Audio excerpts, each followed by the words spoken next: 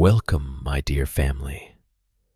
Before we begin our spooky journey tonight, remember to like the video, subscribe to the channel, and share this video with anyone who enjoys bedtime scares.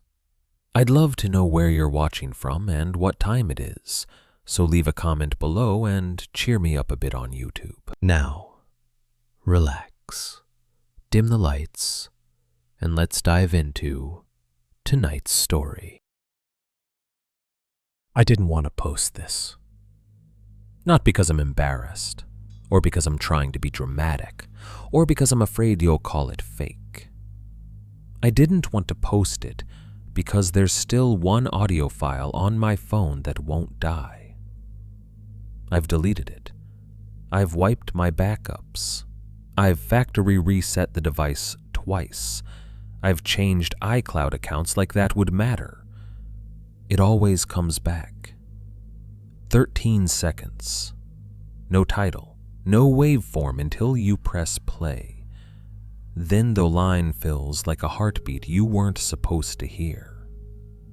I'm writing this now because the last time it returned, the timestamp was wrong. It wasn't 5 years ago in Alaska anymore. It was last night, in my apartment in Washington, in a room that smells like detergent and stale coffee, not cedar rot and salt. And before anyone asks, yes, I sent it to myself. Email, drive, a USB stick. The copies corrupt or they turn into blank files that won't open. The original stays, like it wants a single home.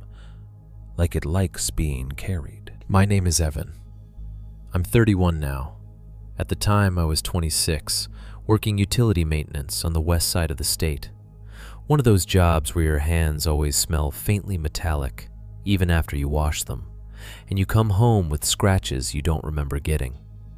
It's honest work. Blue collar, early mornings, equipment checks, paperwork that never ends. I liked it because it was real. Broken thing, fixed thing, go home. I've always been an outdoors guy, in a normal way. Not the Instagram kind. No drone footage, no branded hats. Just weekend hikes, fishing trips, camping with friends, the occasional long trek when my schedule let me take a few days. I wasn't reckless, but I wasn't skittish either. The wilderness made sense to me. It was honest, like my job. You got cold because you didn't pack the right layer. You got wet because you didn't read the sky. You got turned around because you didn't pay attention. That's what I believed anyway. The Alaska trip came together the way adult friendships always do. Half enthusiasm, half guilt.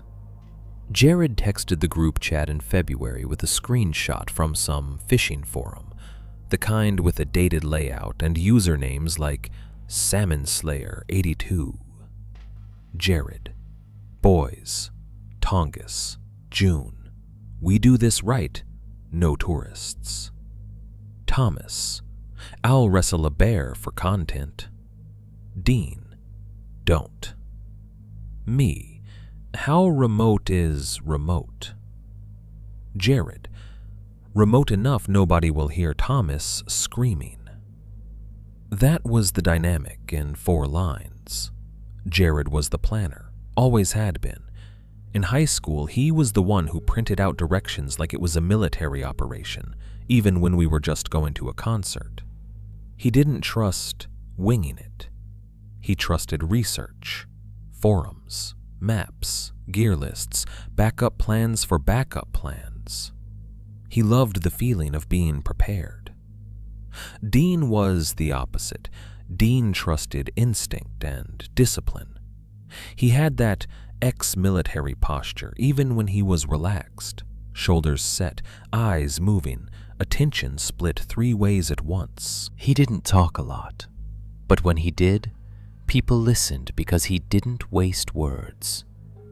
He carried himself like he'd spent enough time in places that didn't forgive mistakes. Thomas was sunlight with teeth. Loud, charming, The kind of guy who could talk a bartender into an extra round and a stranger into a story. He had this need to win against fear, like fear was a person trying to embarrass him and he wasn't about to let it. When something felt creepy, he made a joke. When someone said, "Maybe we shouldn't," he said, "Why not?" Like the universe owed him a good time. I was somewhere in the middle. The guy who could laugh with Thomas, but still pack extra batteries because Jared would look personally offended if I didn't. I thought the combination worked. Jared made the plan. Dean kept us safe. Thomas kept it fun. I was the glue, or at least I like to think so. We flew into Ketchikan on a gray afternoon that didn't feel like afternoon. The sky was low and busy, like it was being held up by strings. Rain wasn't falling in drops so much as existing in the air. Everything looked wet, even if it wasn't actively soaked. The first thing I noticed wasn't the mountains or the evergreens, though those were there, towering up like dark teeth. It was the smell. Not just salt, not just damp wood, something richer underneath, like rotting leaves and cold stone. A smell that said this place had been wet for a long time and had no intention of ever drying. We were all carrying duffels and hard cases and that awkward excitement you get when you've planned something for months and it finally becomes real. A float plane screamed somewhere overhead, short and sharp, like an irritated bird. The harbor was crowded with fishing charters, each boat with its own scuffed personality, names painted in fading letters, buoys clacking, ropes fraying, coolers stacked like blocks. Ketchikan felt like a working town pretending it wasn't. Tourists drifted along certain streets, following obvious paths. But if you stepped one block away, you could see the bones. Men in rain gear unloading crates, women smoking outside service stores. The hard-faced patience of people who lived here year-round. We checked into a motel that smelled like bleach and old carpet and dropped our stuff. Jared immediately spread maps on the bed like we were about to invade something. Dean checked the window latch without comment. Thomas took a selfie with the rain-streaked glass behind him and captioned it, "If I die, tell my mom I died handsome." We went out that night to eat and get the local intel, which was Jared's phrase for ask strangers questions until they either help or hate you. The bar we ended up in was exactly what you'd picture. Dark wood, sticky floor, TVs playing sports nobody watched, and a wall lined with plaques and photographs that all looked like they had been there since the 90s. The locals didn't stare at us the way you might expect. They just glanced, clocked us as visitors, and went back to their drinks. That was almost worse. It felt like being ignored by people who had already decided you didn't matter. The bartender was a man in his 50s with a beard that made him look permanently damp. His forearms were corded like rope. He poured with the calm efficiency of someone who'd had the same job long enough to know exactly how many strangers he would outlive. Jared did what Jared always did. He started with compliments. He asked about fishing. He dropped the names of rivers he'd seen online like that meant anything. He was careful not to say, "We want to go somewhere nobody else goes," because that's the fastest way to make someone shut down. It worked. Kind of. The bartender loosened just enough to talk. He told us which trails were crowded in summer, which charters were scams, which weather forecasts were lies. He didn't smile, but he didn't tell us to get lost either.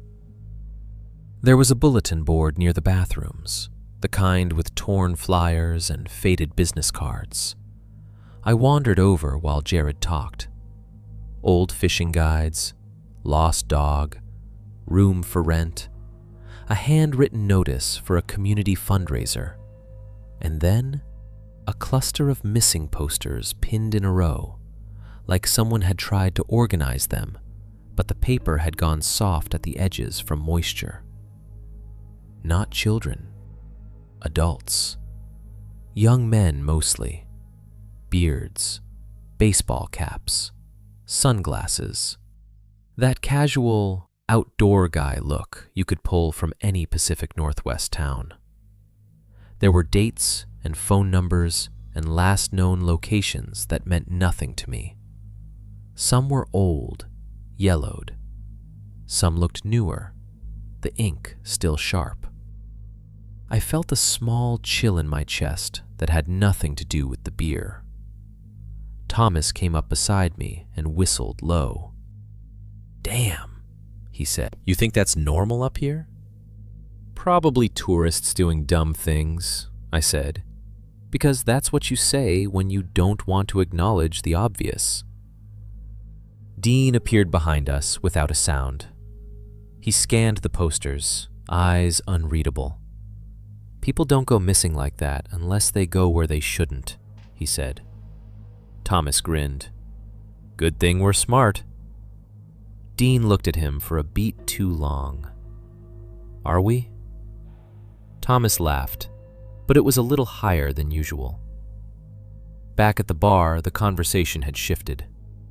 Jared had brought up a specific area he'd found online, an inland route that supposedly led to an estuary with pristine fishing and no traffic.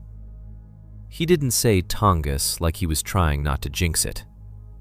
The bartender didn't answer right away. He wiped down the counter in slow circles, like he needed the time. Then he leaned slightly forward. His voice dropped, not to whisper level, but lower, private. "You boys going off trail?" he asked. Jared smiled in that innocent way that always made me nervous.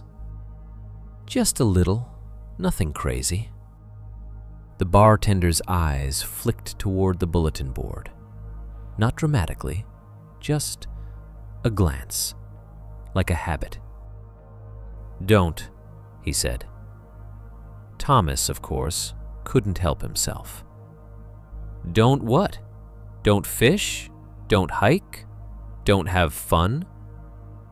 The bartender looked at him, and something about that look made my stomach tighten.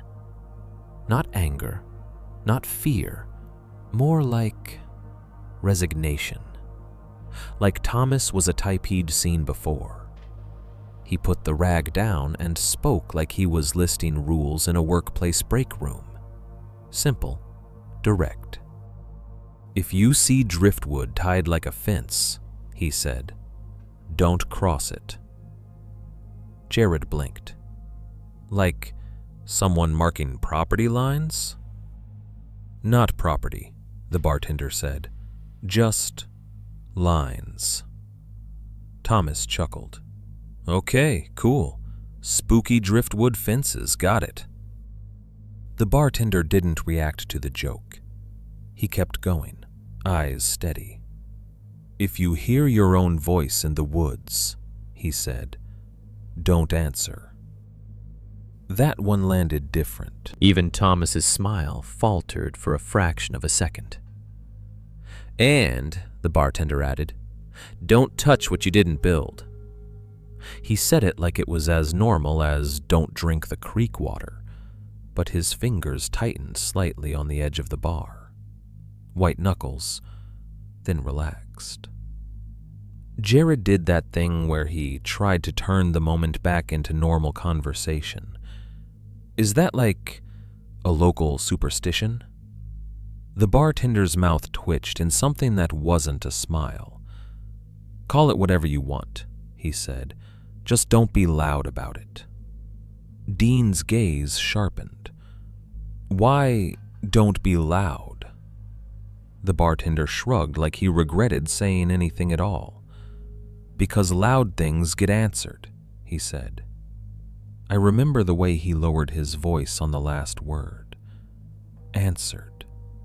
Like the woods was a person, like it could hear you. Thomas recovered first. He raised his glass. To being quiet, then. The bartender didn't clink glasses. He just walked away to pour another drink for someone down the counter. We left the bar not long after that. On the sidewalk, the rain had thickened into a cold sheet, and the streetlights turned it into slanting threads. Ketchikan at night felt like a boat deck, everything slick, everything humming faintly, the air full of salt and diesel. Jared was buzzing with plans. Okay, he said, so we don't cross driftwood fences and we don't touch weird stuff. Easy. That's just normal wilderness respect. Thomas scoffed. Or it's just some local trying to freak out tourists. Dean didn't say anything. He walked a half step behind us, eyes scanning the dark spaces between buildings like he expected something to move. I tried to laugh it off, I really did, but something about the bartender's tone stuck to me. It wasn't theatrical, it wasn't a campfire story voice. It was a "don't put your hand in that machine" voice. Back in the motel, I lay awake, listening to rain tick against the window, a C unit. The sound was steady, almost soothing. I could have pretended it was home. But every time I closed my eyes, I saw that bulletin board. Adults, grown men, missing. And I heard the bartender say, quietly, like he didn't want the words to travel, "Don't answer." The next morning, we loaded up and headed out early, before the town fully woke. The road out of Ketchikan felt like a narrow ribbon pressed between forest and water. Everything was green and black and wet. Trees leaned in. Mist hung low, turning distance into a blank wall. We took a small boat shuttle, part of Jared's research, then hiked from a rough landing point where the shoreline was all slick stones and driftwood bleached pale.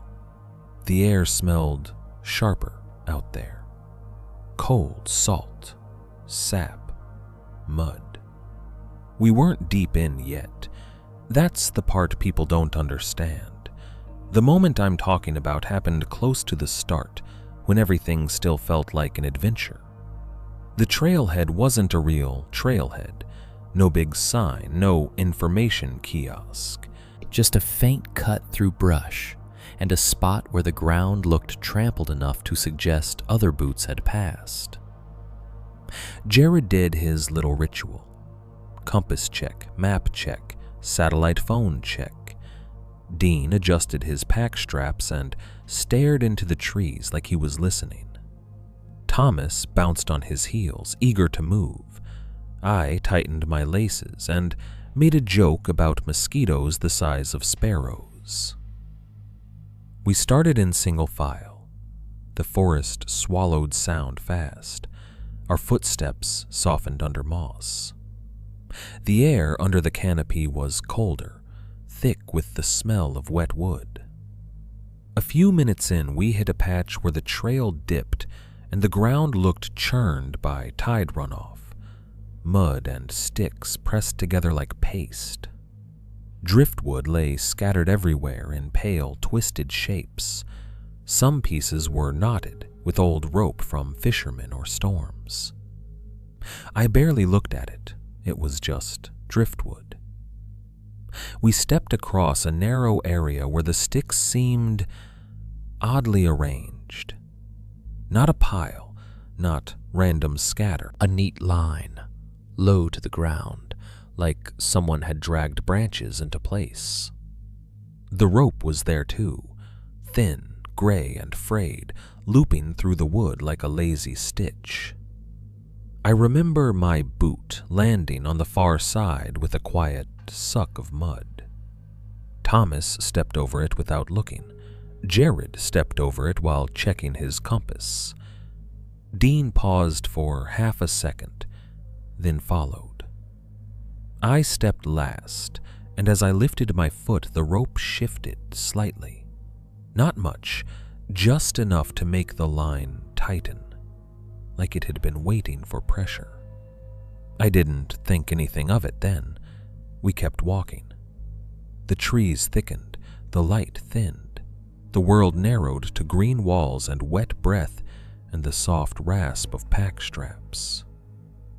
Later, much later, when I was back in my apartment, when I was replaying every moment like a man trying to find the exact second he ruined his life, that line of driftwood would come back to me with a clarity that made my stomach turn.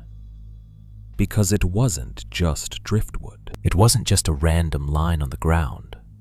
It was neat, deliberate, tied like a fence, and we crossed it like it didn't matter, like we couldn't feel the air change the moment we stepped over, like we weren't being listened to already. The first hour inland still felt like a trip. That's the lie the forest tells you at the beginning. Everything looks like something you've seen before, just bigger, wetter, older. Even after we crossed that neat line of driftwood, even after the rope tightened under my boot like a lazy muscle, I still had the normal thoughts. This is beautiful. This is going to be a great story. This is why we came. We moved away from the shoreline and into the trees, following a faint cut that Jared insisted matched his printed map. The air under the canopy cooled fast, like the forest had its own weather system and didn't care what the town forecast said. Rain filtered down in thin threads through the branches, not hard enough to call it a storm yet, but constant, always there, always making everything feel slick and alive. Moss covered the ground in thick mats that swallowed sound. It wasn't like hiking in Washington, where pine needles crunch and stones shift underfoot. This was different. The moss compressed and sprang back like damp carpet. When you stepped, it felt like the earth was breathing under your weight. Even our packs seemed quieter, straps damp enough that they didn't squeak. Thomas was up front for a while, machete clipped to his belt like he wanted it to be seen. Jared walked second, head down, checking the compass every few minutes, like the needle was a heartbeat. Dean stayed behind Jared, watching the sides of the trail the way someone watches traffic, never fully trusting the lane markings. I brought up the rear, mostly because I didn't mind it, and because I liked having everyone in my line of sight. The further in we went, the more the Tongass, if that's even the right word for this section of it, felt less like a forest and more like a structure. Trees rose straight and dense, trunks close enough in places that you could rest your palm on one and almost reach another with your other hand. Branches interlaced overhead, a roof of needles and wet leaves that kept the sky out. Fog sat low between the trunks, not rolling like normal fog, but hanging there, caught and held. There was no horizon, no distant ridgeline to orient to, no patch of open sky to check the sun, just green and black and gray pressed together like someone had painted the world and forgotten perspective. It should have been loud with life. Even in rain, forests have sound. Birds complaining, insects, wind working through leaves. But after a while, I realized we weren't hearing any of that. What we heard was ourselves. Our breath, the soft thud of boots into moss, the occasional click of a zipper pull. Our noises felt too big, too present, like we were the only living things allowed to make sound. "You guys hear that?" Thomas asked once, about 40 minutes in. Jared didn't look up. "Hear what?" Thomas slowed until Jared almost bumped him. He turned slightly, brow furrowed, performing the kind of concern that usually meant he was about to make a joke. "It's quiet," he said. "Like quiet, quiet." Dean's gaze moved, left, right, up, fast and subtle. "Wind's blocked," he said.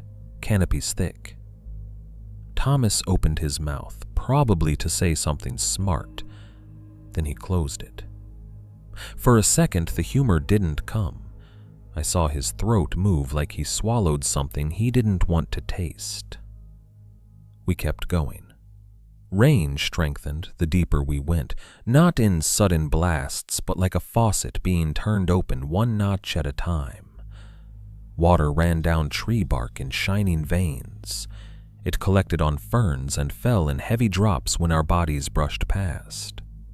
My sleeves darkened, my collar dampened. The smell of wet earth thickened until it filled my nose and sat there. Sweet rot, pine sap, cold stone. Jared stopped at a small break, with a faint path split around a fallen log. He pulled his phone out, frowned, and tapped the screen. "Battery?" I asked. He held it up. The percentage was dropping in front of us, like the numbers were being peeled away. Not dramatically, not like an action movie. Just wrong. It had been at 80-something before we started. Now it was at 52, and Jared hadn't been filming or using maps or anything that should drain it like that. "That's not right," Jared muttered. He toggled the screen brightness down, closed apps, like his phone cared. Thomas leaned in, grinning. "Alaska eats iPhones, man." "Reception's weak," Jared said, but he didn't sound convinced. He stuffed the phone back into his jacket pocket, like he was hiding it from something. Dean nodded toward the compass in Jared's hand. "Check that again." Jared did. The needle wavered, paused, then jerked slightly before settling. He frowned harder. "It's fine," Jared said, too quickly. Dean didn't argue, but his jaw tightened. "Needles shouldn't stutter," he said. Jared looked up then, finally meeting Dean's eyes. "It's moisture," Jared said. "Everything's wet." "Moisture doesn't make magnets forget north," Dean replied. That was the first time the word wrong took shape in my head. It wasn't fear yet, it was annoyance. The world wasn't behaving properly.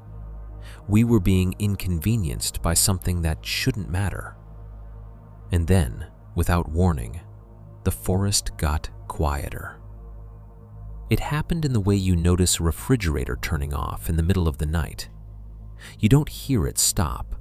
You hear the silence that replaces it, and your body reacts before your brain catches up. 1 second there had been something. A faint rustle, a distant drip, a subtle suggestion of life beyond our little line of 4 men. The next second, it felt like everything outside our immediate circle had paused, like a dog holding its breath.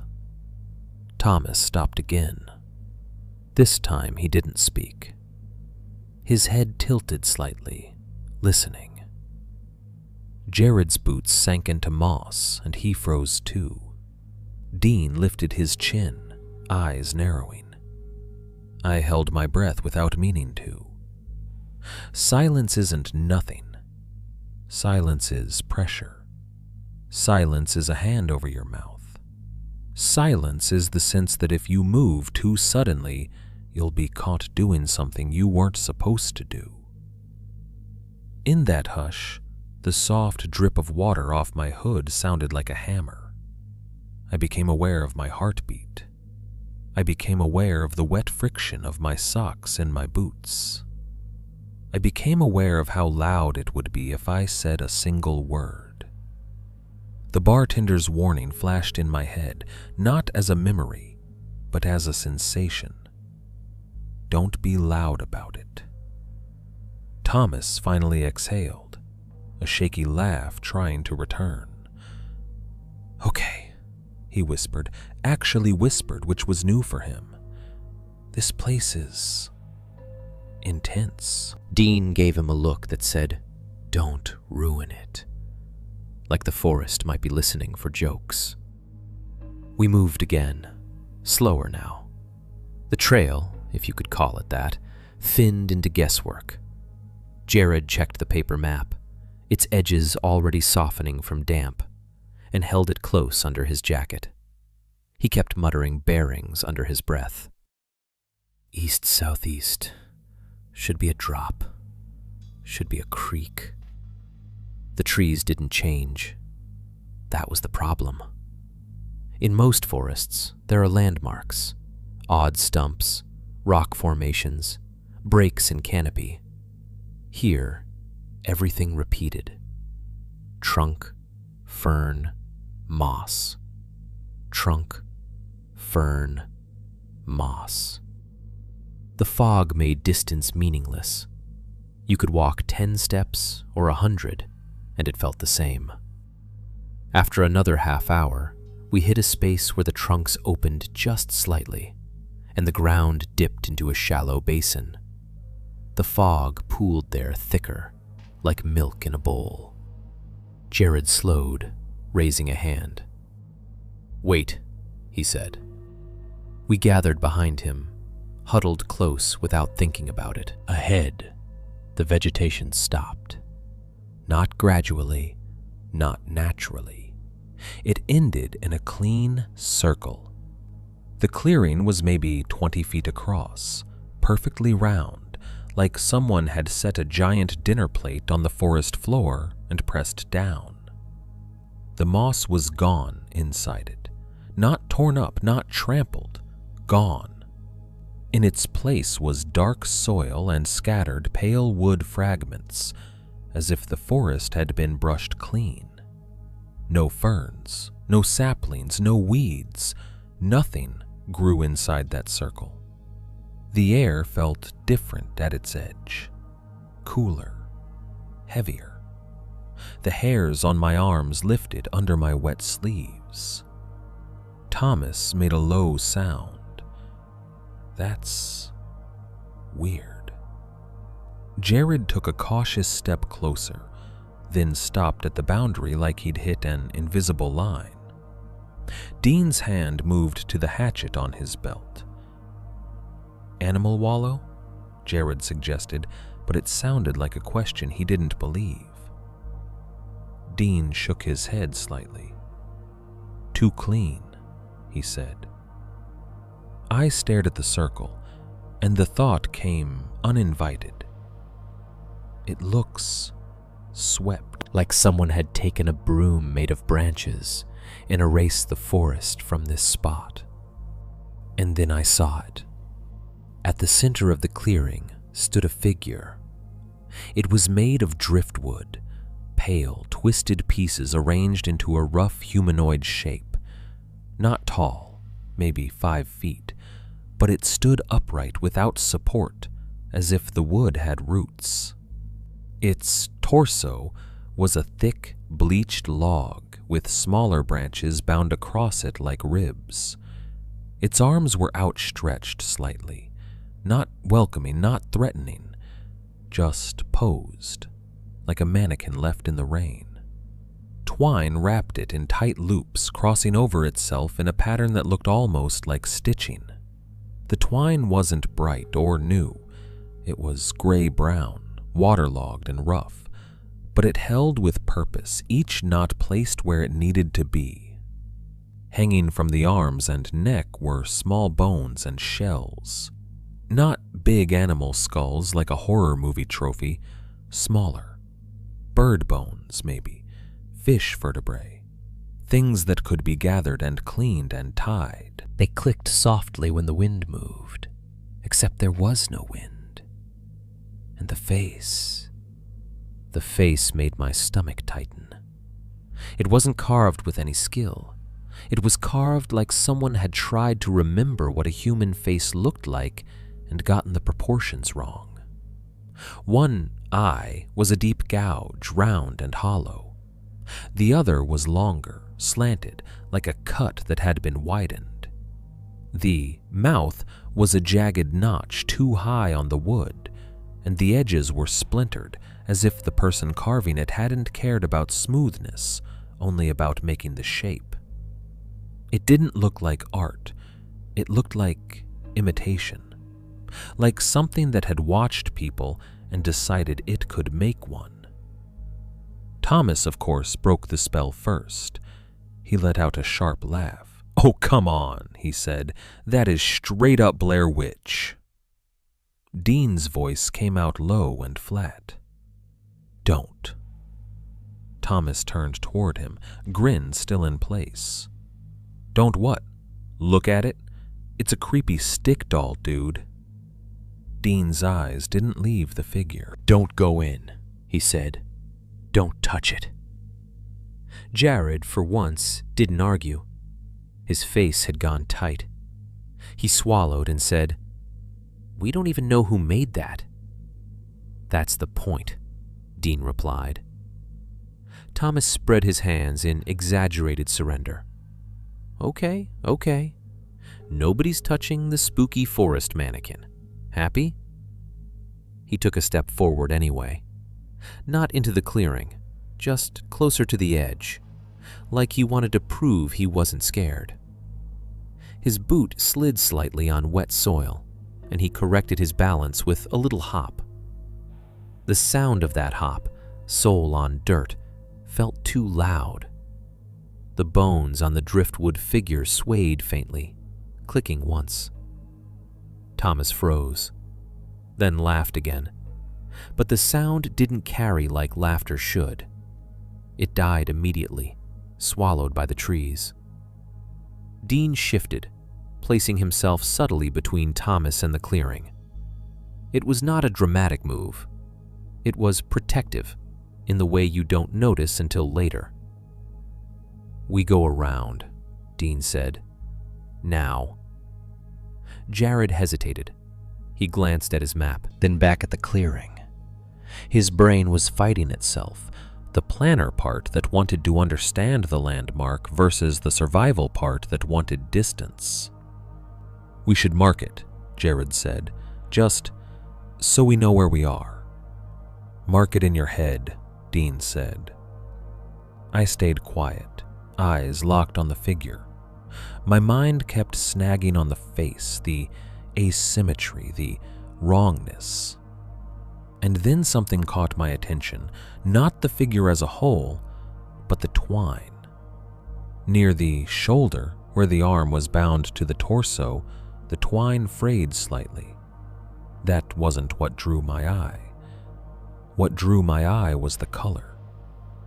There were fresh fibers, tiny strands that looked lighter than the rest, almost blonde against the soaked gray.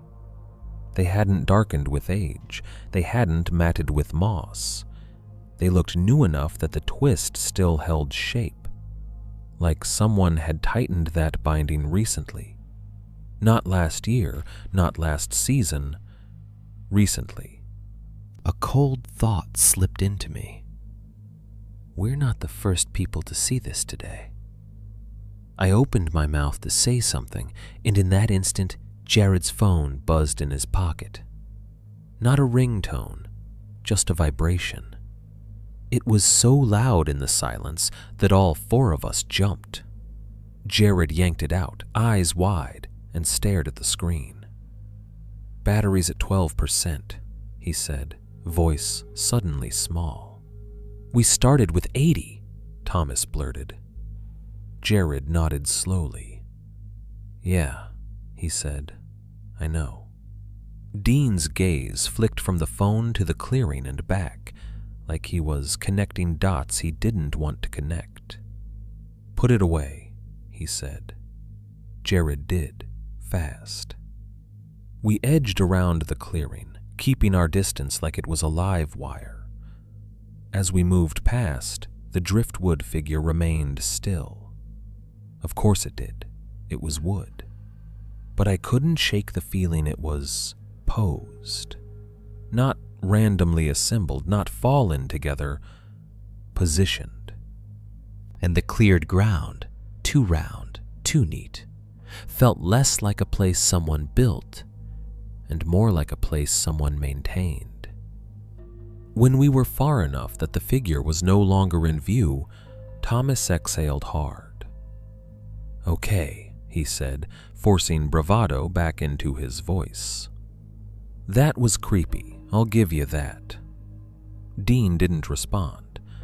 Jared wiped rain off his forehead with the back of his sleeve and tried to sound normal. "There are old markers out here," he said. "Could be hunters. Could be—" He didn't finish, because none of his options made sense. I kept walking, eyes forward, but my mind replayed the blonde fibers and the twine. New. Adjusted. As if whoever made that figure didn't just make it and leave, as if they came back. As if they checked it, tightened it, made sure it still stood. And the worst part was realizing what that implied.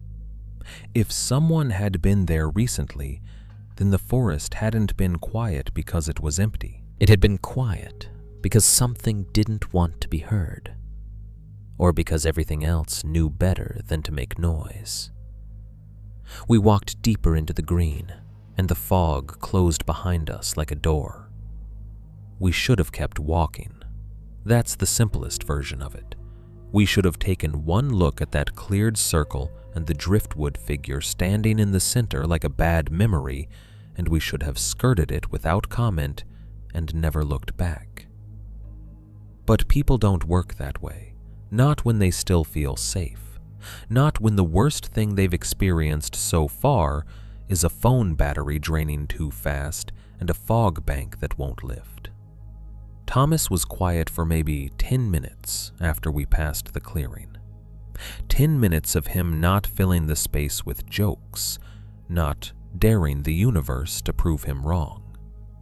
He walked with his shoulders slightly hunched, machete handle clicking softly against his belt, like the forest had shoved his confidence down and he was trying to stand it back up. Then the trail bent. Or maybe it didn't and we just assumed it did, because that's what trails are supposed to do. The fog thinned just enough that I could see the pale gap of the clearing through the trees again, like we'd looped without noticing. Jared stopped, turning his map over in both hands as if the paper might confess. "That's not possible," he muttered. Dean's eyes narrowed. "We didn't walk in a circle," he said, but he didn't sound certain. Thomas stared at the pale, brushed ground ahead, and something in his face hardened. I'd seen that look on him before, at bars, in arguments, in any situation where he felt embarrassed. It wasn't anger at us. It was anger at the feeling of being made small. "Oh, come on," he said, louder than he'd been all day. "We're really doing this? We're really letting a spooky stick man dictate our route?" "Thomas," Dean warned. Thomas ignored him. He stepped toward the clearing with the stride of someone going to pick a fight in public. "It's driftwood," he said. "It's rope. It's bones from fish and birds. It's a damn arts and crafts project." Jared's voice came thin. "We can just go around." Thomas didn't stop. He crossed the edge of the clearing like stepping over a threshold, boots sinking slightly into the bare soil. The absence of moss made his footsteps louder, a wet grind instead of a soft compress. The sound felt wrong, like a loud voice in a church. Dean followed 2 steps in, fast, not to join him but to pull him back if he had to. Jared and I stayed at the edge, frozen by indecision and the strange reluctance you feel when you know you're about to witness something you can't unsee. Thomas walked straight to the figure. Up close, the driftwood smelled faintly of salt and old tide. The twine looked even more deliberate at this distance, wraps cinched tight, knots placed in careful symmetry everywhere except the face, which was still wrong, still asymmetrical in a way that made my eyes want to slide away. Thomas planted his feet, grabbed one of the driftwood arms, and shook it once, like he was checking how sturdy a mannequin was. The bones clattered softly. Dean's hand snapped out, catching Thomas's wrist. "Don't," he said again, voice hard now. Thomas yanked his arm free. He turned and flashed that grin, the one he used when he wanted everyone to laugh with him so he wouldn't have to admit he was nervous. "Relax," he said. "Watch. Nothing's going to happen." Then he shoved the figure. Not a light push, not a nudge. A full, two-handed shove to the torso, like he wanted to knock a man off balance. The driftwood figure toppled backward with a dull wooden thump and a sharp cascade of clicking as bones and shells struck each other. The sound echoed strangely in the circle, like the clearing amplified it. And the moment it hit the ground, the air changed. It's hard to describe without sounding stupid, but my ears popped the way they do when an elevator drops. Not gradually, instantly. A pressure shift, like the forest exhaled. I blinked fast, disoriented for half a second. My stomach lurched, as if my body had been tilted. Jared made a small sound, more of a gasp than a word. Dean froze, eyes locked on the fallen figure. His posture tightened into something instinctive, defensive. Thomas's grin faltered. For a breath, nothing else happened. No sudden wind, no animal crashing out of the trees, no dramatic horror movie payoff. Just the fallen driftwood and the quiet. Then I heard it, right near my left ear, so close I felt heat more than sound, a soft, wet click. Not a branch snapping, not a shell clinking, not a drip of rain. It sounded like a tongue against teeth. A small, intimate sound. The kind you hear when someone is about to speak softly into your ear. My whole body locked. Every muscle went rigid at once, like my nervous system had hit an emergency brake.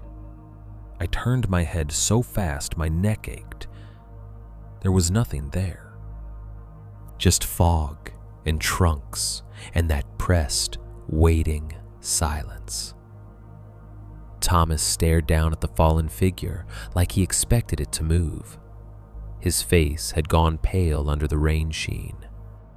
He opened his mouth, maybe to laugh, maybe to say, "See?" But no sound came out. Dean grabbed the back of Thomas's jacket and hauled him away from the figure. "Move!" he snapped. We didn't argue. We didn't even look at each other. We backed out of the clearing like we were leaving the edge of something that could swallow us if we stepped wrong. Thomas kept glancing over his shoulder, but he didn't say another word. Once we were under the canopy again, the fog closed the clearing from view like a curtain being pulled. Jared took out his compass, hands trembling, and watched the needle shake. It steadied, then gave one small twitch like a nervous eye. "Let's just keep going," Jared said, voice too bright. "We're burning daylight." Thomas forced a laugh that sounded thin and brittle. "Yeah," he said, "we're good." That was dumb. Just messing around. Dean didn't respond. His jaw worked once, like he was grinding his teeth. I wanted to say something. I wanted to admit I'd heard that click. I wanted to tell them my ears had popped like we'd stepped into a pressure chamber. But I didn't, because in that moment, the bartender's voice was in my head again. Don't be loud about it. And maybe that's the first real mistake I made.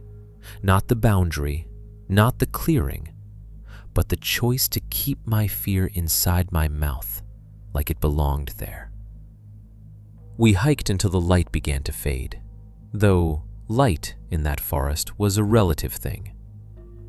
Dusk under the Tongass canopy doesn't arrive like a sunset, it just thickens, the gray seeping in until the world looks bruised.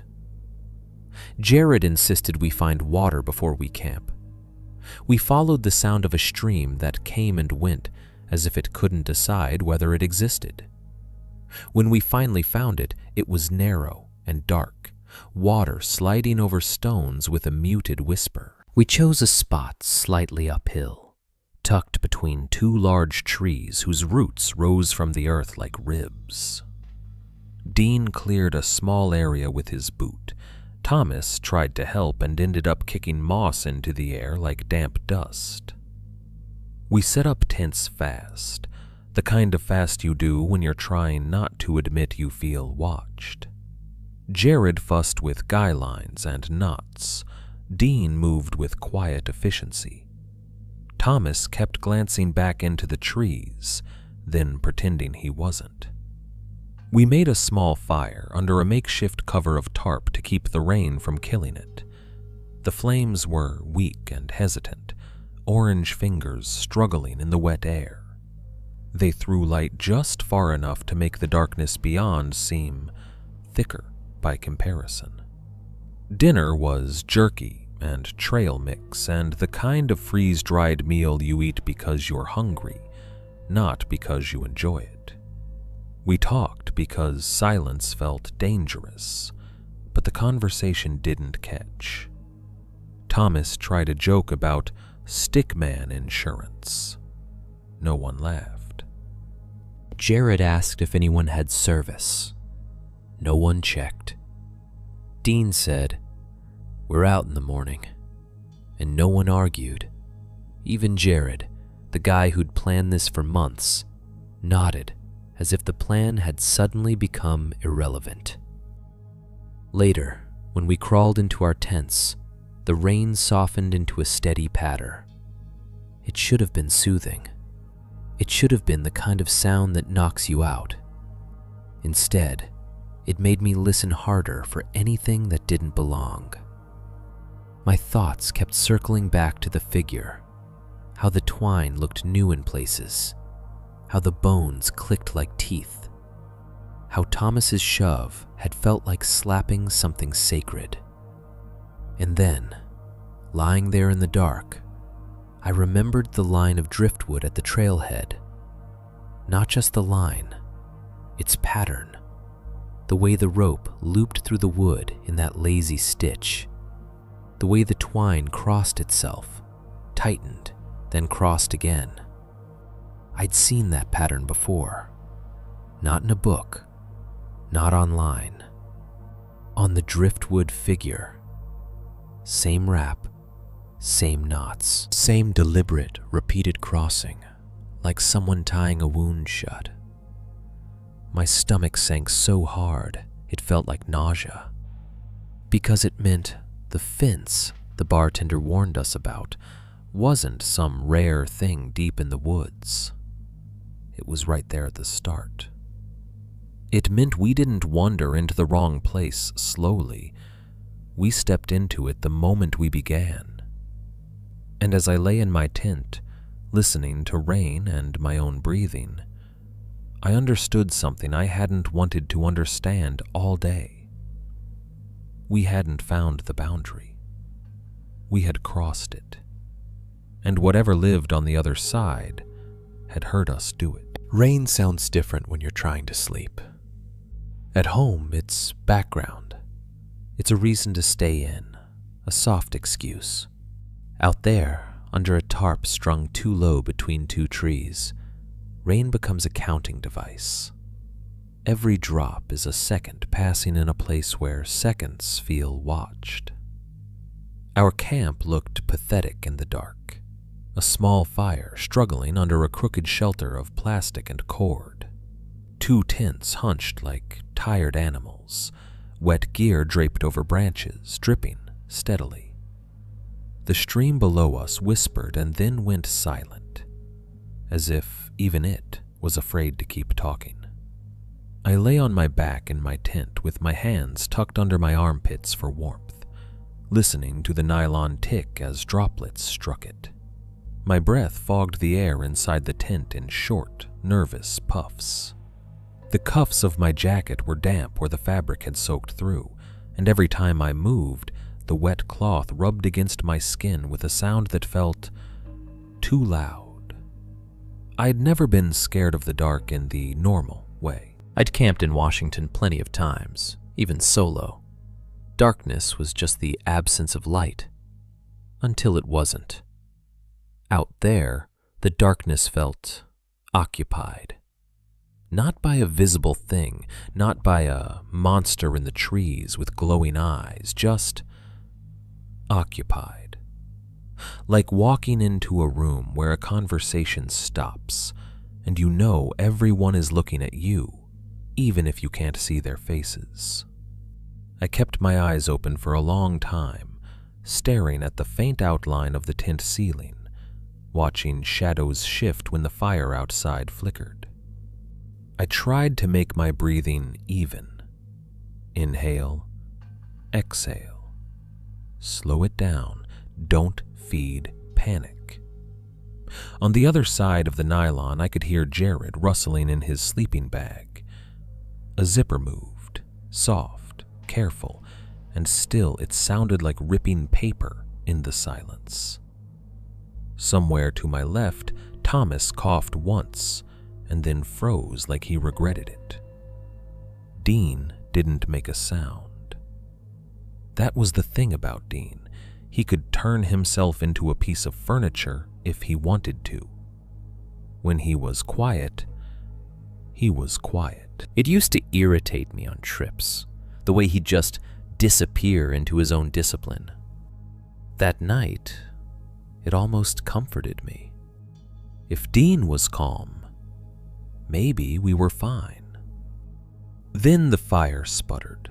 Not out, just a brief choking sound as moisture hit a weak flame. The light shifted.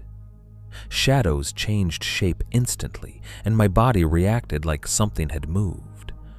I sat up too fast, heart punching my ribs. The tent walls whispered as nylon shifted.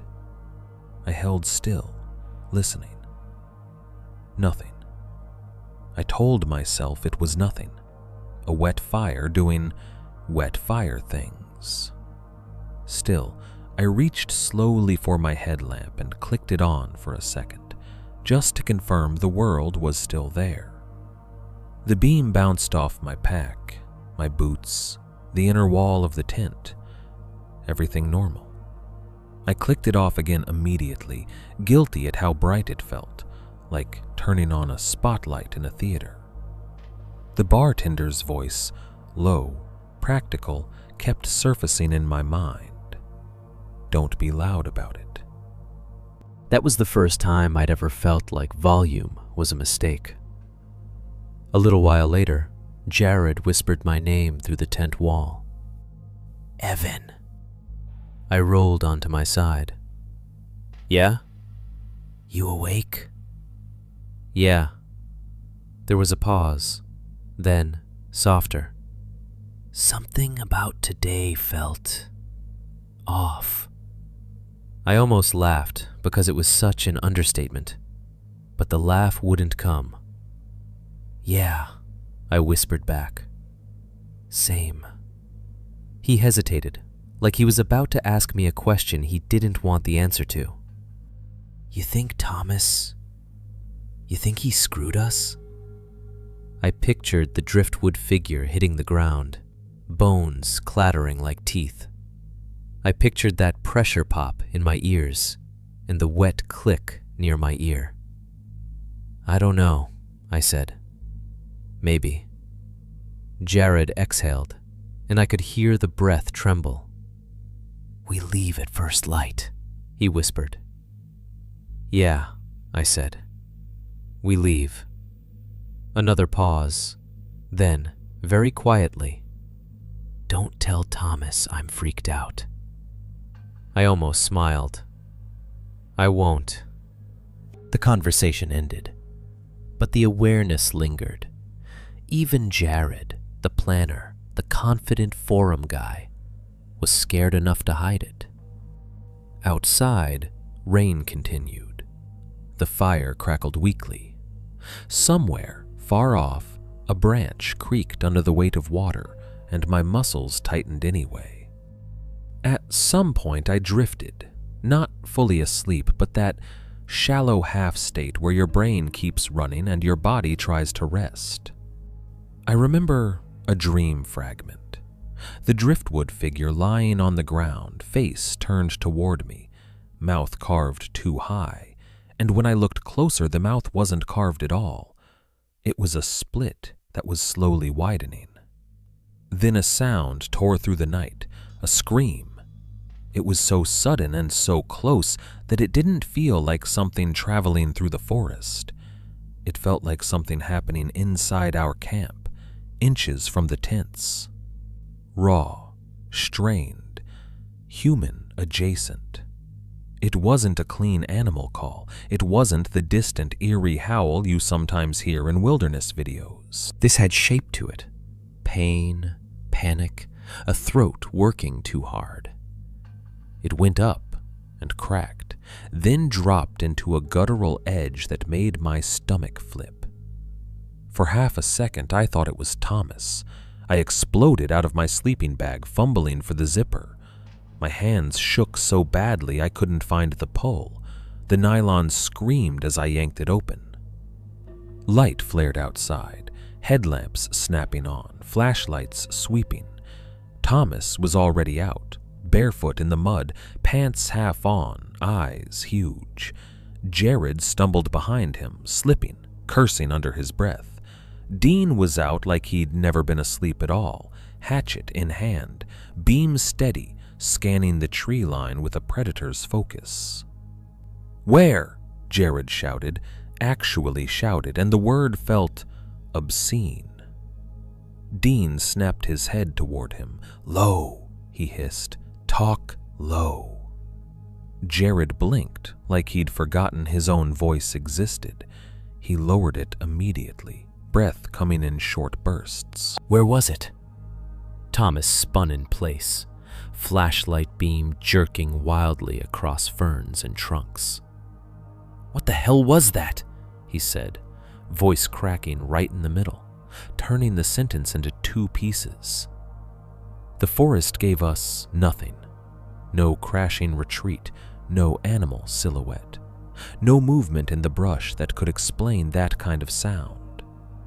The trees stood black and wet, unmoved. Fog pressed between trunks like smoke trapped in a room. Rain fell in steady threads. The scream didn't repeat. That was the worst part. If it had repeated, maybe we could have located it, explained it, assigned it to something. One scream, and then silence made it feel intentional. Like a knock on your door that stops the second you reach for the handle. We stood in a loose circle by the fire, 4 beams of light cutting useless tunnels into the dark. I could hear my own breathing too loud in my ears. I could taste adrenaline, metallic. "Foxes scream," Thomas said too quickly. He was trying to force normal back into the world. "Right? Foxes do that creepy lady scream." Jared's face was pale under his headlamp. "That wasn't a fox." "Elk," Thomas insisted. "Elk make crazy noises. I've heard—" "That was close," I said. My voice came out flat, like I'd stolen it from someone else. "Too close." Dean didn't answer any of us.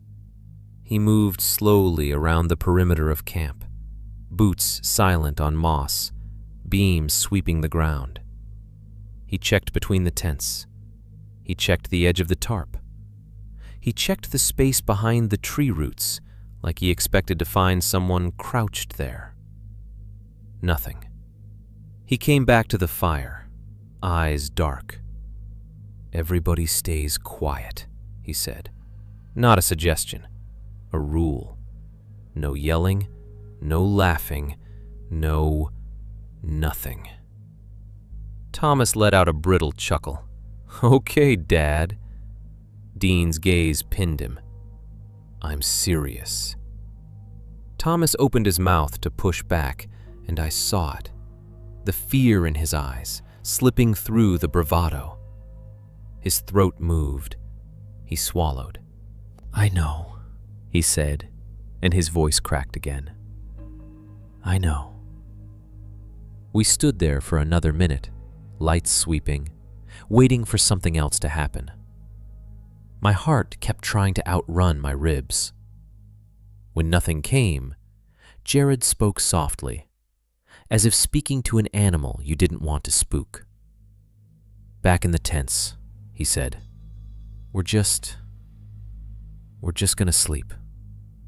First light, we go." Thomas hesitated, like he didn't want to turn his back to the trees. Dean nodded once. "In," he said. "Zip slow." That detail, zip slow, hit me harder than it should have. The idea that a zipper could be a threat. The idea that sound could invite attention. I crawled back into my tent and pulled the zipper up 1 inch at a time, trying to make it quiet. Even so, it sounded loud. Nylon teeth catching, a small ripping hiss.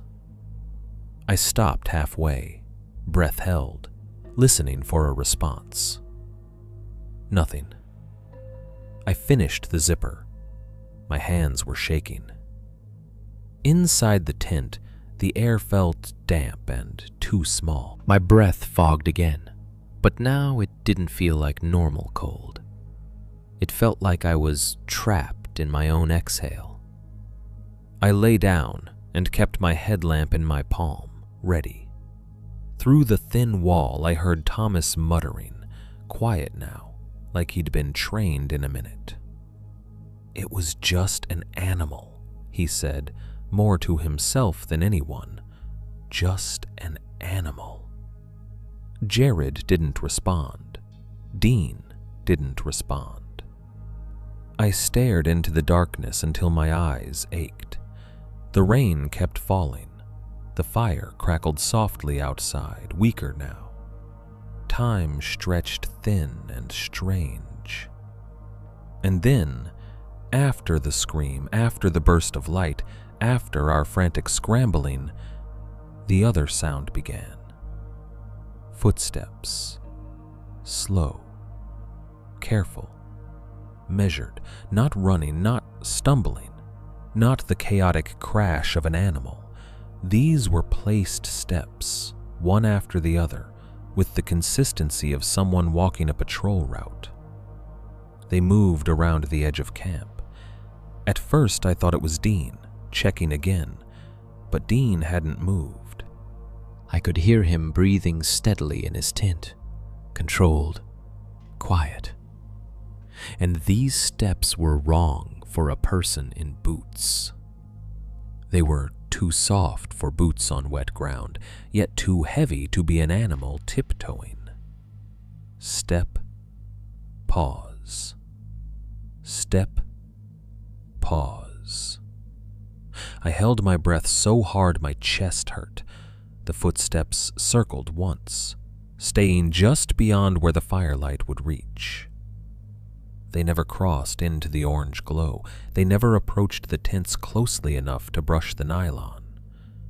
They just walked the perimeter, slow and patient, like a guard making sure the fence held. Thomas whispered something, my name or Jared's I couldn't tell, but the whisper died. I didn't answer. Jared shifted once, a tiny movement, and the footsteps stopped instantly. The silence that followed felt like a head turning toward us.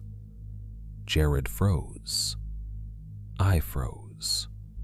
Even the rain seemed quieter for a second, as if the forest was listening to see if we'd make another sound. After a long, suffocating pause, the footsteps resumed, still measured, still calm, and continued their circle.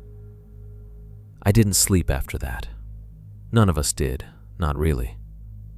We lay in our tents like prey, pretending to be rocks, listening to something walk around us in the dark, with the patience of a thing that had all night. And somewhere, under the rain and the weak fire, under my own breath held too tight, one thought kept repeating in my mind. The scream hadn't been a warning. It had been an announcement. And now, whatever announced itself was making sure we understood the rules. Quiet. Still. Softer. Morning in that part of Alaska didn't feel like morning. There was no sunrise the way you picture it, no warm light sliding over treetops, no gold spilling through branches. Dawn arrived as a slow dilution, the black turning to charcoal, then to a flat gray that made everything look damp and sickly. The rain eased to a mist that hung in the air and clung to everything, and the fog stayed low as if it had decided to live there.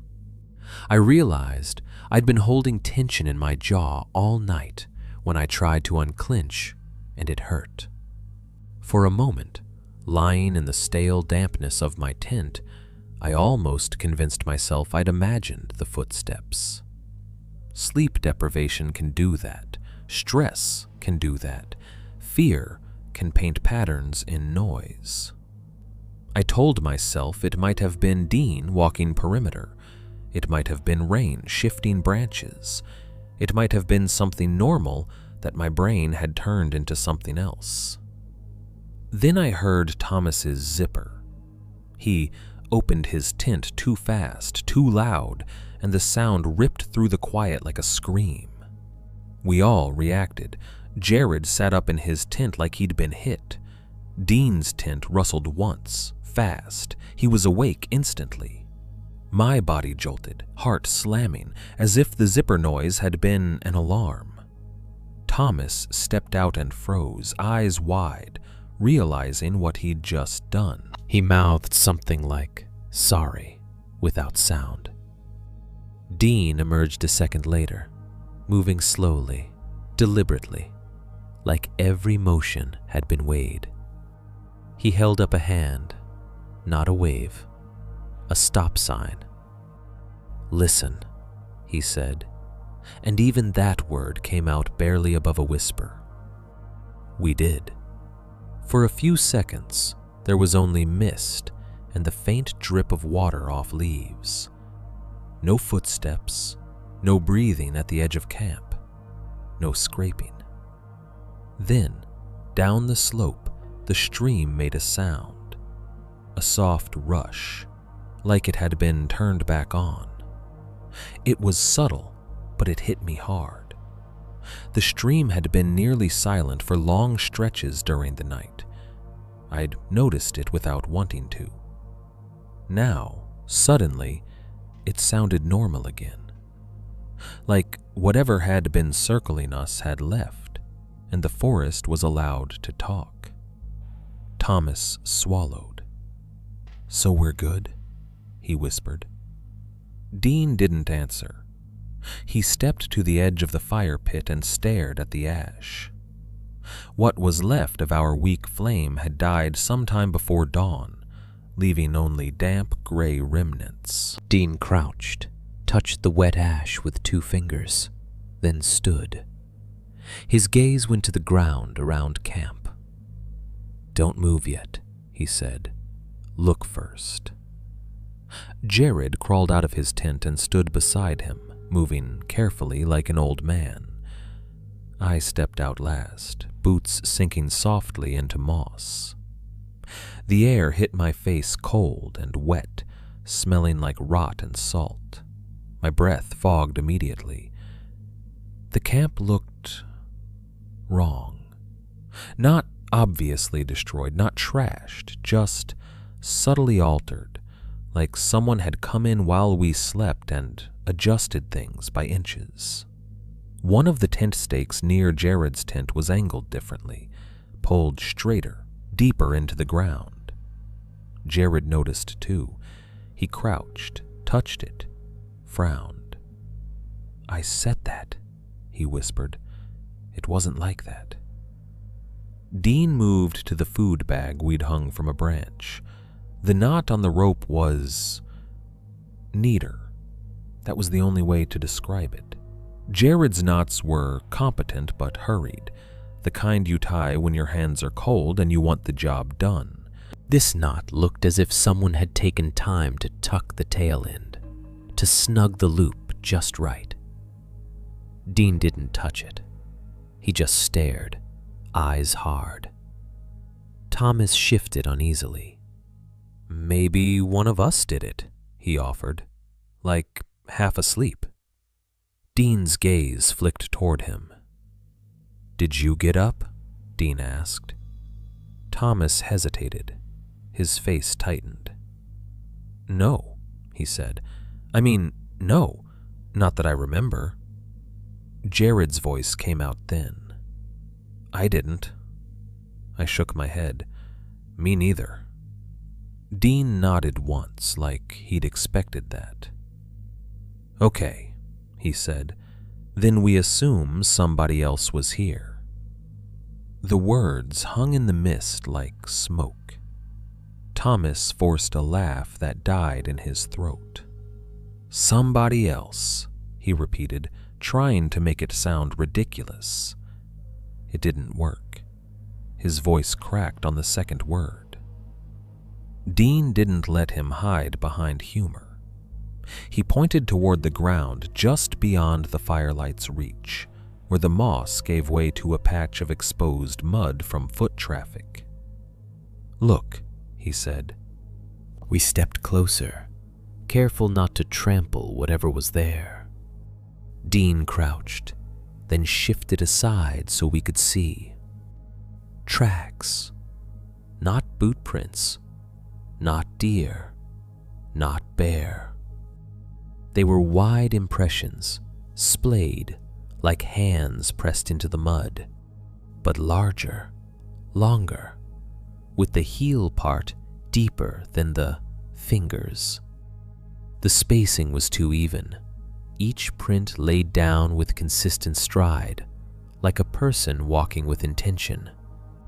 At the end of each finger, there were grooves cut into the mud. Claw marks, if you wanted to call them that. Except they were too straight, too uniform, not the ragged raking of an animal that dug in and pushed off. These looked like someone had dragged a set of nails through wet clay with a ruler. I crouched and stared until my eyes ached. My brain tried to assign the tracks to something normal. Raccoon, bear, bird. None of it fit. Jared's whisper came shaky. That's not real." Dean's voice stayed controlled. "It's real," he said. "It's in the mud." Thomas took a step backward without meaning to. His boot sank into moss with a soft squish, and he froze, as if even that sound might summon something back.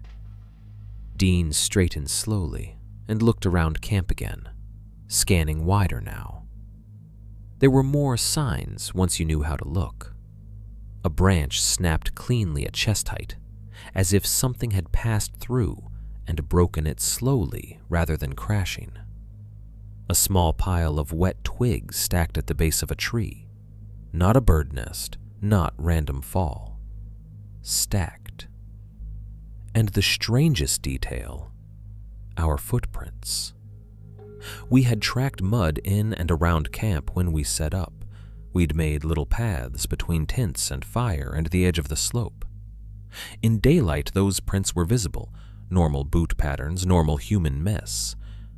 But beside some of them, pressed close, were the wider impressions again, spaced to match. It wasn't just that something had been near camp. Something had walked the same routes we did. Dean's eyes narrowed as he studied the parallel marks. "It circled," he said quietly. "And it checked." "Checked what?" Jared whispered. Dean didn't answer.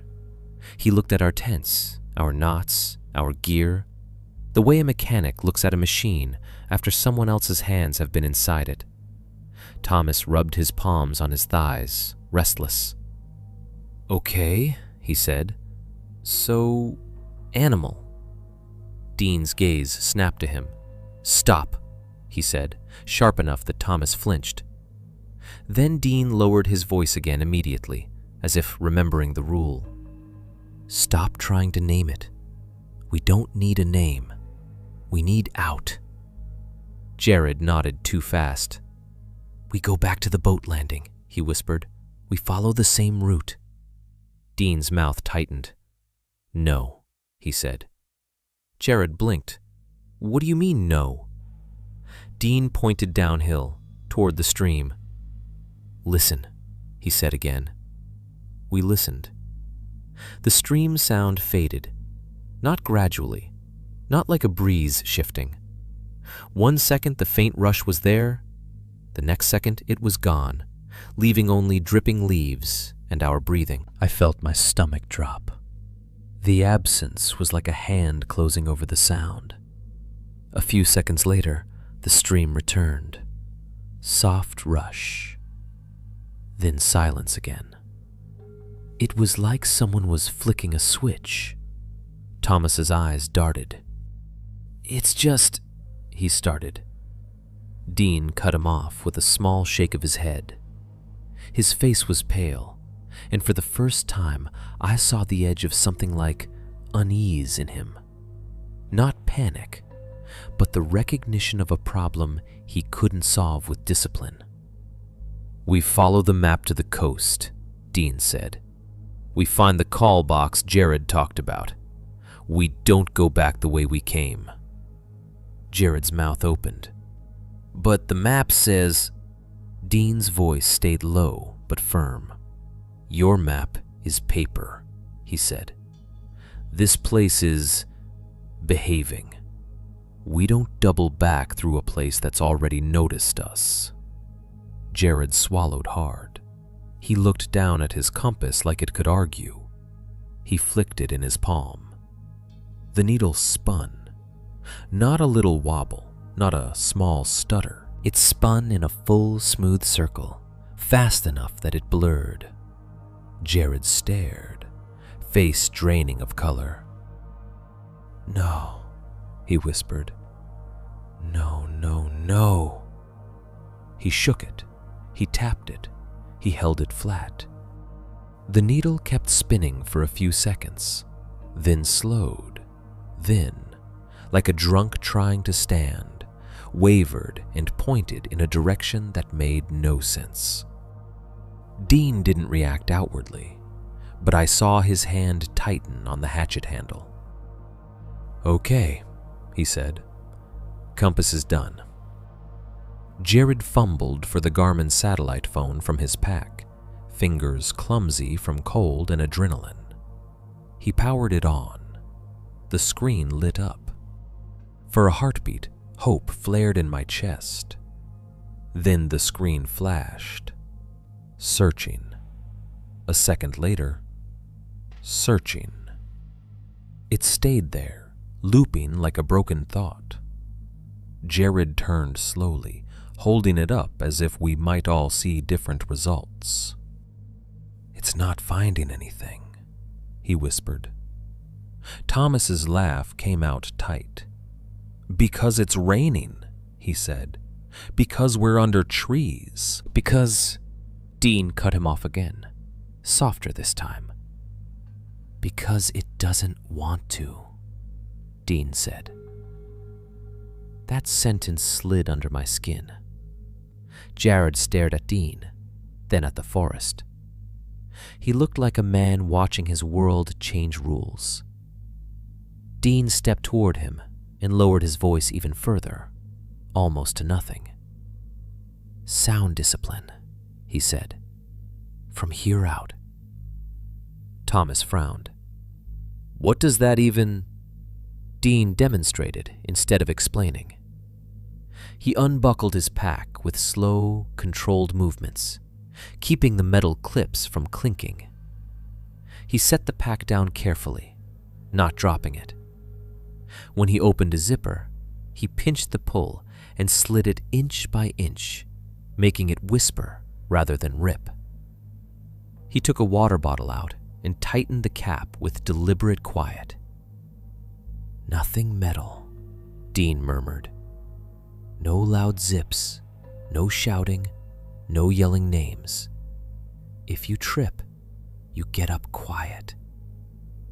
Thomas rolled his eyes, but the eye roll was weak. Sure, he whispered. Special Forces rules. Dean's gaze pinned him. Do it, he said, or I'll do it for you. Thomas swallowed and nodded. Jared adjusted his gear in silence, hands shaking. I did the same, suddenly aware of every possible sound. The crunch of a wrapper, the scrape of a buckle, the click of a lighter. Even the wet fabric of my sleeves seemed too loud when it moved. We packed quickly, but quietly. We moved like thieves in our own camp. Before we left, I glanced again at the mud. The tracks were still there, perfectly clear.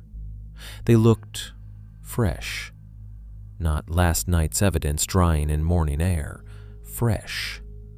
Wet edges, defined grooves.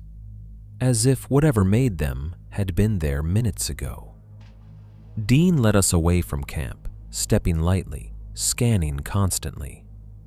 Jared walked behind him, clutching his useless compass like a comfort object. Thomas stayed close, his normal swagger replaced by a tight, contained tension. I walked last again, checking behind us more than I wanted to admit. The forest around camp swallowed our departure almost immediately. Fog closed in between trunks, the canopy dulled everything. And then, about 15 minutes out, we saw it again. A straight line of driftwood laid across the ground, low like a fence, rope looped through it in that same lazy stitch pattern. It wasn't as thick as the first one we'd crossed near the trailhead, but it was deliberate. Branches aligned end to end, twine binding them in intervals like someone had measured. It cut across our path at an angle, directing us away from where Jared insisted the coast should be, like a signpost with no words. Jared stared at it, lips parted, rain beating on his eyelashes. That's, he began, then stopped, because the sentence didn't exist. Dean stepped closer but didn't cross. He crouched, studied the rope, then looked up at the trees beyond. No, he whispered, and it wasn't defiance. It was refusal. Thomas whispered, we can just step over it. Dean's head turned slowly. His eyes were hard. That's what we did, he said, voice barely audible. And now our compass spins. Thomas's mouth closed. I stared at the line, and the memory of the driftwood figure's bindings rose in my mind with sick clarity. The same pattern, the same tight loops, the same kind of knot. I realized then that these lines weren't random warnings. They weren't superstition. They were directions. Not for us, for something else. A way to keep things in and keep things out. And the fact that a new line had appeared in front of us, blocking, guiding, turning, made one terrible idea settle in my chest. It wasn't just that the forest had boundaries. It had an opinion about where we were allowed to go. Dean stood, adjusted his pack silently, and angled us around the line without crossing it. He didn't explain. He didn't argue.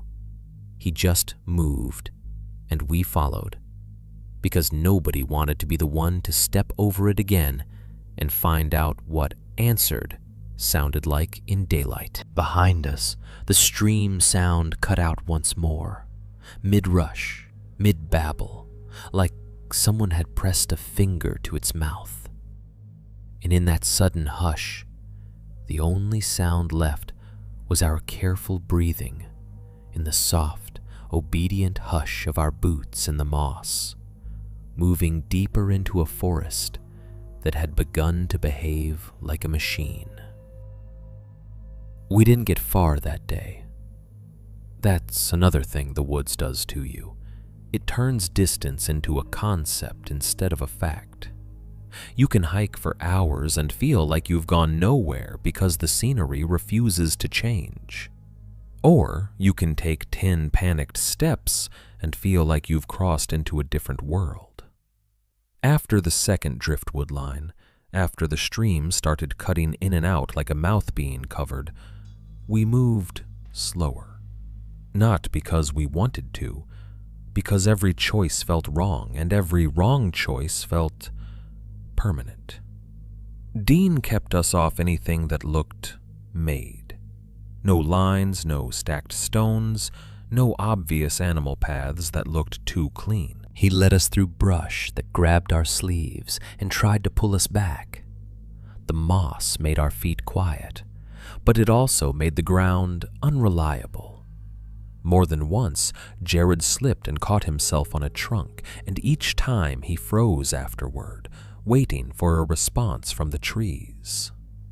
The sky above us never showed itself, but the light still faded. It seeped away in slow increments until the fog looked darker, and the trunks looked thicker, and the world narrowed to what our headlamps could claim. Dean called for camp before anyone else had to suggest it. "Here," he said, pointing to a small rise between two fallen logs where the ground was slightly less saturated. No creek bed, no clearings, no open circles. We set up fast, and we set up small. No big fire, no cheerful campsite. We kept it tight, like we were trying not to be seen from above, even though there was no above, just a ceiling of branches.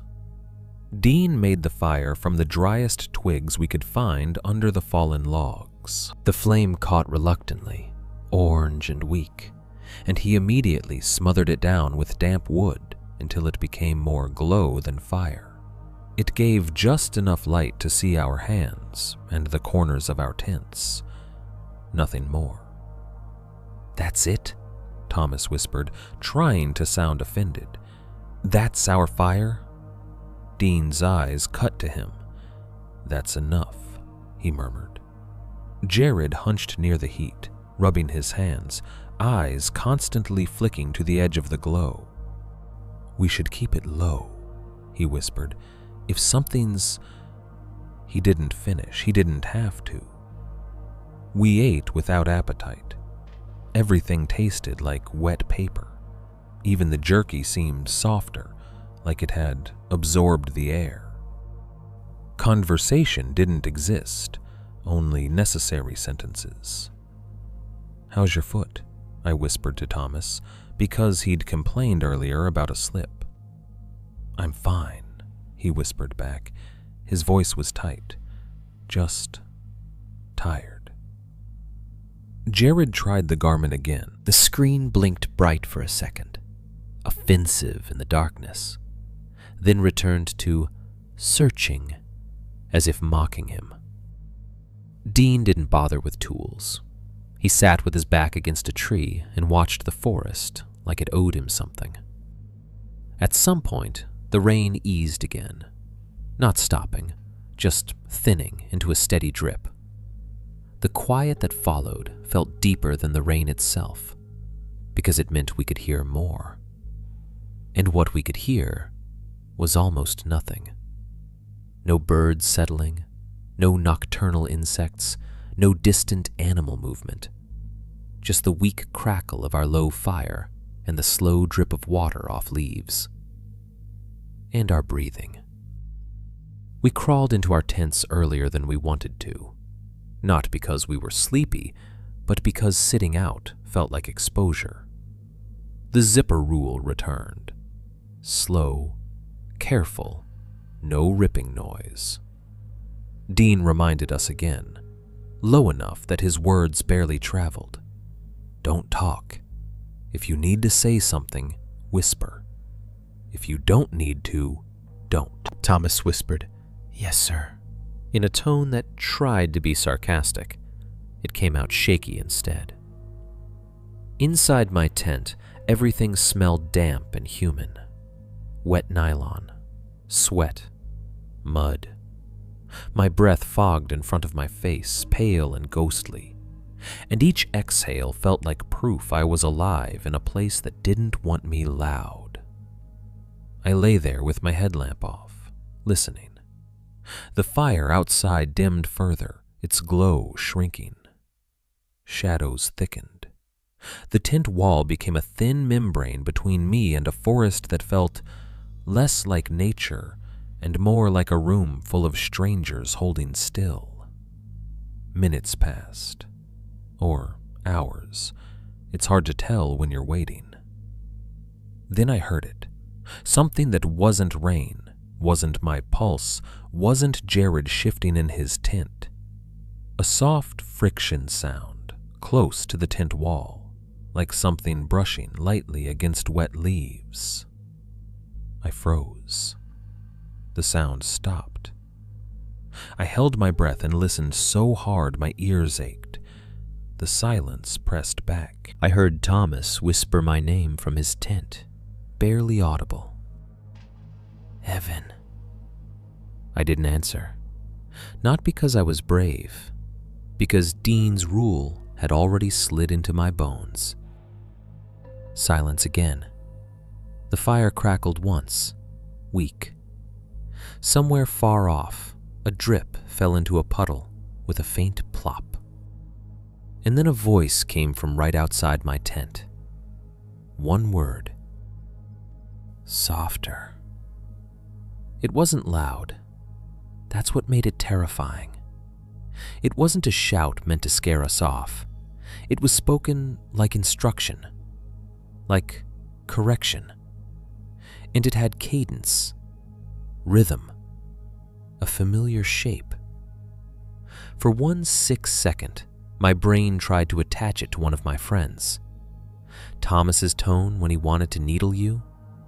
Jared's voice when he was reminding you about some detail. Dean's flat command. It matched none of them perfectly. It was like hearing someone you love through a wall, close enough to recognize, warped enough to make you doubt. My skin prickled. I didn't move. I didn't even blink. The tent wall bowed inward slightly, as if something had leaned closer, not enough to touch me, but enough to make the nylon shift. Then it released. No footsteps retreating, no rustle of brush moving away, just the sense of presence withdrawing, like someone stepping back out of your personal space after whispering into your ear. I lay there rigid, breath held, fingers curled around my headlamp like a weapon. I wanted to wake the others. I wanted to whisper, "Did you hear that?" But the fear wasn't just fear of the voice. It was fear of the act of responding, because responding felt like confirming something. Outside, the fire died completely, leaving us in full dark. And in that dark, the word softer echoed in my head like a rule being stamped. I didn't sleep. Not really. I drifted in shallow waves of exhaustion and jerked awake at every small sound, convinced the voice would return, convinced it would say more, convinced it would use my name. It didn't. That night, it only needed one word. Morning came gray and sour. The fog still hugged the trunks. The rain returned to a thin, steady drizzle. We emerged from our tents one by one, moving like people leaving a bunker. Nobody spoke at first, as if our voices might summon the night back. Dean checked the perimeter without comment. Jared rubbed his face hard, leaving streaks of mud. Thomas looked like he'd aged 10 years in 8 hours. I stepped out last and glanced down automatically at the ground beside my tent, where our tracks from yesterday had left shallow impressions in wet soil. My stomach dropped. There were my boot prints, clear tread pattern, spaced at my normal stride. And beside them, almost touching, were another set. Not the wide, hand-like impressions from the first camp. These were boot prints too. Different tread, larger, deeper. And they ran parallel to mine like a shadow. Step for step, same timing, same length, same pace. As if someone had walked next to me while I moved around camp the day before, matching me. Close enough that their boot nearly overlapped mine, but never close enough for me to hear them. I stared until my vision tunneled. Dean came up behind me and followed my gaze. His face didn't change much, but his eyes hardened. Jared stepped closer, saw it, and went very still. Thomas swallowed hard. That's not funny," he whispered, voice barely there.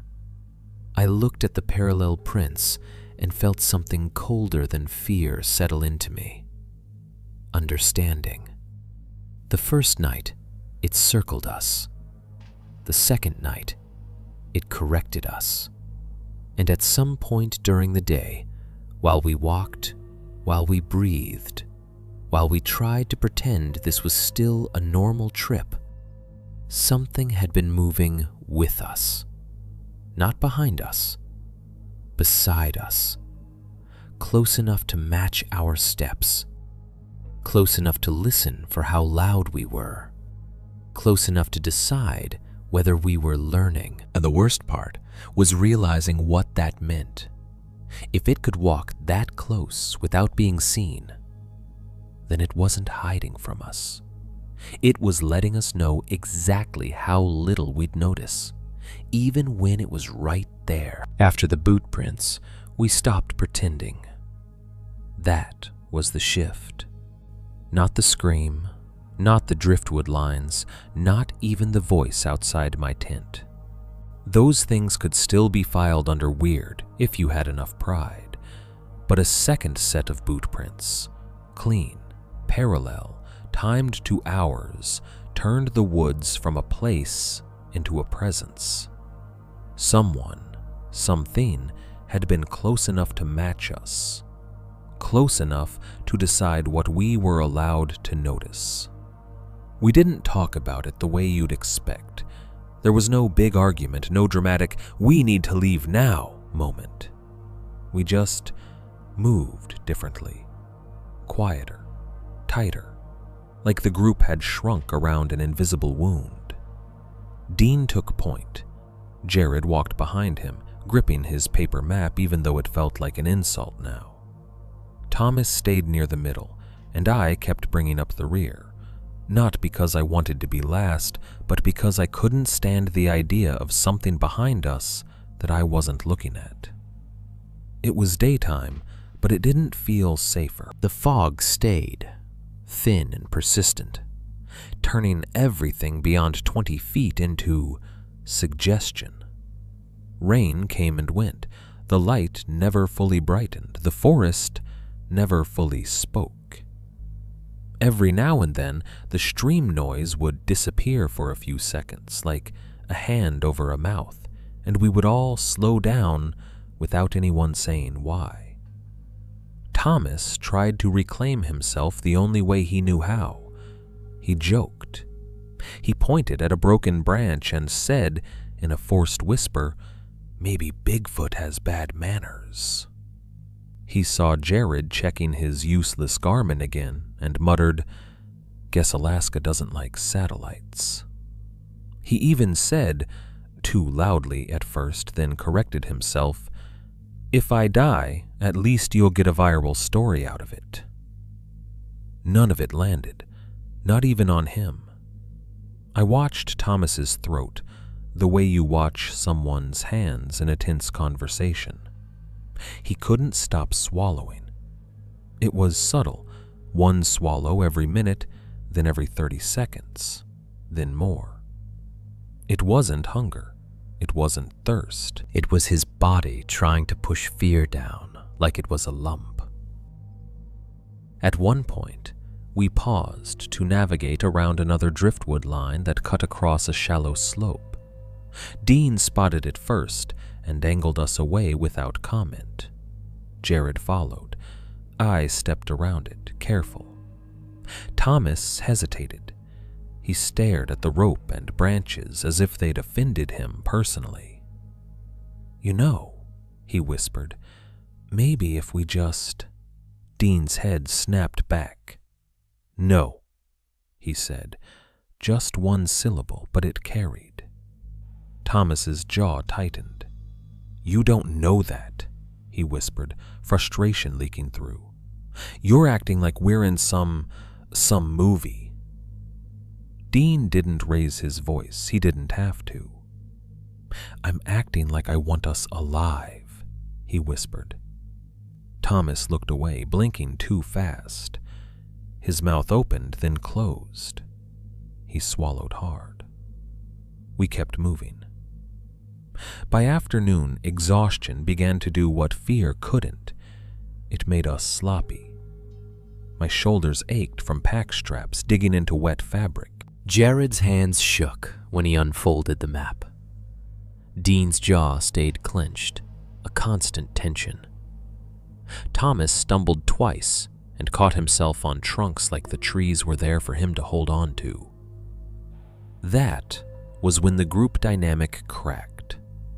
We stopped in a slightly drier pocket under a cluster of thick evergreens where the canopy blocked some of the drizzle. Jared wanted to check position.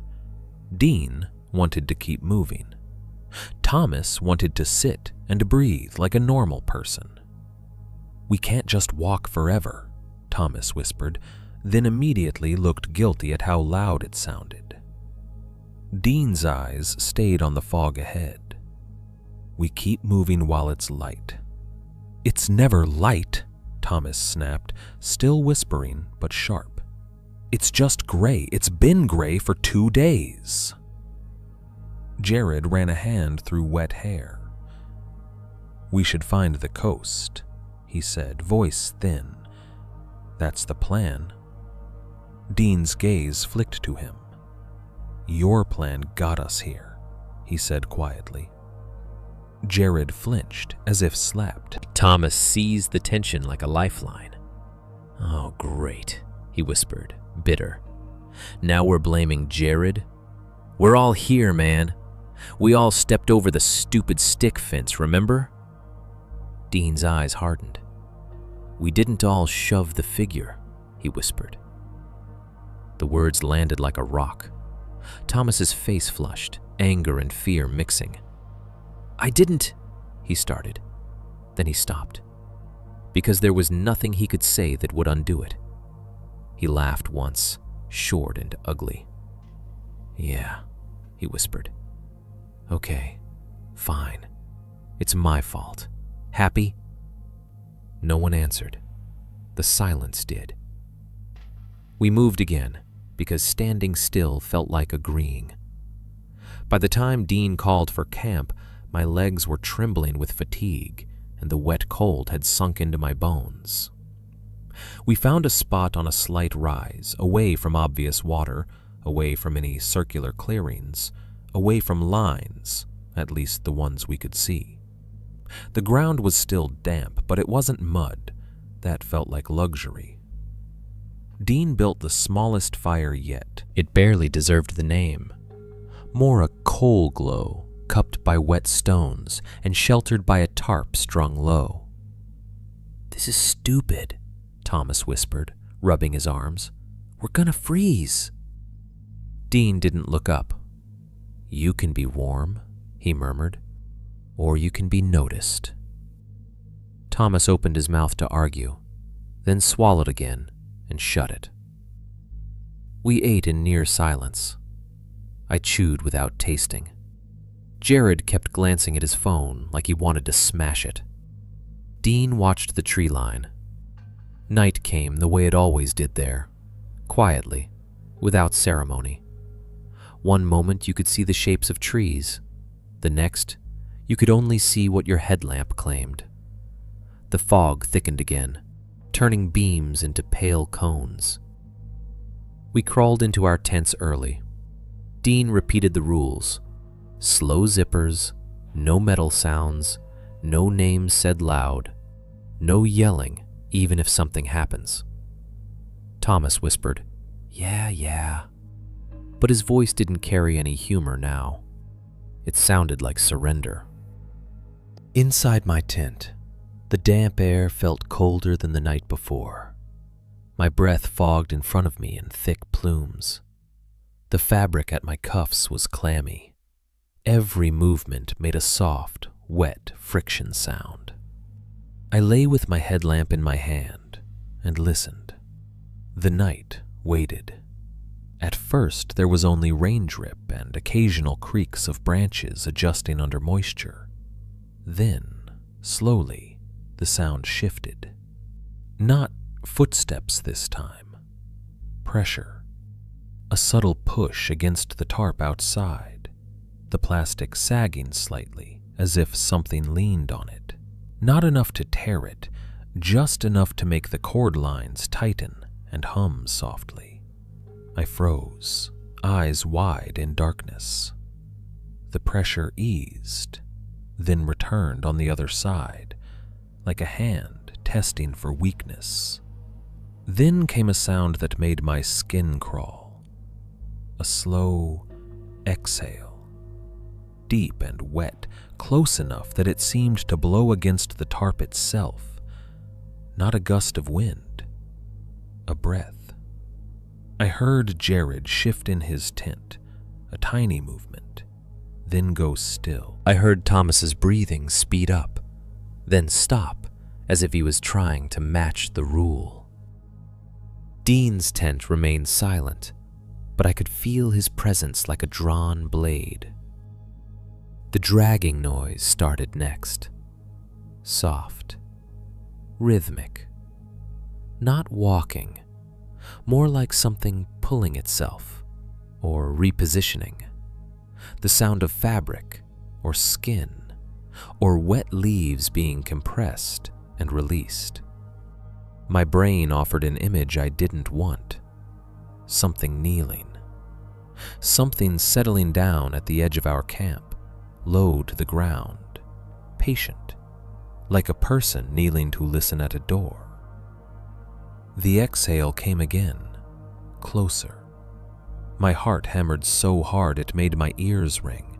I squeezed my eyes shut, then forced them open again because shutting them felt like giving in. I didn't move. I didn't reach for the zipper.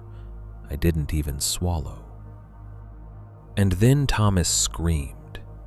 It erupted from his tent, high and raw, cutting through the night like a siren. For a split second, I forgot every rule and every fear, and I just moved. I scrambled out of my sleeping bag, hands shaking, ripping my zipper down too fast. The sound of the nylon teeth was violent. I didn't care. Jared's tent did the same. Dean's headlamp snapped on like a flash. Thomas's scream turned into choking sobs. No, no, no. I burst out into the cold, damp air and lunged toward his tent. Dean was already there, moving fast but controlled. Jared stumbled behind me, eyes huge. Thomas's tent was rocking. Not like he was just thrashing in panic, like his whole body was convulsing, slamming against the nylon walls. His headlamp beam inside jittered wildly, making the tent glow like a lantern in the storm. "Thomas!" I shouted, then flinched at my own volume. Dean didn't shout. He grabbed the zipper and pulled it down carefully despite the urgency, like he was fighting instinct. As soon as the opening widened, Thomas's hand shot out, white-knuckled, grabbing air. "Help! Help!" he gasped. Dean pulled the flap open. Thomas was curled on his side, shaking violently. His face was slick with sweat, even in the cold. His eyes were wide and unfocused, like he wasn't seeing us, only something else. "What happened?" Jared whispered, voice trembling. Thomas's mouth worked, his throat bobbed. He tried. Then he swallowed hard, gagged, and whispered, "Softer." The word came out like a reflex, like he hadn't chosen it. I stared at him. "What?" I whispered. Thomas's eyes flicked to me, then past me, then back. "Don't be loud," he whispered. "Don't be loud, don't be loud." He tried to pull his knees up, but when he moved, his face twisted and he screamed again, a shorter, choked sound. "His feet," Dean said, voice tight. I followed Dean's gaze down. Thomas's boots were off. I didn't remember him taking them off. Maybe he'd loosened them for sleep. Maybe he'd kicked them away in panic. His socks were ripped, and the soles of his feet. The skin was shredded in long, raw abrasions, as if he'd been dragged barefoot across something sharp. Not clean cuts, rasped damage. The kind you get when flesh meets stone and keeps moving. Blood smeared across the bottom of his feet in dark streaks, pooling in the grooves, soaking the torn fabric. Some spots were already turning tacky, drying in the cold air. Other spots still glistened wet. Thomas shook so hard his whole body jittered. He looked down at his own feet like he didn't recognize them, like they belonged to someone else. "I didn't," he whispered. "I didn't go out. I didn't." Jared's face went pale green under his headlamp. He swallowed hard and looked away, gagging quietly. Dean crouched, careful not to touch the wounds with bare hands. His voice stayed low, but I could hear a tremor under the control. "Did you leave the tent?" Dean asked. Thomas shook his head violently, then winced, tears spilling. "No," he whispered. "No, I swear I was." He swallowed, throat working, and his voice changed, dropping into a strange, flat cadence. "Be softer," he whispered again. "Be softer." The hairs on my arms lifted. Dean's jaw clenched. He reached into his pack, pulled out a first aid kit with silent efficiency, and ripped it open anyway. Quiet rules be damned. The Velcro made a harsh, tearing sound that felt like sacrilege. Outside the tents, beyond the circle of our headlamps, the forest remained still. No footsteps retreated, no brush rustled, no animal fled.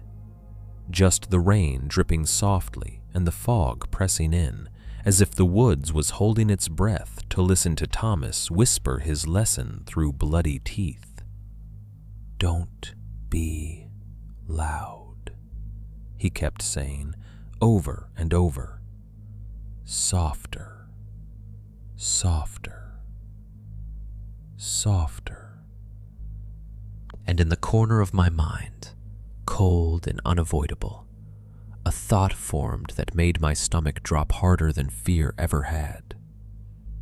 If his feet looked like that, and he never left the tent, then whatever was out there didn't need to drag him away to hurt him. It could reach right through the thin wall we'd been treating like protection. The first thing I learned about panic is that it has phases. There's the sharp spike, the moment your body becomes pure reaction.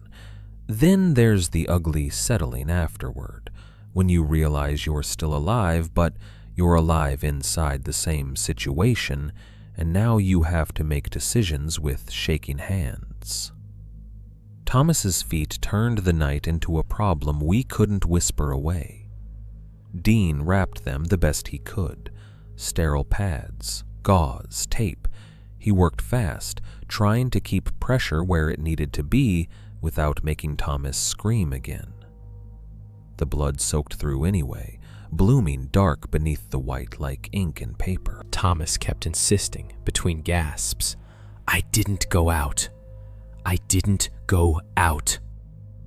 His eyes were glassy, fixed on the tent wall, as if he expected it to bow inward again. He couldn't stop swallowing.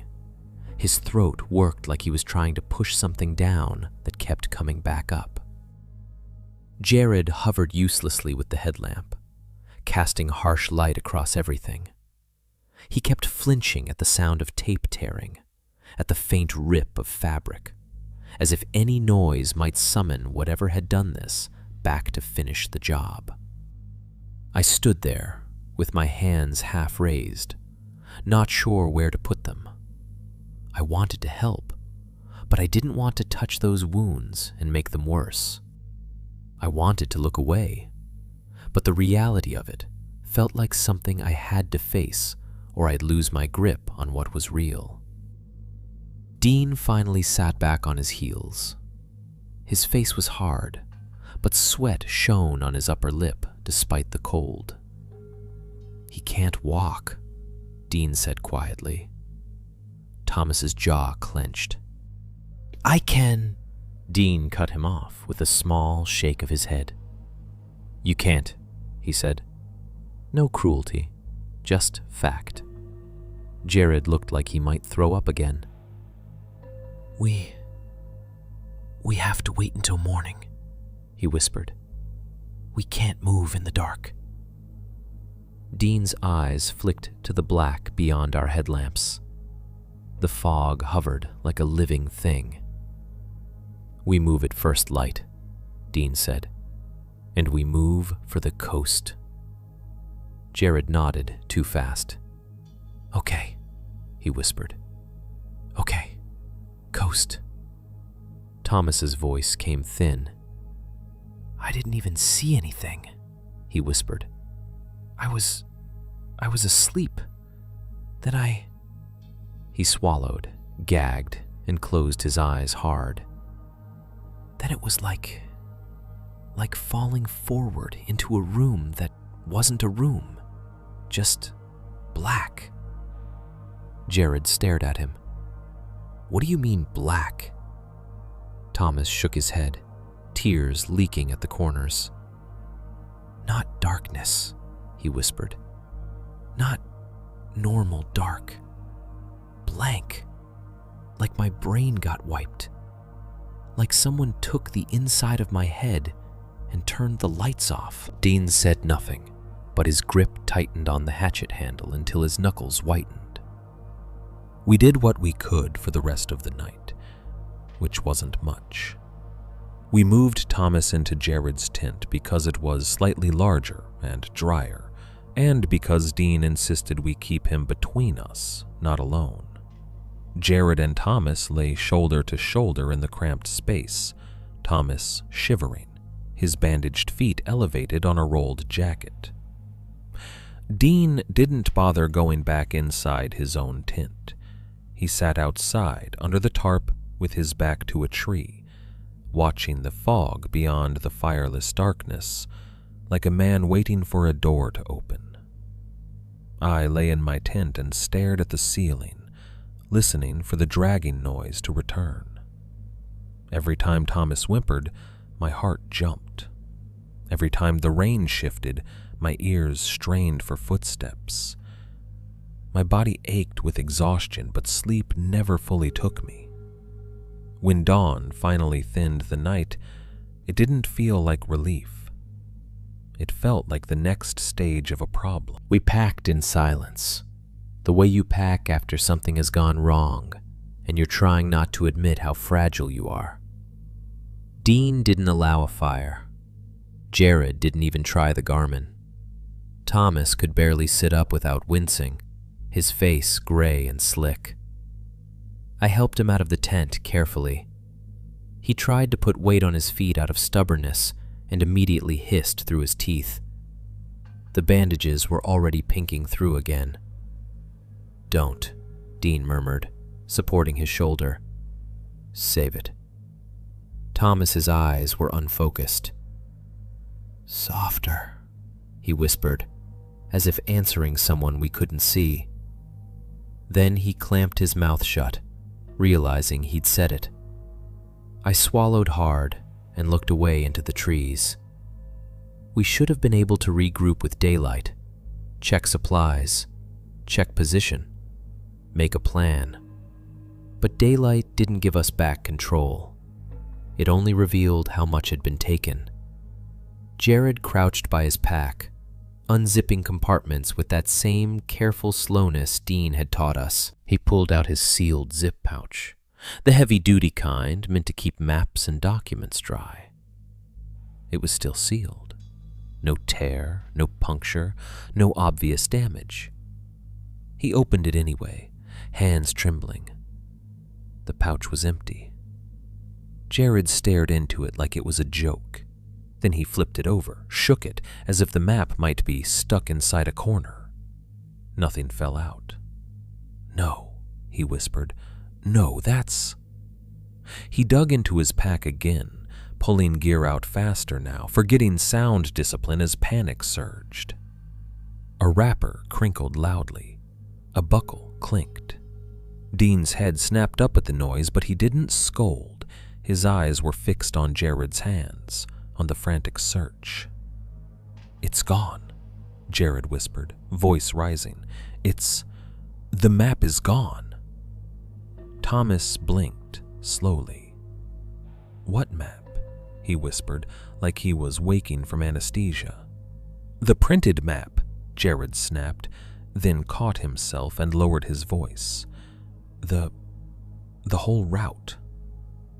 Dean moved to the food bag hanging from the branch. He hadn't touched it since he'd noticed the knot the day before. He studied it now with the same cold attention he'd given the tracks. Then he reached up and lowered it carefully. The knot was undone, not snapped, not chewed, not shredded by claws or teeth. Untied, neatly. Dean opened the bag. His movements were slow, deliberate, like he was performing an inspection. Then he looked up at us. "One thing is missing," he said. Jared stepped closer, face tight. "What?" Dean reached into the bag and pulled items out one by one, laying them on a tarp like evidence. Jerky, trail mix, water filter, a small roll of duct tape, batteries, a lighter. He paused. Then he shook his head once. "Not the lighter," he corrected softly. "The backup." Jared's eyes widened. "The second lighter?" Dean nodded. "And my folding knife," he added, voice almost flat. My stomach turned over. Dean didn't lose gear. Dean didn't misplace things. Dean's knife was always in the same pocket, clipped the same way, because he treated objects like extensions of his body. "You're sure?" Jared whispered. Dean's jaw tightened. "Yes." Thomas stared at the items on the tarp, breathing shallow. "So, someone was here," he whispered. Not a question. I looked around camp in the gray daylight. The fog made the trees look closer than they were. The silence pressed down again. Not absolute, but heavy enough to feel like a presence. I noticed something then, not because it was dramatic, but because it didn't belong. A bundle hung from a branch about shoulder height, 10 feet from the edge of our tarp. I hadn't seen it the night before. I would have. It was pale against dark bark. I stepped toward it slowly, and Dean immediately followed, hatchet in hand, body angled between me and the trees. Jared came behind us, hesitant.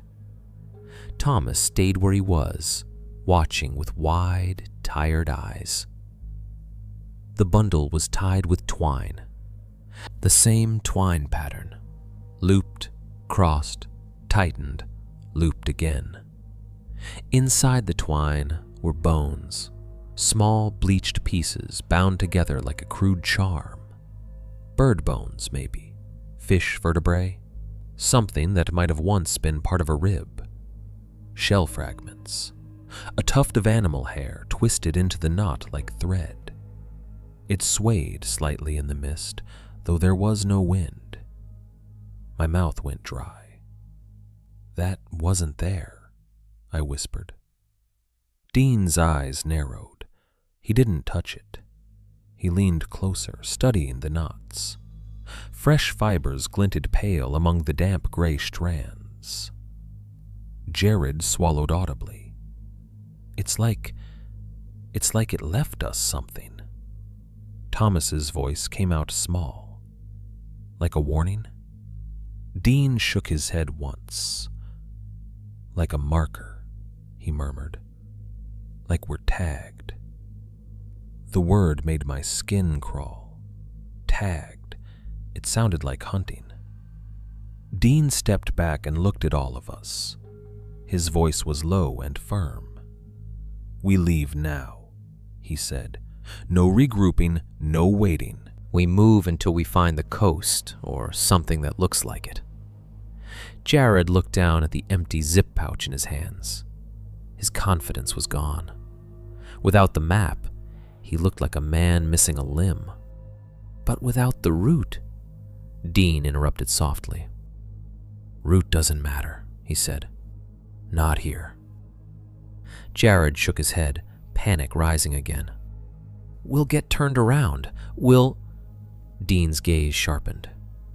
"We're already turned around," he said. "We're already in it. Standing here arguing doesn't bring the map back." Thomas tried to push himself upright. His face twisted. He bit down a cry and whispered through clenched teeth, "I can walk." Dean's voice stayed calm. "No," he said. Thomas's eyes flashed with humiliation. "I'm not," he started, then swallowed hard and whispered, "I'm not dead weight." Dean didn't flinch. "Right now you are," he said. "Not cruel, just survival." Thomas's eyes watered, rage and fear mixing. He whispered, "Softer," again, like his mouth had learned it without permission. Then he looked horrified, as if he'd betrayed himself. I stepped in before the moment could break him completely. "I'll carry him," I whispered. Dean looked at me. For a second, something like relief flickered in his eyes. Then he nodded once. "We rotate," he whispered, "but you start."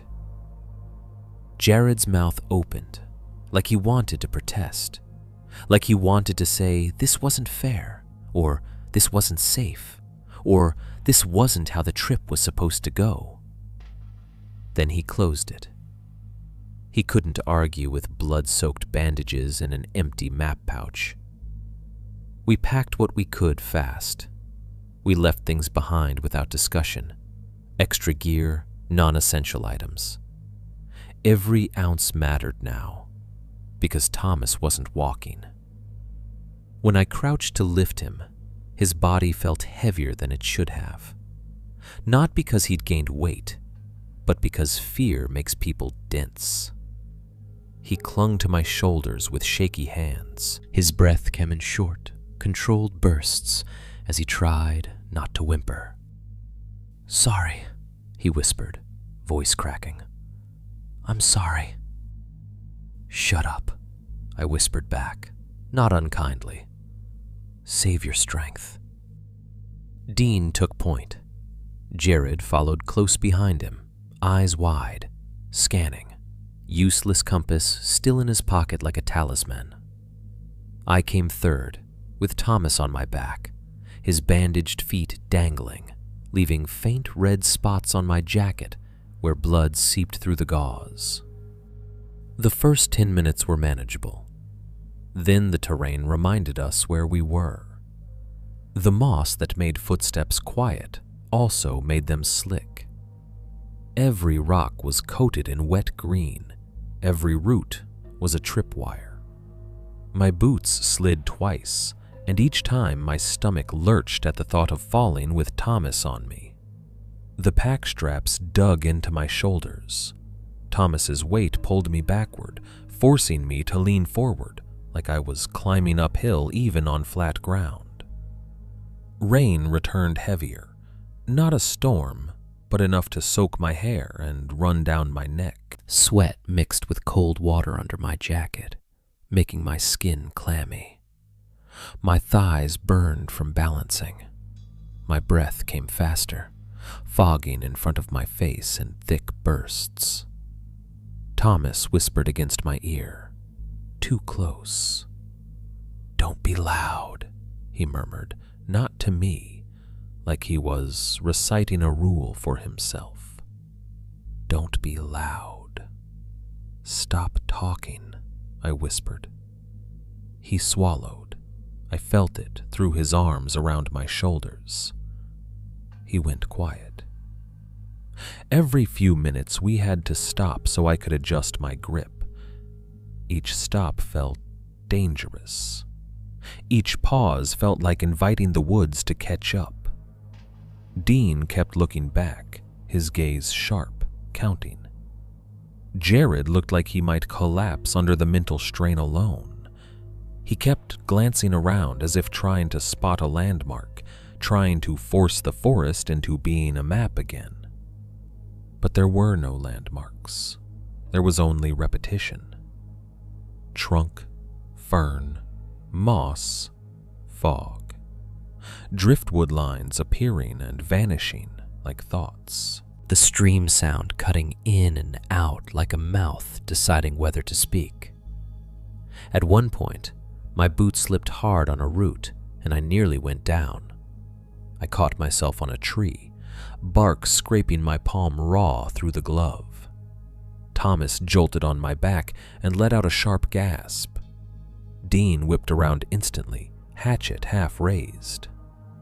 We froze, not from pain, from fear of the sound. The forest held still. Then, from somewhere deeper, a branch creaked softly, slow, controlled, like weight shifting. Dean's eyes narrowed. He lowered his hatchet slightly and whispered, "Move." So we moved.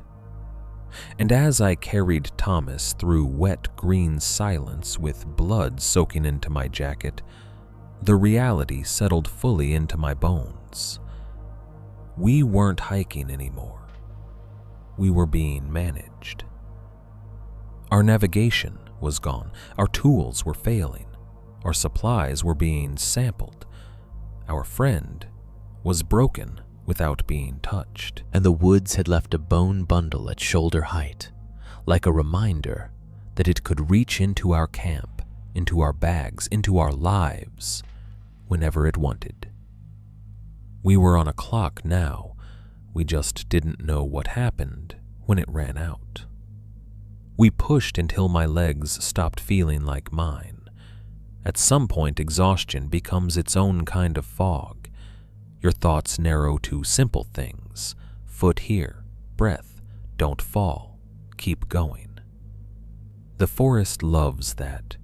It loves when you stop thinking in full sentences and start thinking in impulses. Dean kept setting a pace that was just barely sustainable, like he was trying to outrun something without turning it into a chase.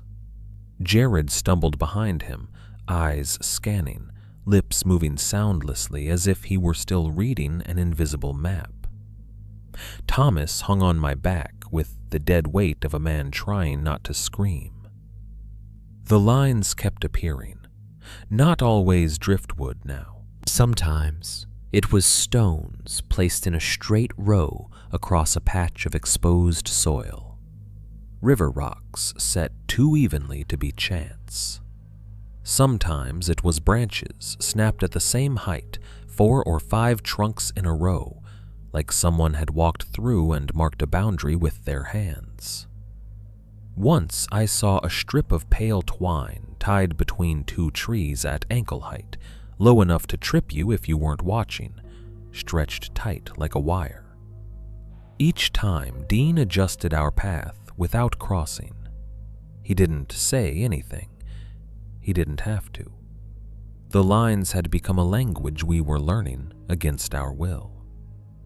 When the stream sound cut out now, it wasn't just unsettling. It felt like feedback. Like the woods was paying attention to where we stepped, correcting us when we chose a direction it didn't like. The rain thickened again in the afternoon. Mist clung to our faces. My shirt stuck to my back under the weight of Thomas. My shoulders burned. My hands went numb from gripping his legs to keep him from sliding. "Switch," Dean whispered finally, turning back. I shook my head. "I've got it," I whispered, because pride is a stupid thing, and I still had some left. Dean's eyes hardened. "Switch," he repeated. Jared stepped forward, pale and shaking. "I can—" Dean cut him off with a look. "No," he whispered. "You stay alert." I didn't argue again. We stopped in a tight pocket between trunks, and Dean and I traded Thomas carefully, like passing a fragile object. Thomas bit down hard on his lip to keep from making a sound as his bandaged feet shifted. Blood had seeped through again, staining the gauze and my jacket. Dean carried him like it wasn't hard. That was the military thing. He could turn pain into logistics. But I saw the strain in his neck, the way his breathing deepened. We moved, and that's when I saw it. Not clearly, not like a monster reveal, just a shape that didn't fit. Between 2 trees ahead, far enough that it should have been nothing but fog and shadow, there was something upright, tall, still, for one heartbeat. Then it shifted sideways with an unnatural smoothness and disappeared behind a trunk. I blinked hard, eyes watering from rain. My brain tried to convince me it was a trick of perspective, a dark stump, a branch, a curl of fog. But the movement had been too deliberate. "Dean," I whispered. He didn't turn his head. "What?" "I saw," I started, and then the shape appeared again, farther to the right this time, as if it had moved without crossing the space between. Upright, thin, head slightly tilted, watching. It vanished again the moment my eyes locked on it. My stomach clenched. I swallowed hard and forced myself not to speak louder. "Something's there," I whispered. Dean's grip tightened on Thomas. "Keep moving," he whispered back, voice flat. "Don't point." Jared's head snapped toward me anyway, eyes wide. "What?" he whispered. I didn't answer. I couldn't afford to put the shape into words. Words made things real, and I had a sick feeling that real things were what the woods wanted. We pushed on, following what Dean believed was downhill toward the coast. The slope was subtle, but it was there. At least it felt like it. The ground softened. The air took on a salt edge now and then, teasing us. Then, through the fog, we heard running water. A stream, clearer than before, stronger, continuous. Hope hit like a drug. Jared's whole posture changed, his head lifted, his eyes brightened with desperate relief. "That's it," he whispered. "That's the outflow. That'll take us." Dean raised a hand to stop him. "Wait," Dean whispered, and for the first time his voice held something like uncertainty. We approached the stream carefully, stepping over slick roots. The water was dark, fast, sliding over stones in a narrow channel. It looked normal. It sounded normal. It was the kind of thing you follow out of a forest, because water has logic. Water goes downhill. Water leads somewhere. Jared crouched at the edge, staring at the current.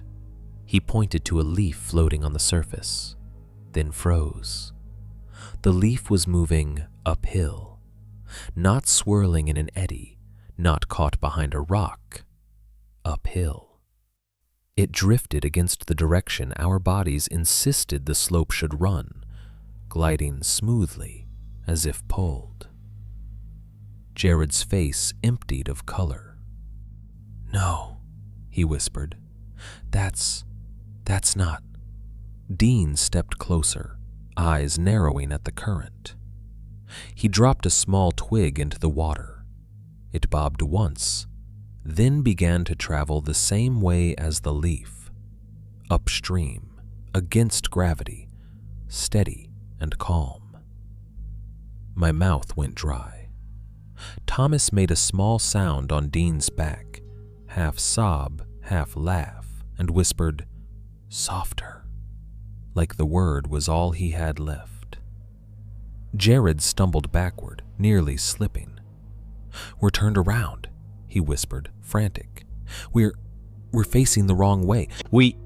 Dean's voice cut through, low and hard. "No," he whispered. Jared stared at him. "What do you mean, no?" Dean pointed at the banks of the stream. On the far side, lined neatly along the mud, was another boundary. Stones placed in a straight row, too even to be natural, like a shoreline that had been measured. And above it, tied between two saplings, was pale twine looped in that same stitch pattern. A fence, a sign, a correction. We stood there, 3 men and 1 broken man, staring at water that refused to behave. The fog pressed close, muffling everything beyond the immediate rush of the stream. And in that moment, the last comforting explanation died. We weren't disoriented hikers who had made a wrong turn. We weren't victims of bad weather or faulty gear. We were being guided, herded, kept within an invisible shape the woods had decided for us. The lines weren't warnings we could ignore. They were walls. And now, even the water, nature's oldest map, had been turned into another tool to keep us inside. Jared's voice trembled. "How is it flowing like that?" Dean didn't answer. He stared into the trees across the stream, eyes hard, as if he expected the upright shape to step out and claim its work. I felt something cold settle behind my ribs, heavier than fear. Understanding. The forest wasn't trying to kill us quickly. It was trying to teach us something. And it wasn't going to let us leave until we learned it. After the stream ran uphill, hope didn't die. It got infected. That's the best way I can explain it. We still needed something to move toward, some idea of safety, some direction that wasn't just away from here. The human brain can't live long in pure reaction. It needs a destination, even if the destination is a lie. So we did what desperate people always do. We chose the coast anyway. Not because it made sense, because it was the only thing Jared had said with certainty before the map vanished. The coast is out there. And because water, even water that misbehaved, still felt closer to civilization than endless trees. Dean didn't argue. He just adjusted us, pulling away from the uphill stream like it was a trap, angling through thicker brush where there were fewer obvious lines. Jared followed with his mouth tight and his eyes glassy, like he was walking through a nightmare he couldn't wake from. Thomas stayed on Dean's back, breathing in shallow bursts. Every now and then he whispered, "Softer." Not to anyone, like a prayer he didn't believe in. I walked behind them, empty hands now, but my shoulders still burned with phantom weight. My body kept expecting Thomas to be there, kept leaning forward slightly, as if I still carried him. The habit of being burdened had outlasted the burden itself. The forest stayed wrong. The fog thickened as the day went on, not lifting with noon the way fog should. It rose instead, swallowing the space between trunks until it felt like walking through a narrow hallway. Our headlamps stayed on, even though it was daytime, beams carving out pale tunnels that ended in white nothing. Then we heard it. The ocean. At first it was just a suggestion beneath the dripping trees. A low, distant hush, like a giant breathing. It came and went between the rustles of leaves. Jared stopped so hard Dean nearly bumped him. His eyes widened. "Do you hear that?" he whispered. I listened. A faint, rolling sound. Not a stream, not wind, something bigger. Waves. My chest tightened with relief so sharp it hurt. For a moment, I could see it. Open shoreline, gray water, a line of sky, maybe even a sign, or a dock, or a trail that would lead back to something human. Dean's gaze sharpened too, the first sign of something like hope in him. He nodded once. "Keep moving," he whispered. We did. Faster now, despite fatigue. And then the ocean sound stopped. Not gradually, not like we turned away from it. It cut off, as if someone had pulled a plug. We all froze. Silence pressed in. Drips. Breath. The soft squish of moss under boots. Jared's lips parted. "What?" The ocean sound returned again a few seconds later. Same distant hush, same low roar. Then it vanished again. On, off, on, off. Like a recording being played and paused. Dean looked back at us, eyes hard. "Don't chase sound," he whispered. Jared swallowed. "It's right there," he whispered. "It has to be." Dean didn't answer. He just turned and kept moving, but slower now, listening not to the ocean, but to the spaces between sound, like he was trying to catch the moment the woods decided to go quiet again. As we walked, I realized something about myself that made me feel sick. I was moving differently. It wasn't conscious, it wasn't a decision, it was a behavior my body had adopted without asking permission. I stepped softer, rolling my foot so my boot didn't squelch. I adjusted my pack straps so the buckles wouldn't clink. When my sleeve brushed a branch, I slowed so it wouldn't snap back loudly. The rules were inside me now. I remembered the bartender's voice, "Don't be loud about it," and I realized I wasn't following his warning anymore. I was following something else. We pushed through a stand of thick spruce where the branches hung low and wet, forcing us to hunch. Needles brushed our faces like cold fingers. Thomas whimpered once on Dean's back and then clamped his mouth shut. Dean didn't look back. He just shifted Thomas's weight and kept going, jaw clenched. Then the forest started decorating itself. That's what it felt like we'd crossed into a space that had been prepared. The first cluster of bones was on the left side of the path, if you could call our route a path. 3 small white pieces tied to a thin twig with twine hanging at eye level. They were too clean. Not fresh, not bloody. Bleached like they'd been stripped and dried. I stopped, staring. Jared noticed too, his eyes darting. "That wasn't here earlier," he whispered.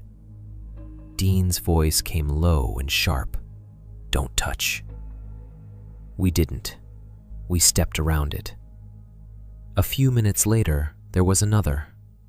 This one was larger, maybe a handful of vertebrae, threaded on twine like beads, hanging from a branch that had been bent down intentionally so the bones hovered at face height. The pieces clicked softly as we passed, a delicate sound that felt like teeth. Then another. Then another. Bone ornaments. Little pale flags tied into the living green. They weren't scattered randomly. They were spaced at intervals, like markers on a trail made of warnings. Thomas turned his head slightly, eyes wide, and whispered, "It's like Christmas." No one laughed. The ocean sound returned, louder now, then vanished mid-roar. Jared flinched as if struck. "Why does it keep stopping?" he whispered. Dean murmured, "Because it wants us to look for it." The sentence chilled me, not because it sounded crazy, because it sounded right. Visibility collapsed further. Fog thickened until our headlamp beams reflected back into our faces, bright and useless.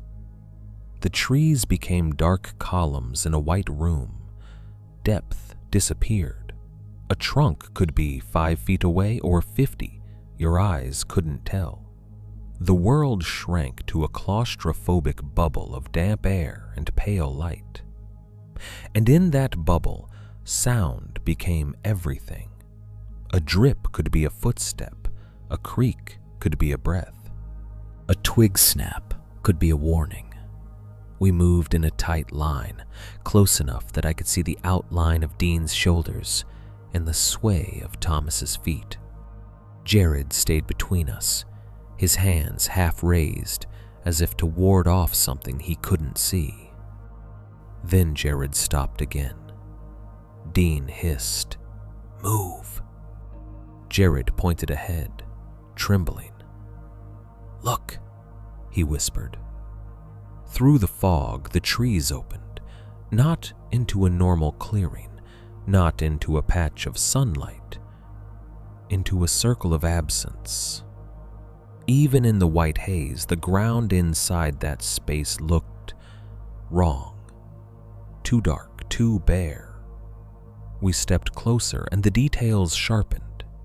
Moss gone, ferns gone, the soil brushed clean like someone had wiped a table.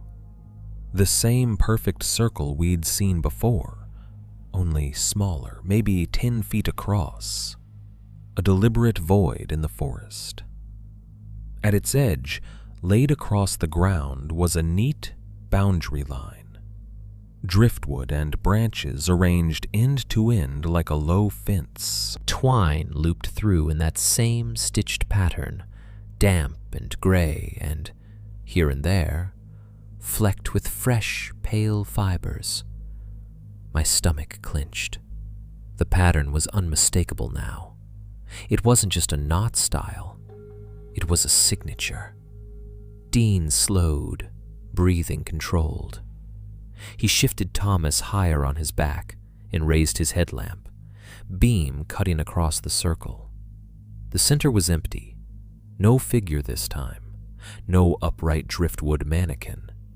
Just the brushed ground and the boundary line, and the bone ornaments hung in the surrounding trees, clicking softly as the mist moved. A trap without bait. Jared whispered, "We go around." Dean nodded. Wide. We started to skirt the circle, keeping distance from the boundary like it was electrified. The fog made it hard to tell where the edge ended. The circle felt larger than it was, like it expanded in your peripheral vision. As we passed, I felt something. An awareness, like stepping past a door in a hallway and knowing someone is standing behind it, listening. The ocean sound returned, suddenly, much louder, so close it felt like it should be visible through the trees. Jared's breath hitched. "That's right there," he whispered, voice trembling with desperate hope. Then, mid-roar, it cut off again.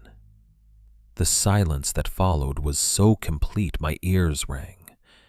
And in that silence, a small sound rose from the bone ornaments around the clearing. Click, click, click. Like someone tapping fingernails lightly against teeth. I realized then that the ocean sound wasn't guiding us out. It was luring us forward. It was a promise, dangled and withdrawn, teaching us to follow, teaching us to obey. And my body, my careful steps, my held breath, the way I'd begun to move like noise was sin, told me the worst truth of all. It wasn't just trying to keep us in. It was trying to change how we lived inside it. To make us quieter, to make us easier, to make us compliant.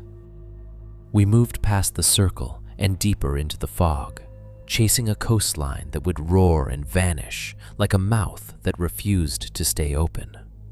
Walking beneath trees decorated with clean white bones, while the forest around us behaved less like wilderness and more like a system with rules. And those rules were starting to feel like they belonged to us. By late afternoon, the fog had turned the world into a shallow bowl. We walked inside it like insects trapped under glass, heads down, shoulders hunched, the beam of each headlamp cutting a pale tunnel that ended in white. The trees were less like trees and more like posts holding up a ceiling. Everything beyond our immediate light felt unreal, either not there at all or there and watching. The ocean came and went like a threat. We'd hear the low, distant roar for a minute, and then it would vanish mid-sound, leaving us with nothing but drips and breathing, and the faint click of bone ornaments as we brushed past them. Dean never said we were close. He never promised anything, but his pace changed. Not faster exactly, more purposeful. He kept angling us downward, as if he trusted his body more than his brain, as if he could feel the slope even when the fog erased the horizon. Thomas had stopped fighting. That was the scariest part about him now.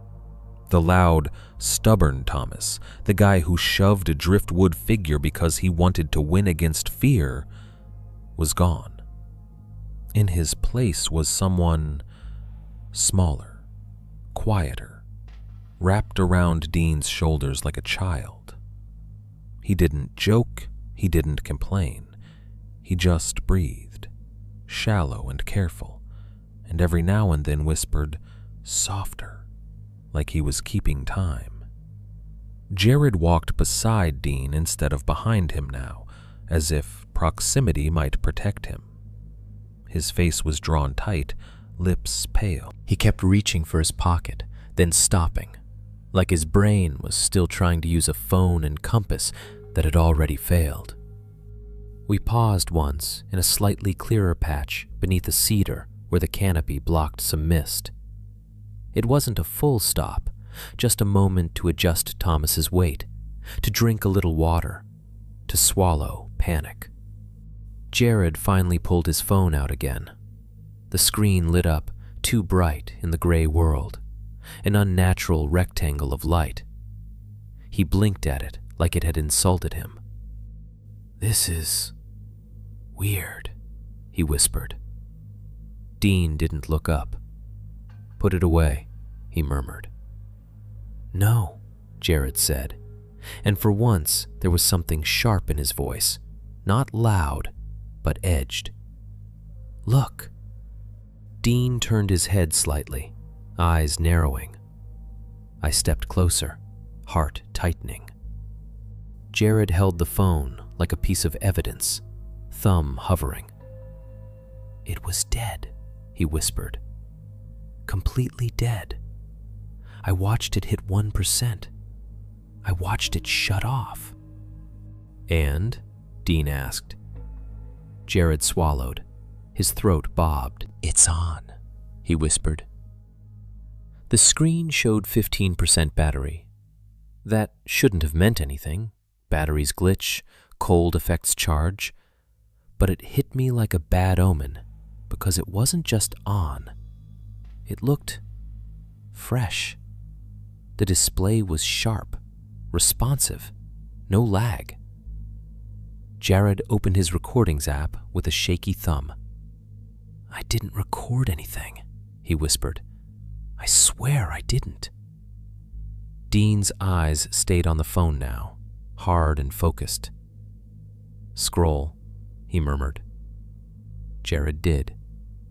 There were the normal little clips, some stupid voice note Jared had made months ago, a few accidental recordings from the trip that were just fabric rustles and laughter, nothing meaningful. Then there was a new one at the top of the list. No title, just a timestamp and length. 2:13 a.m. 0:13. Jared stared at it like it might move. "That's last night," he whispered. My stomach turned over. Last night, when his phone was dead. Last night, when we were trying not to breathe loud. Dean's voice stayed controlled. "Don't play it," he said. Jared's eyes flicked to him, almost angry. "We need to know," he whispered. "We need..." Dean's gaze sharpened. "We don't need to invite anything," he murmured. "We need to get out." Thomas stirred on Dean's back. His eyes were half-lidded, unfocused. "Softer," he whispered, as if answering the argument. Jared's thumb hovered over the file. I could see it trembling. "Maybe it's nothing," Jared whispered, trying to convince himself. "Maybe it's just static. Maybe it's..." Dean stepped closer. "Jared," he said quietly, warning. Jared met his eyes. For a second, the planner in him fought the survivor. Then the planner won. He needed data. He needed proof. He needed to make this into a problem he could solve. He pressed play. At first, there was only darkness and a faint hiss, like air through wet leaves. Then a sound began. Thump, pause, thump, pause. Not loud, not sharp, a steady, deliberate knocking, wood on wood, like someone tapping a branch against a trunk, like a heartbeat made external. My own pulse tried to match it. My throat went dry. Under the knocking, a breath moved, a soft, close inhale and exhale, like the mic was held near a mouth. Then Thomas's voice spoke, except it wasn't Thomas. It had his cadence, the lazy drawl, the way his syllables leaned into each other.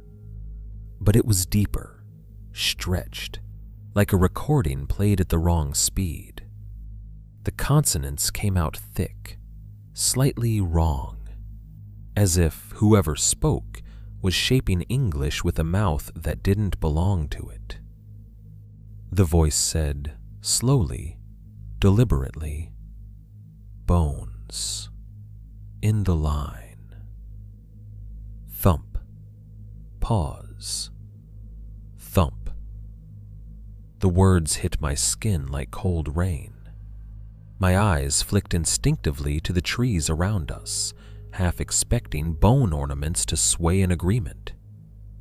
Jared's face went pale. His lips parted, but no sound came. Thomas's eyes opened wider. He stared at the phone with dawning horror, as if he recognized himself in a mirror that had been warped. The voice continued, "Don't cross the line." Thump. Pause. Thump.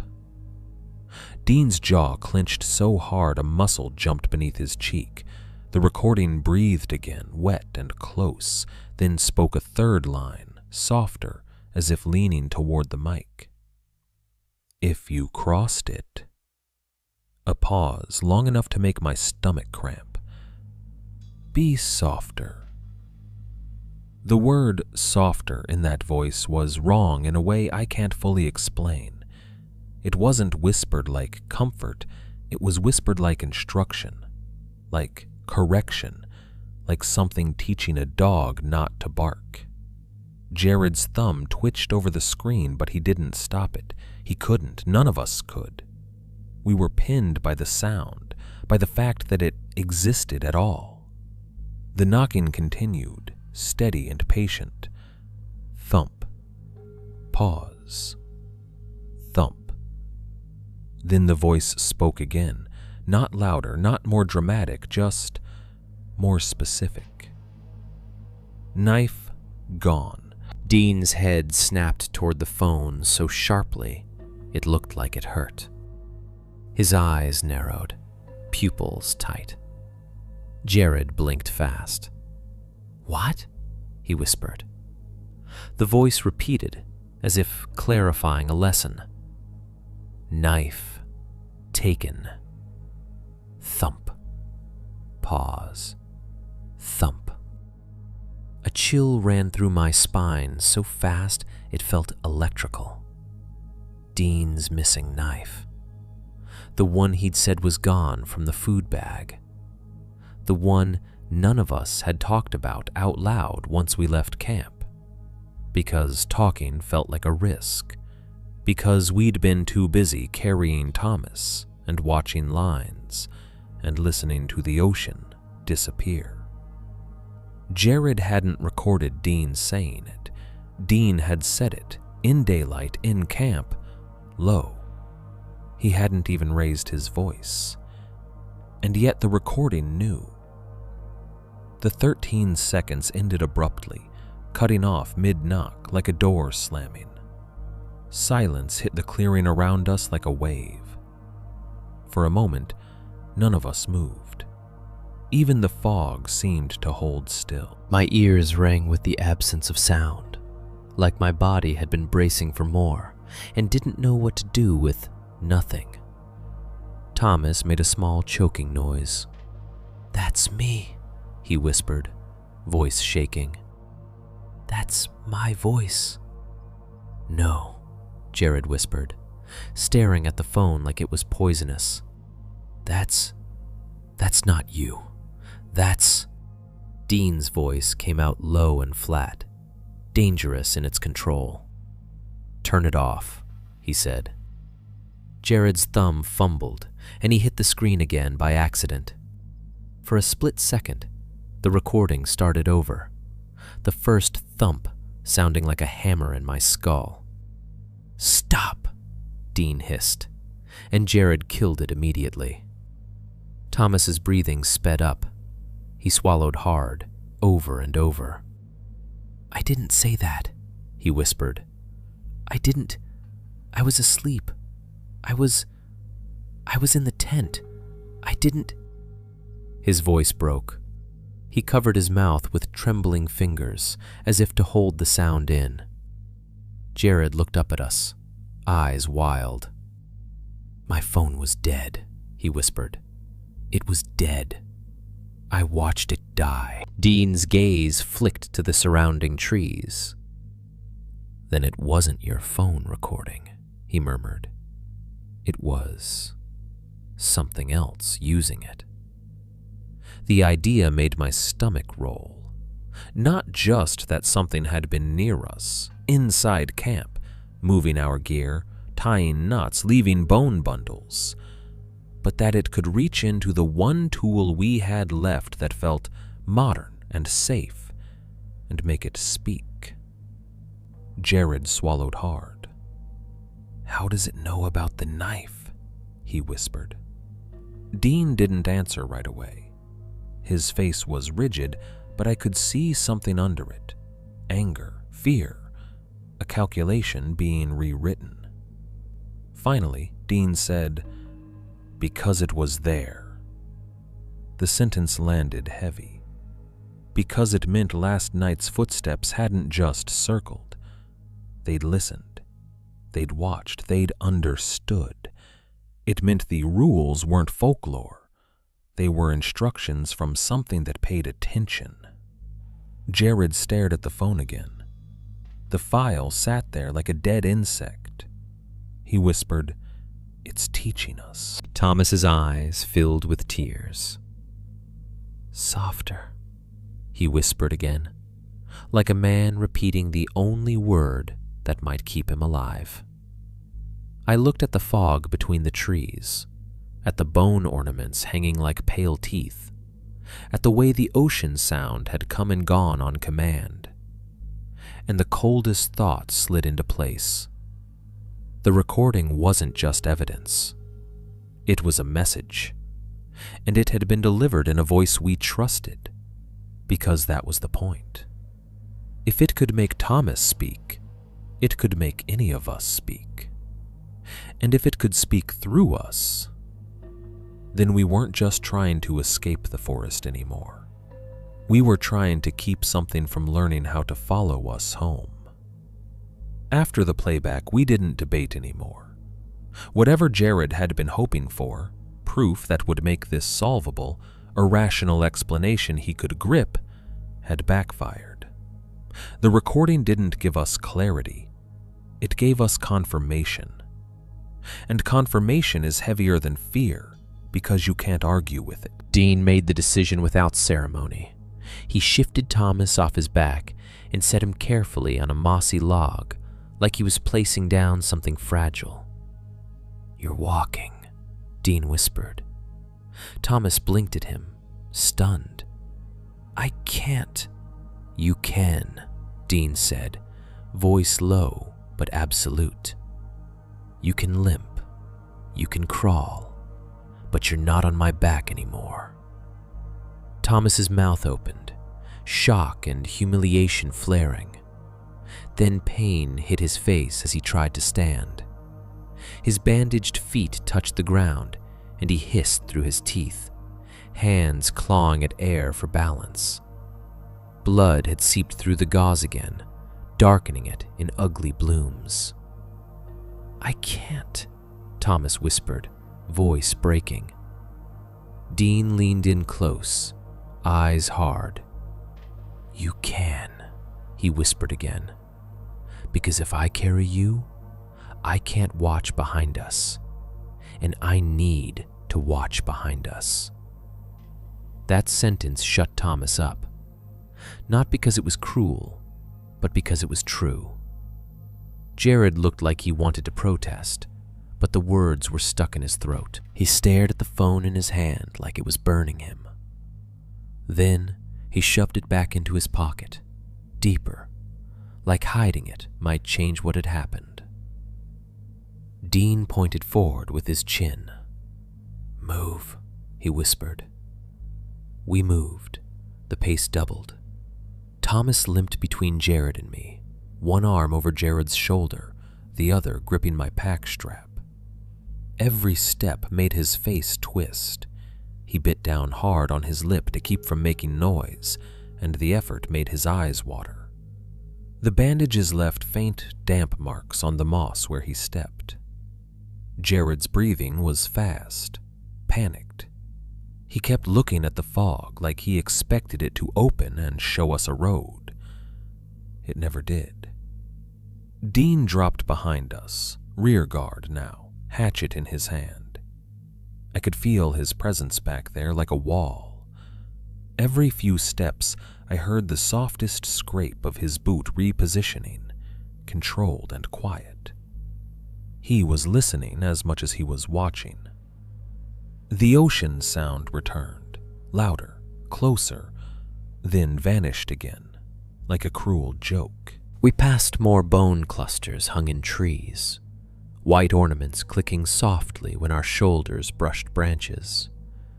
The sound made my skin crawl because it was delicate, almost pretty, a decoration made of dead things. Fog thickened until our headlamps became useless again, beams reflecting back like headlights in snow.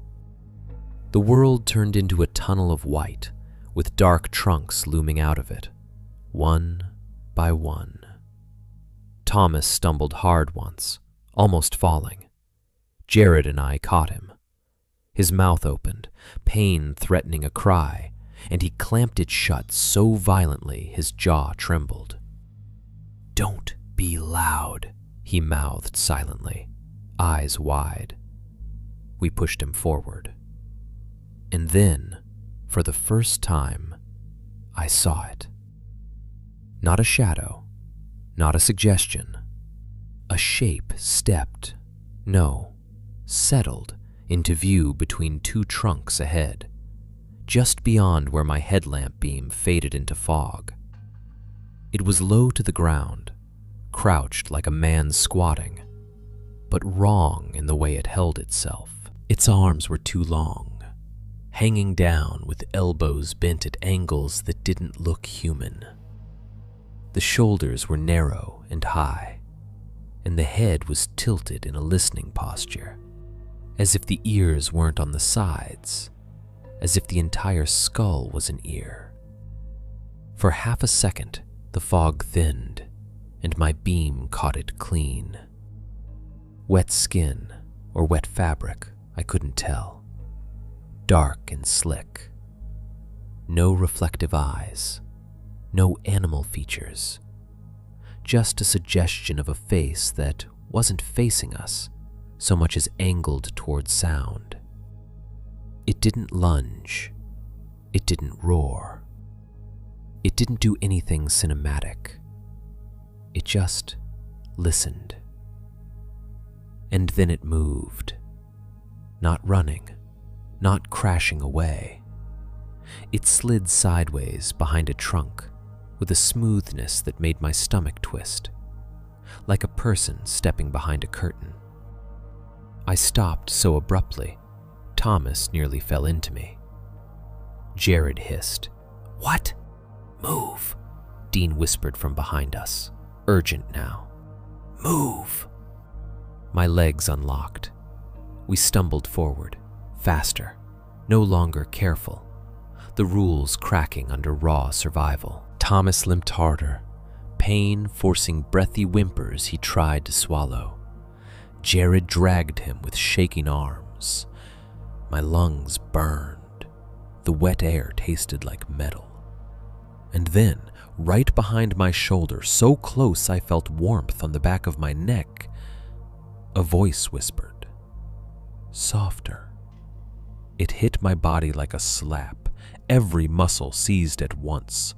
My heart slammed so hard I saw white sparks. I spun, wild, headlamp beam jerking across fog and trunks and empty moss. Nothing. No figure, no face, no breath in the air. Just white fog and dripping branches and the sound of our own ragged breathing, suddenly obscene in its volume. Jared stared at me, eyes huge. "Did you?" he began. Dean hissed, "Don't talk." Thomas's mouth worked soundlessly. He swallowed hard, again and again, tears running down his cheeks. His eyes weren't on me. They were on the space behind me, as if he believed the whisper had left a stain there. We moved again, half running, half stumbling. The forest closed around us, fog thickening, trunks repeating, the ocean sound roaring and vanishing like a mouth snapping shut. And then Jared's pocket buzzed. The vibration was loud in the silence, a mechanical hum that made us all flinch.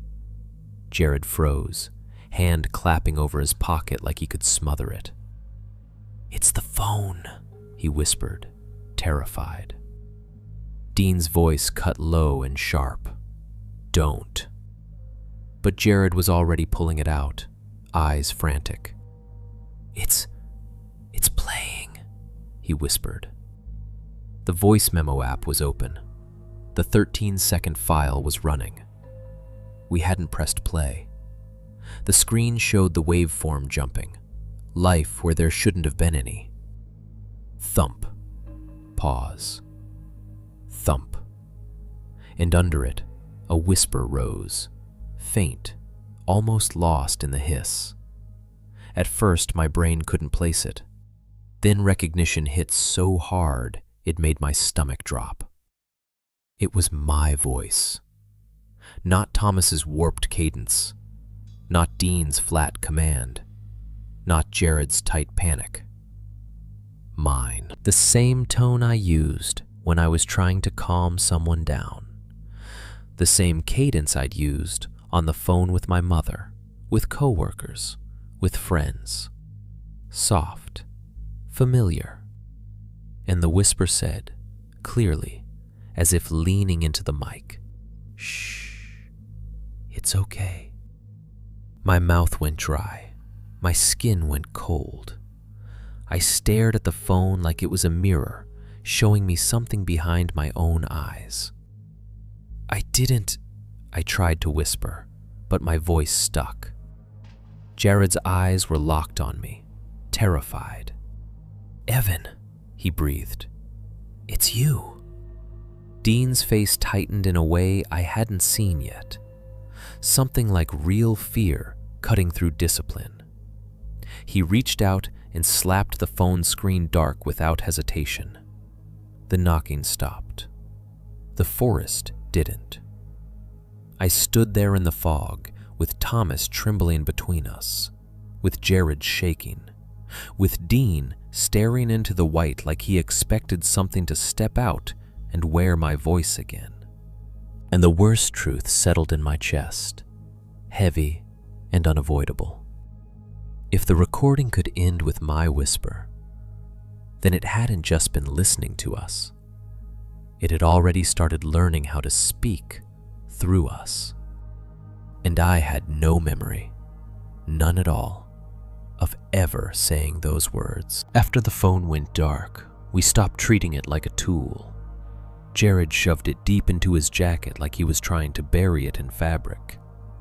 None of us asked him to turn it back on. None of us wanted to see that file again. Not the knocking, not Thomas's warped voice, and definitely not the part that sounded like me saying something I didn't remember. We moved like people fleeing a fire, not elegant, not strategic, just desperate to get past the smoke. The fog eventually thinned, not lifted, not cleared, just loosened its grip enough that the space between trees became visible again. With visibility came something worse. The sense of distance. The awareness of how far we still were from anything human. Thomas limped between Jared and me, face clenched so hard the muscles in his jaw twitched. He didn't speak anymore. He barely breathed. Every time he swallowed, I saw it, his throat bobbing like he was forcing terror down. Dean stayed behind us, rear guard. I couldn't see his face most of the time, only the pale cone of his headlamp swinging low as he scanned the ground and the spaces between trunks. The hatchet remained in his hand. He held it like a promise. The forest kept trying to talk. It used sound first, ocean roar flaring close, then snapping off. It used markers, twine loops on branches, driftwood lines cutting across our path, stones placed too evenly to be natural.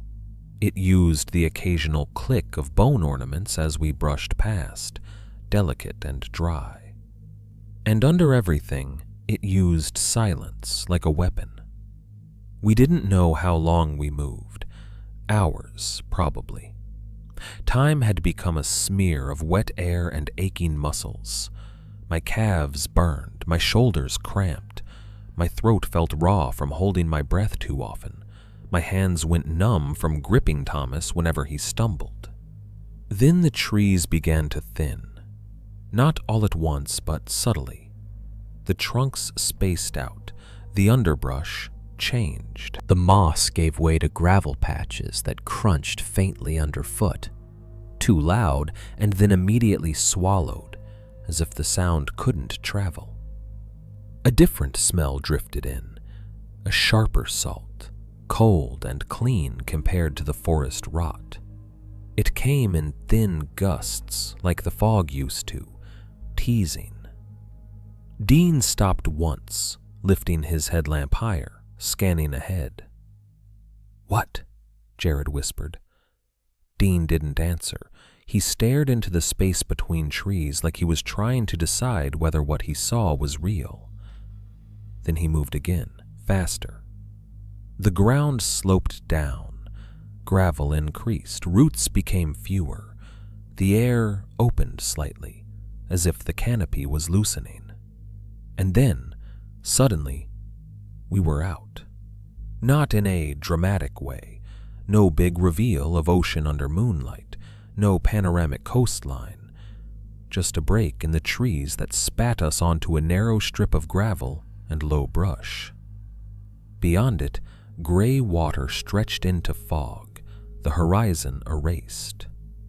The ocean was there, but it didn't look like escape. It looked like another kind of emptiness. The shoreline felt wrong. Not because it was scary on its own, because it looked abandoned in a specific, deliberate way, like a place people had used until they stopped, and then nobody came back to clean up the evidence. A dock jutted out into the water, but it was rotted, its boards dark with algae. A heavy chain looped across its entrance, padlocked, the metal orange with rust.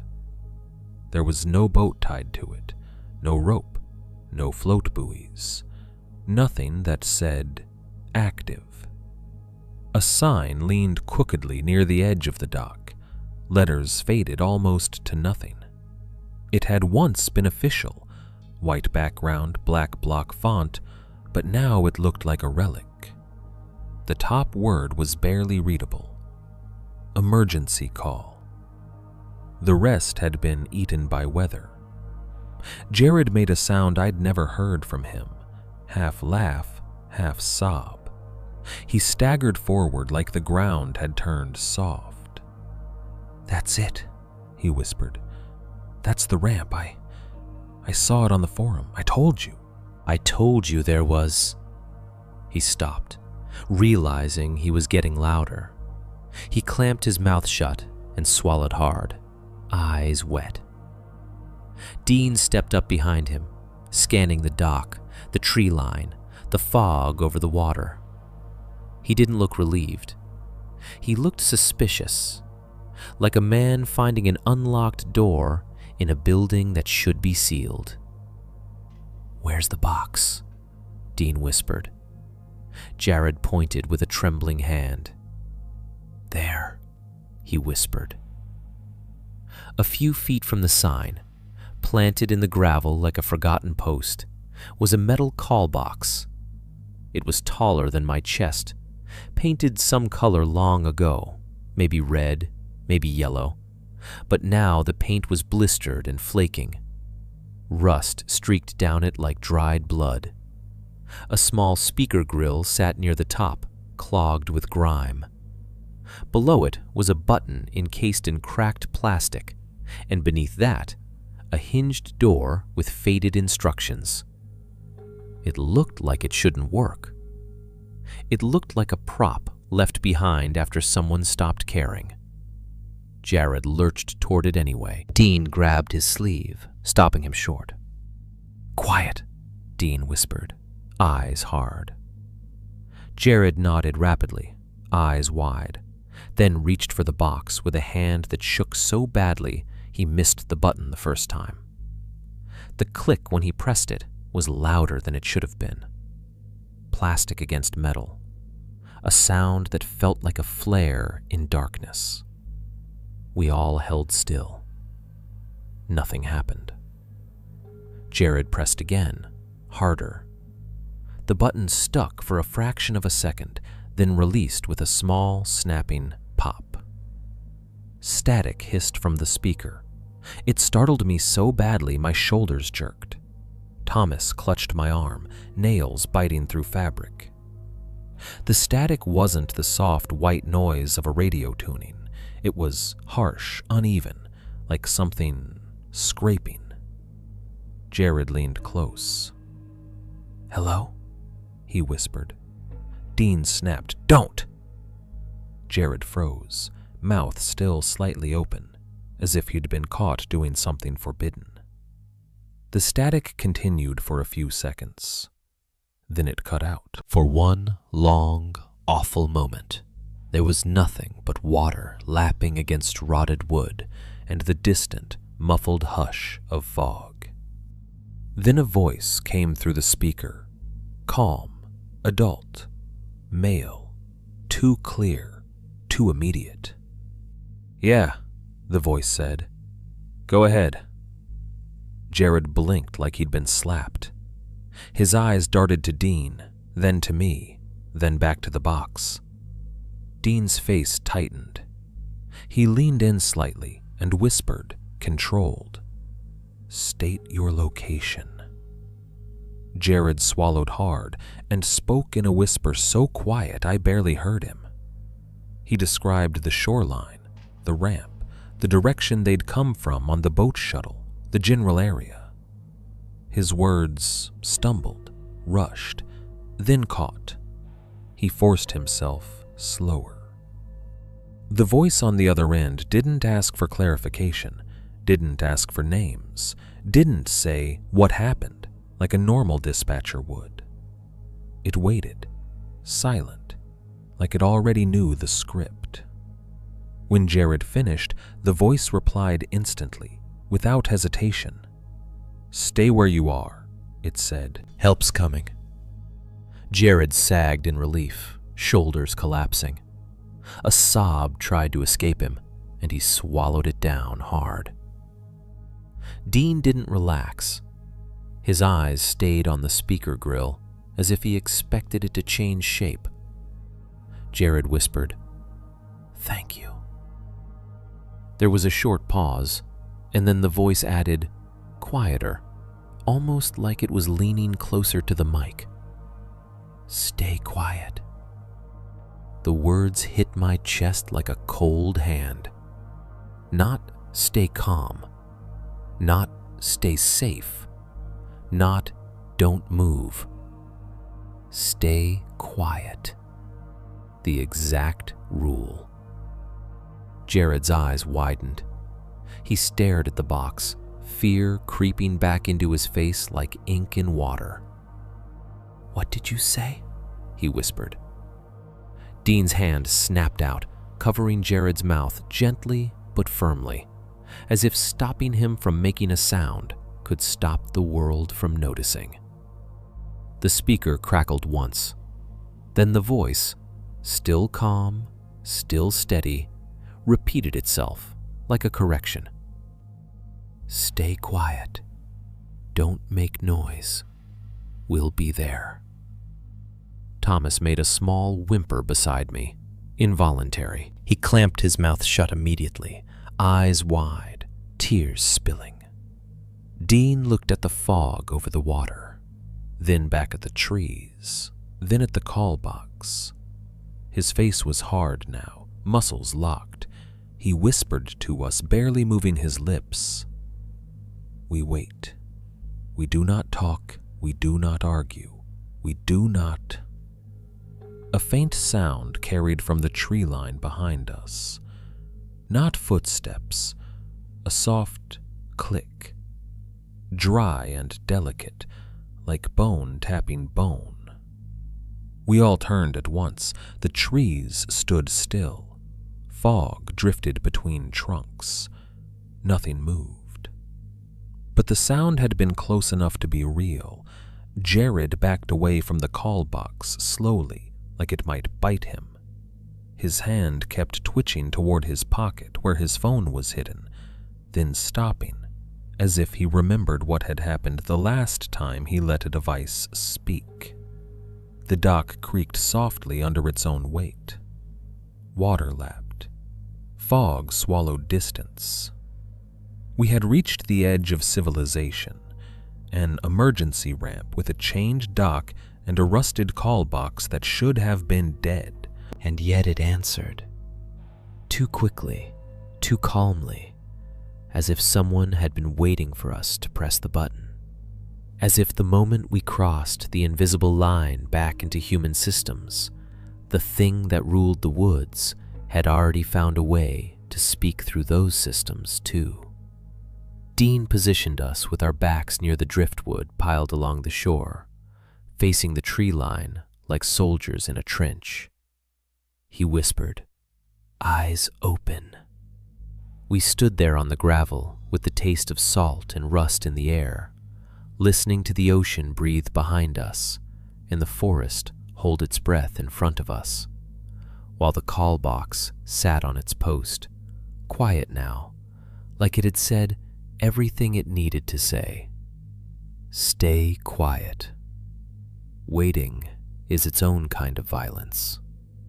When you're running, your body has a job. It burns fear into motion. It gives you the illusion that if you move fast enough, you can leave the bad thing behind. But when you stop, when you sit on wet gravel with fog in your lungs and your back against driftwood that smells like old salt, your mind gets to do what it wants. And my mind wanted to count. Seconds between sounds, distance between trees, the number of times Dean blinked, the number of times Thomas swallowed, the distance from us to the call box, the distance from us to the tree line. Because if you can count something, you can pretend you control it. Dean arranged us without explanation, the way he'd arranged everything since the woods started behaving like a system. He made us sit with our backs against a pile of driftwood, thick, pale logs stacked by tide like bones too large to hang in trees.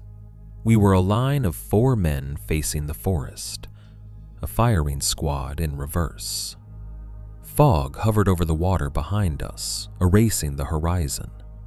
The ocean's presence was there in smell and cold and the soft lap against the rotted dock, but visually it might as well have been another wall. We couldn't see far enough out to feel it as escape. We could only feel it as emptiness. In front of us, the trees stood close and dark, their trunks disappearing into mist. The tree line looked like a mouth that refused to open. The call box was off to our right, a few yards away, rust streaking down its face. It looked like it was listening too. Dean crouched on the far left, hatchet in his hand, knees bent like he could spring. His knuckles were white around the handle. He didn't lean back against the driftwood like the rest of us. He stayed forward, ready. Jared sat next to him, shoulders hunched, hands clasped tight between his knees, like he was trying to hold himself together. His eyes kept darting to the call box and then away, like he was afraid to look at it too long. Thomas sat beside me on my left, legs stretched out awkwardly because his feet couldn't bend properly with the bandages. His face was gray. He stared at the trees without blinking, mouth slightly open, breathing shallow to keep quiet. I sat at the far right, closest to the call box, because that's where Dean had placed me. Maybe because he trusted me to keep an eye on it, or maybe because he wanted someone between the box and the others. My back pressed against damp driftwood. The wood was cold through my jacket. We didn't speak, not because we had nothing to say, because words felt dangerous now, like sound was currency and we were broke. The minutes dragged. Fog drifted in slow curls between the trees, thickening and thinning. The ocean lapped softly. A gull cried somewhere out on the water, and the sound felt obscene in the quiet, like laughter at a funeral. Dean watched the tree line with a focus that made my stomach clench. He barely blinked. When he did, it was fast, like he didn't trust the world not to change in that fraction of a second. Jared's breathing hitched now and then, and he'd clamp his lips tighter. His eyes looked wet. Thomas started to shake. At first it was just his hands, fingers trembling where they rested on his thighs. Then his shoulders, then his whole body in small spasms like cold, though I knew it wasn't just cold. Fear does that too. It turns you into a vibrating instrument. He leaned toward me slightly, mouth close to my ear, and whispered so softly it was barely air. "I hear it." I kept my eyes on the trees. "Hear what?" I whispered back, and even that felt too loud. Thomas swallowed hard. His throat bobbed. "Knocking," he whispered. A chill ran up my spine. I didn't want to ask him to explain. I didn't want details. Details made things real. But Thomas whispered again, eyes fixed ahead. "Like wood on wood, like in the memo." My stomach tightened until it hurt. I listened hard, forcing my ears past the ocean lap, past the faint creak of the dock. For a moment, I heard nothing but my own pulse. Then, faint, distant, but steady, there it was. Thump.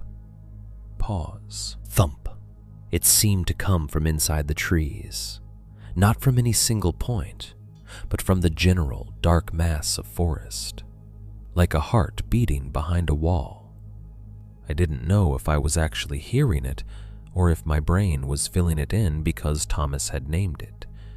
But it didn't matter. The effect was the same. My body went rigid. Dean's head tilted slightly, as if he'd heard something too. Jared's eyes widened, darting between us. He didn't speak, but I saw his lips move silently. No. The thump came again, then stopped. The silence that followed was worse. It felt like whatever was making the sound had paused to listen for our reaction. Thomas's breath caught. He pressed his lips together, trying not to whimper. Tears pooled in his eyes.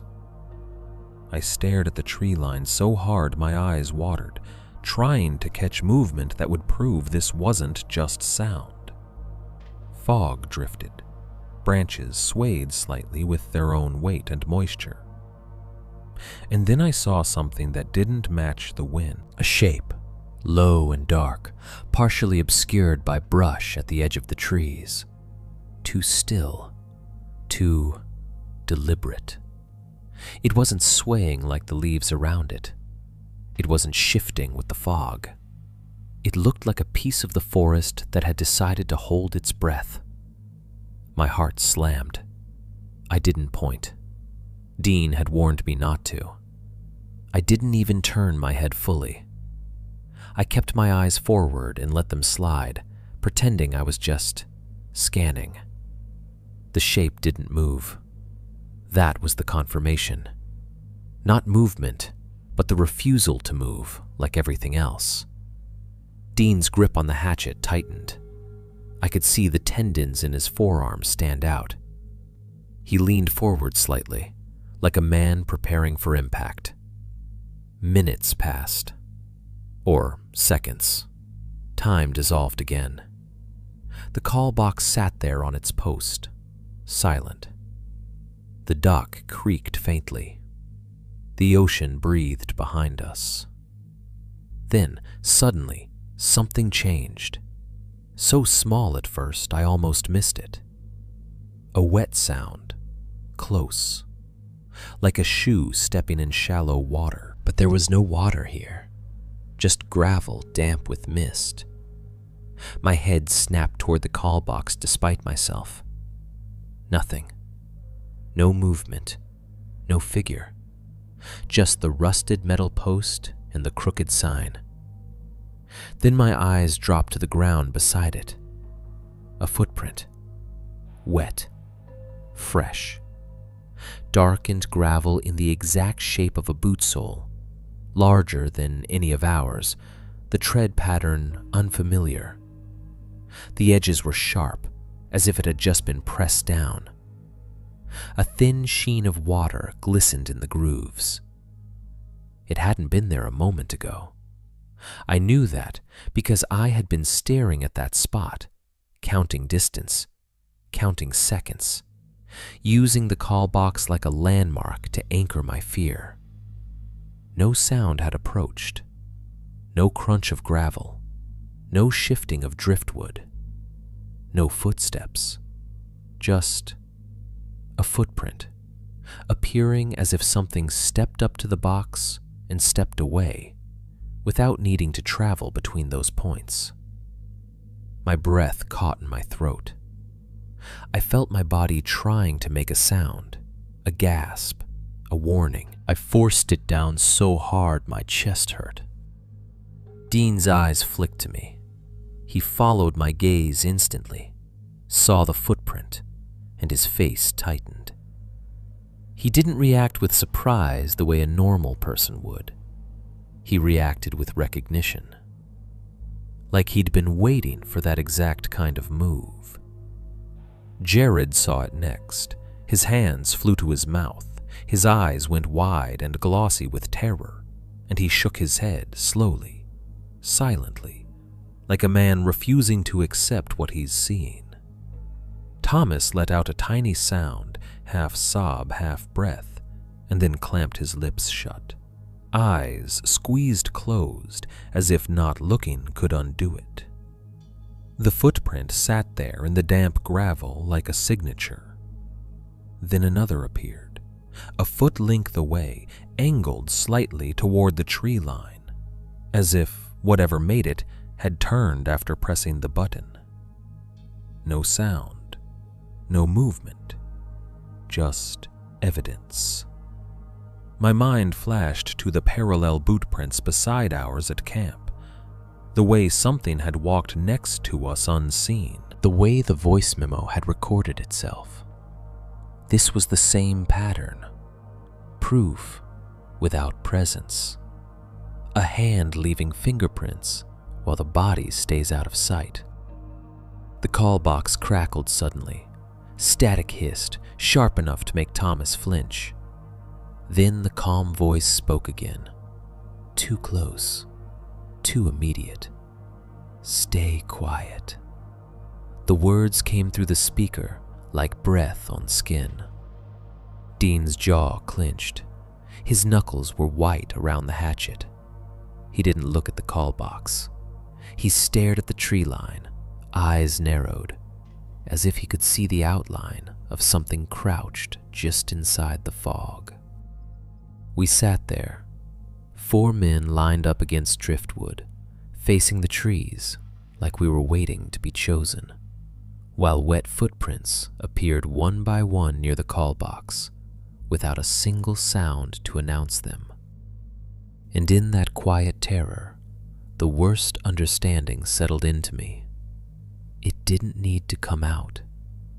It didn't need to chase us anymore. We were already where it wanted us. Still, silent, watching, obeying, waiting for help from a box that spoke the same rule the forest had been teaching us since the moment we stepped over that first line. Stay quiet. Softer. The boat came out of the fog like a thought you didn't trust. At first it was only sound, a low engine thrum vibrating through the water, steady and real. It should have been comforting. It should have made my muscles unclench. Instead, my stomach tightened. Because after the ocean had turned into an on-off switch and the call box had spoken like it knew us, even a rescue engine sounded like another trick. Dean didn't move. He didn't wave. He didn't stand. He kept the hatchet in his hand and his eyes on the tree line until the boat was close enough that we could see its shape through the mist.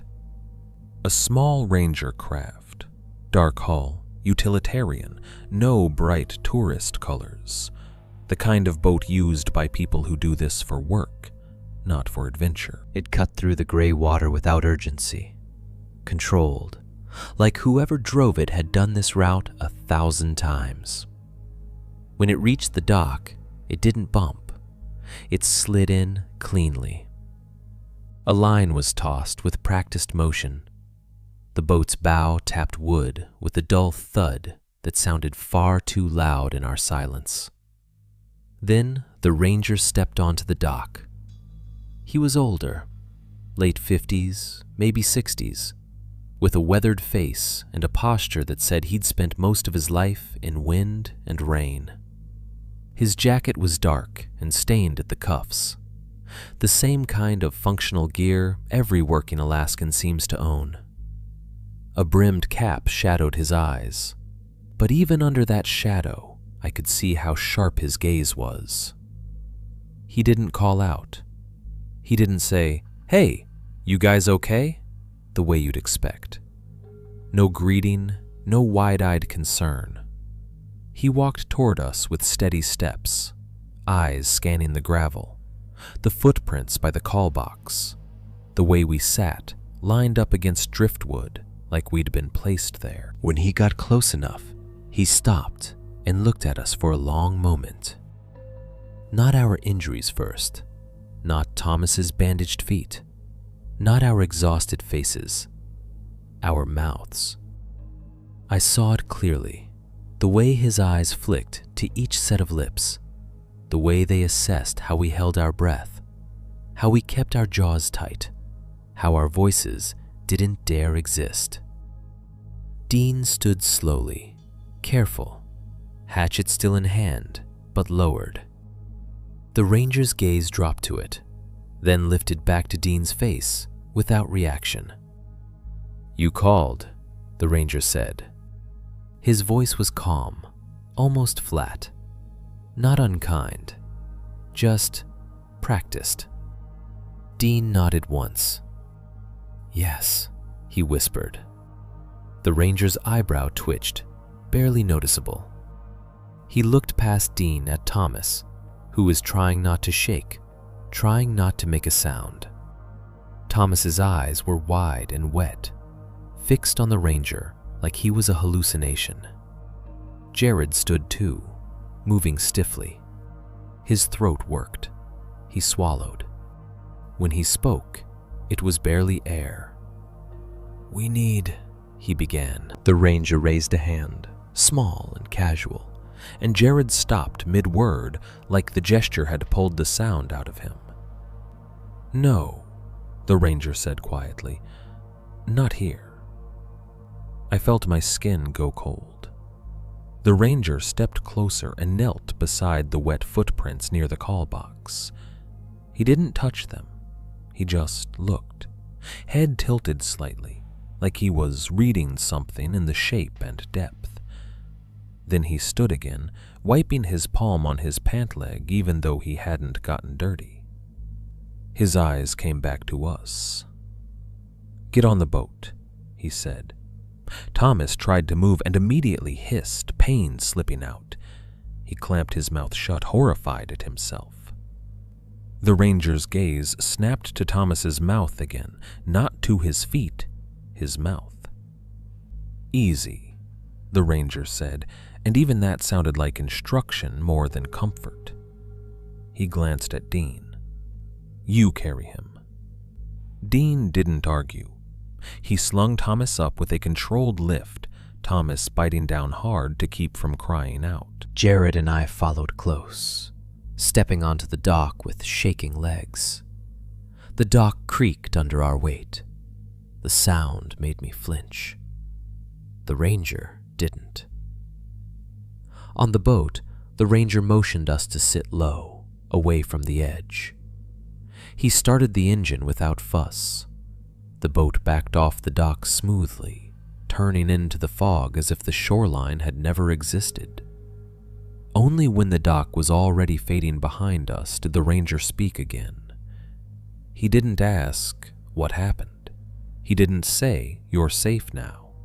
He didn't even ask our names.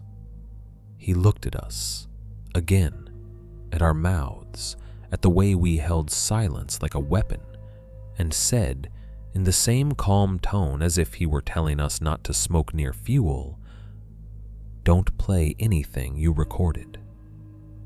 The sentence hit me so hard I forgot to breathe for a second. Jared's eyes widened. His hand twitched toward his pocket where his phone was hidden. Dean's voice came out low and dangerous. "How do you know?" The ranger cut him off with a look. Not angry, not scared, just tired. "Because you're not the first," the ranger said.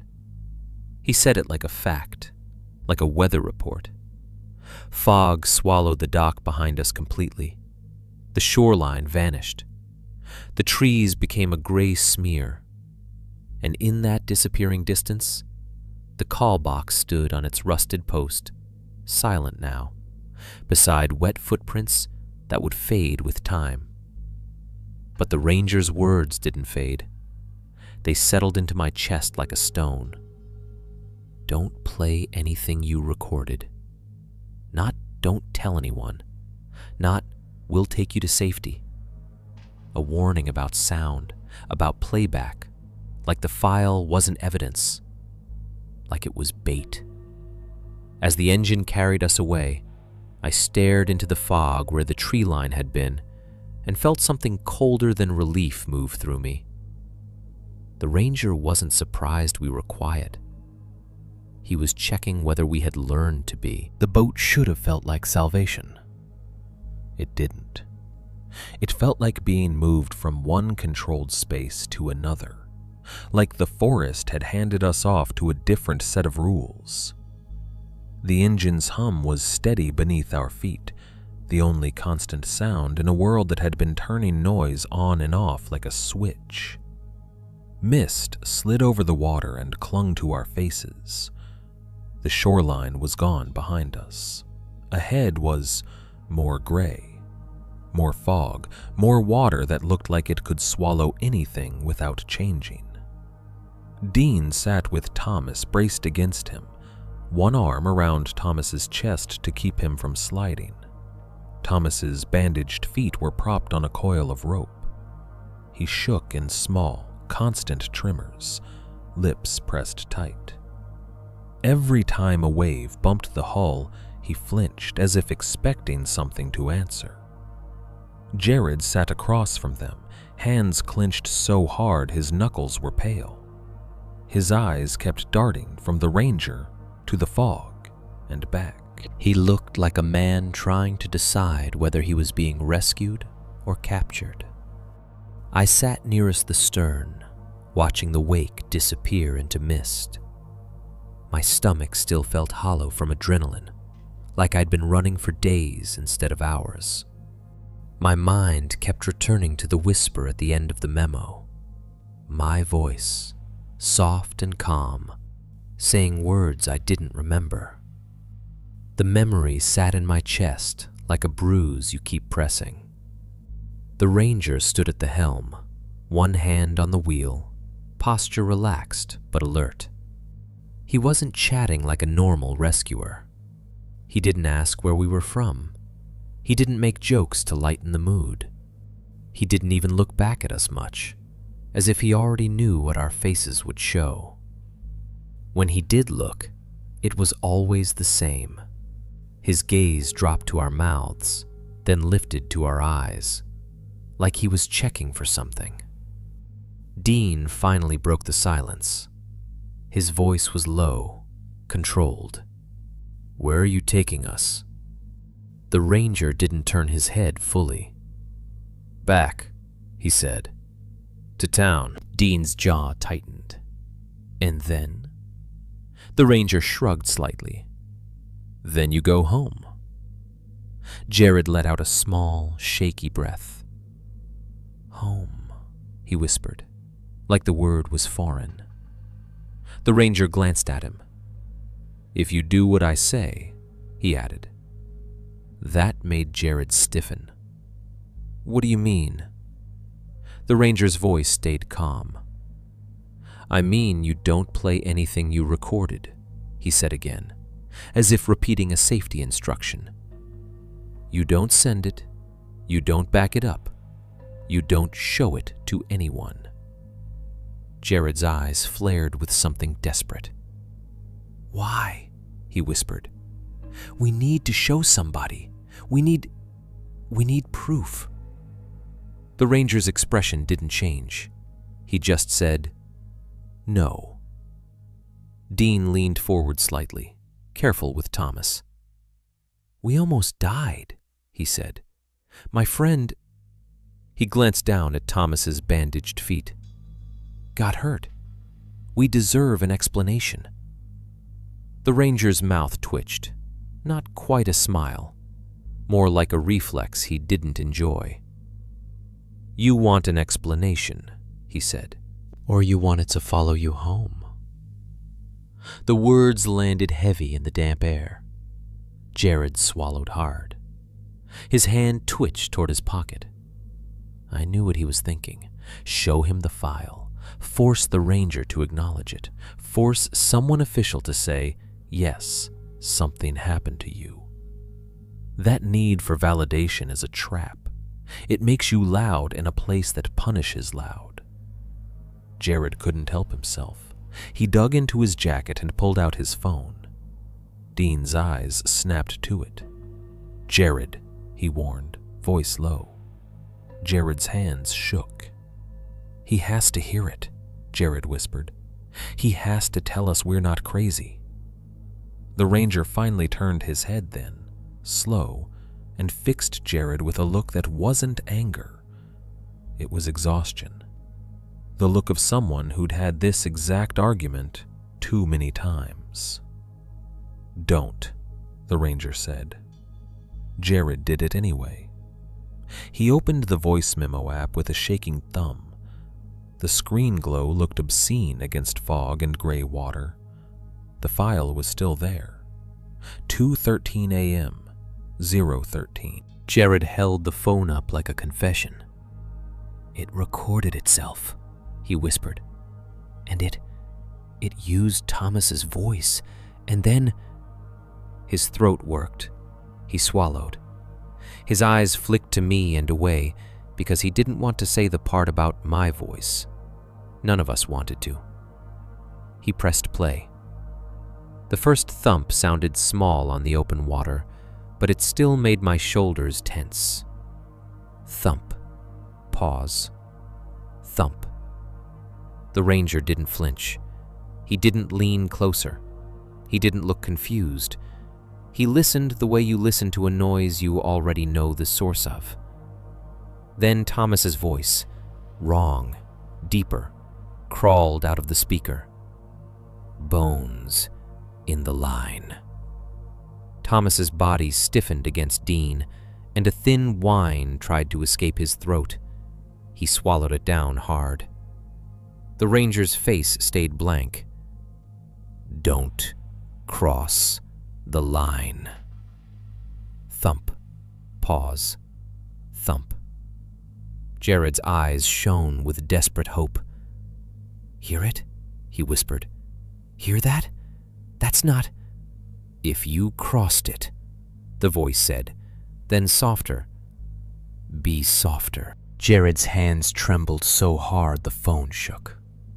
The ranger's gaze shifted, not to Jared's face, but to his mouth, like he was checking whether Jared was getting louder, like volume mattered more than content. "Knife taken," the voice said. Dean's jaw clenched, but he didn't react outwardly. He'd already heard it. He'd already absorbed the violation. The knocking continued, steady, patient. Thump. Pause. Thump. And then, near the end, my voice whispered, "Shh. It's okay." I felt my stomach drop again, even though I'd known it was coming. Hearing it out loud on open water made it worse. It felt like the sound didn't belong in daylight, like it should have stayed in the fog with the trees. The file cut off. Silence rushed in behind it. Engine hum, water lap, distant gulls. Jared stared at the ranger, breath held, waiting for reaction, the way a child waits for an adult to say the nightmare is over. The ranger didn't react. He didn't say, "Jesus." He didn't say, "What the hell?" He didn't even say, "That's impossible." He just held out his hand. Jared blinked. "What?" "Phone," the ranger said. Jared pulled it back instinctively. "No, this is evidence. This is the only—" The ranger's voice stayed level. "You called for help," he said. "I came. Now you listen." Jared's mouth opened, panic rising. "You can't just—" Dean spoke, low, warning. "Jared?" Jared looked at Dean, betrayed. "You're going to let him take it?" Dean's eyes were hard. "Give it," he said. Jared's shoulders shook.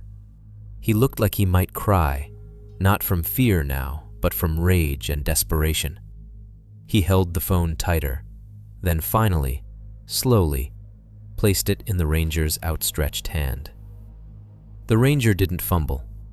He took it like he'd done it before. He didn't scroll nervously. He didn't hesitate. His thumb moved with practiced certainty. He opened the file. He didn't hit delete the way normal people do. He went into the settings and did something else, something deliberate. He removed it from recently deleted.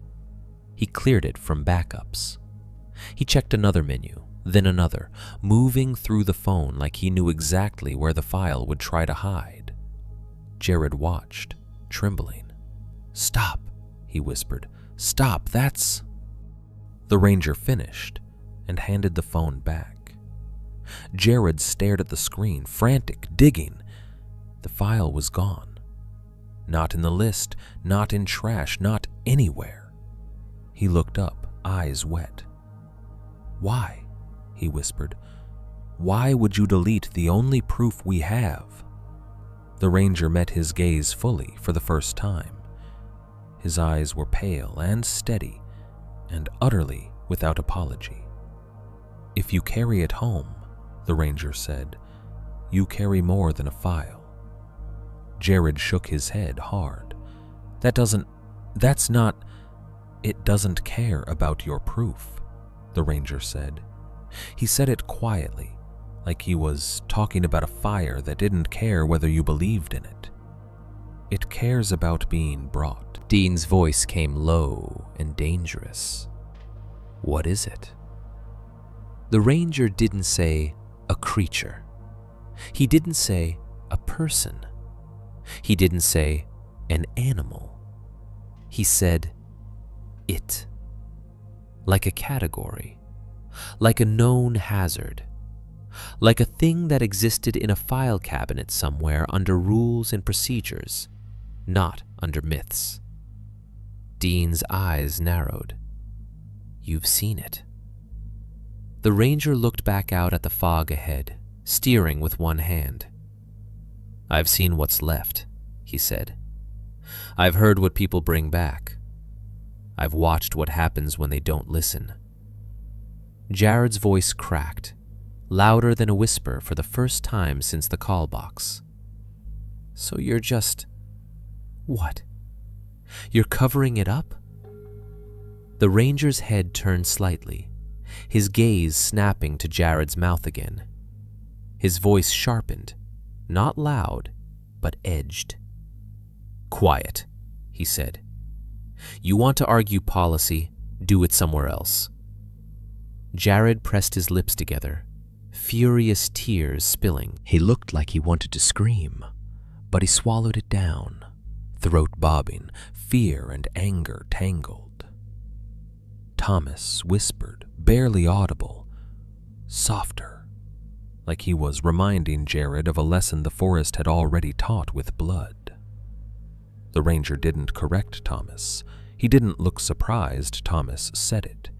He just kept steering, eyes forward, as if the word was expected. And sitting there on the boat, with fog swallowing the world and a ranger who treated our nightmare like a known protocol, I understood something that made my skin go cold in a new way. This wasn't just an evil patch of woods. It was an issue people managed, a thing that had rules. And the people tasked with dealing with it weren't trying to explain it. They were trying to keep it quiet. Because in their world, quiet wasn't comfort. Quiet was containment. Ketchikan looked the same when we came back. That's what unsettled me most. The town hadn't shifted to match what had happened to us. It hadn't darkened or turned ominous the way movies do. It was still wet and ordinary and working. People still walked with coffee cups under hoods. A float plane still screamed across the harbor. Fishing boats still bumped docks, and men in rain gear still hauled crates like the world was simple. We came in like ghosts. The ranger boat docked at a service pier away from the tourist side, a place with no souvenirs and no bright signage. The ranger helped Thomas down with practiced hands, not gentle exactly, but efficient. Thomas tried not to put weight on his feet. His face was slick with sweat and his eyes were glassy from pain and exhaustion. A Forest Service truck was already there. Already. That shouldn't have surprised me after the call box answered too fast, but it did. The speed of the response felt less like rescue and more like choreography. The ranger spoke briefly with another uniformed man by the truck. Their voices were low. I didn't catch words, only tone. calm, procedural, like they were discussing a downed tree on a trail. They didn't look at us like victims. They looked at us like a situation being closed out. "Get him checked," the ranger told the other man, nodding at Thomas. "Then get them out." Out where? I wondered. Out of town? Out of trouble? Out of the story?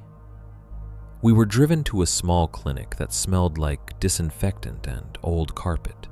Not a hospital with flashing lights and urgent energy, just a practical building that handled sprains, cuts, dehydration, the everyday consequences of living in a wet place. Thomas was placed on an exam table. A medic, woman in her 40s, hair pulled tight, eyes sharp, peeled back the bandages carefully. She drew in a breath through her teeth. "Jesus," she murmured, then caught herself and looked at Dean. How did this happen? Thomas opened his mouth, and I saw it, the instinct to answer, to explain, to justify. His throat bobbed. His eyes flicked to the ranger, who stood by the door with his arms crossed, unreadable.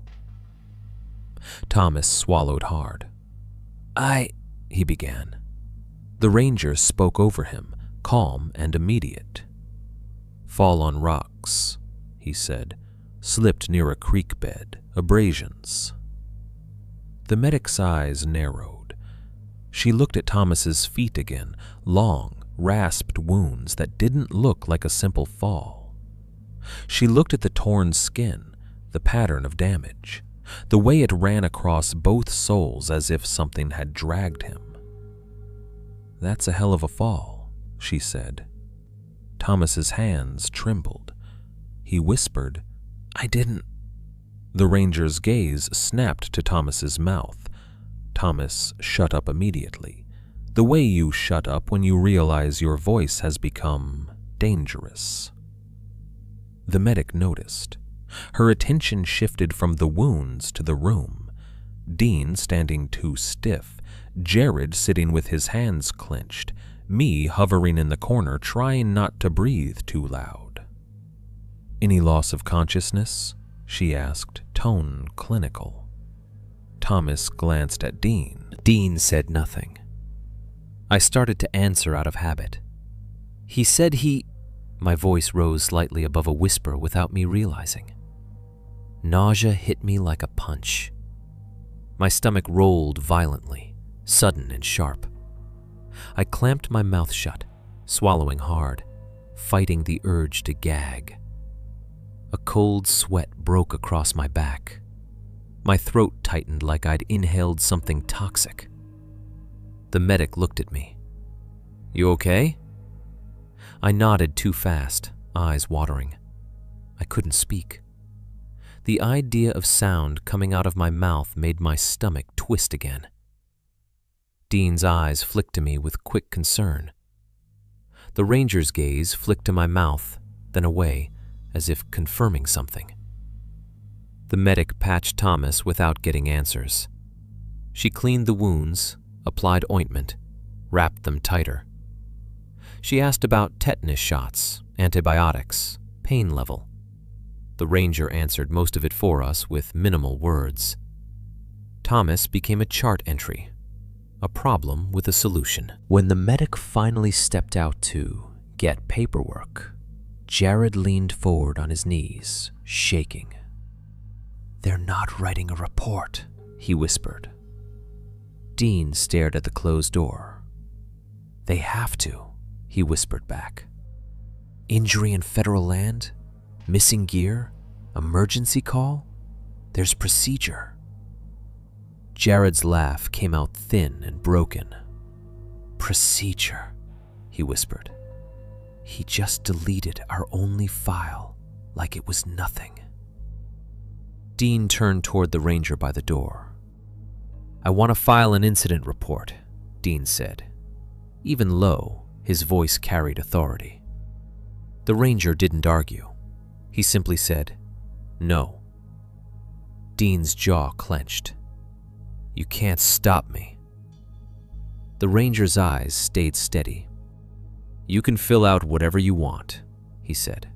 "You can call whoever you want, but you won't get what you think you'll get. And you'll take something with you when you do it." Dean stepped closer. Hatchet long gone, but the posture still there. "Is that a threat?" The ranger's mouth twitched, not quite a smile. "It's not a threat," he said. "It's information." The medic returned then with a clipboard. She handed Thomas a stack of discharge papers and said, "Sign here." Like this was a normal Tuesday.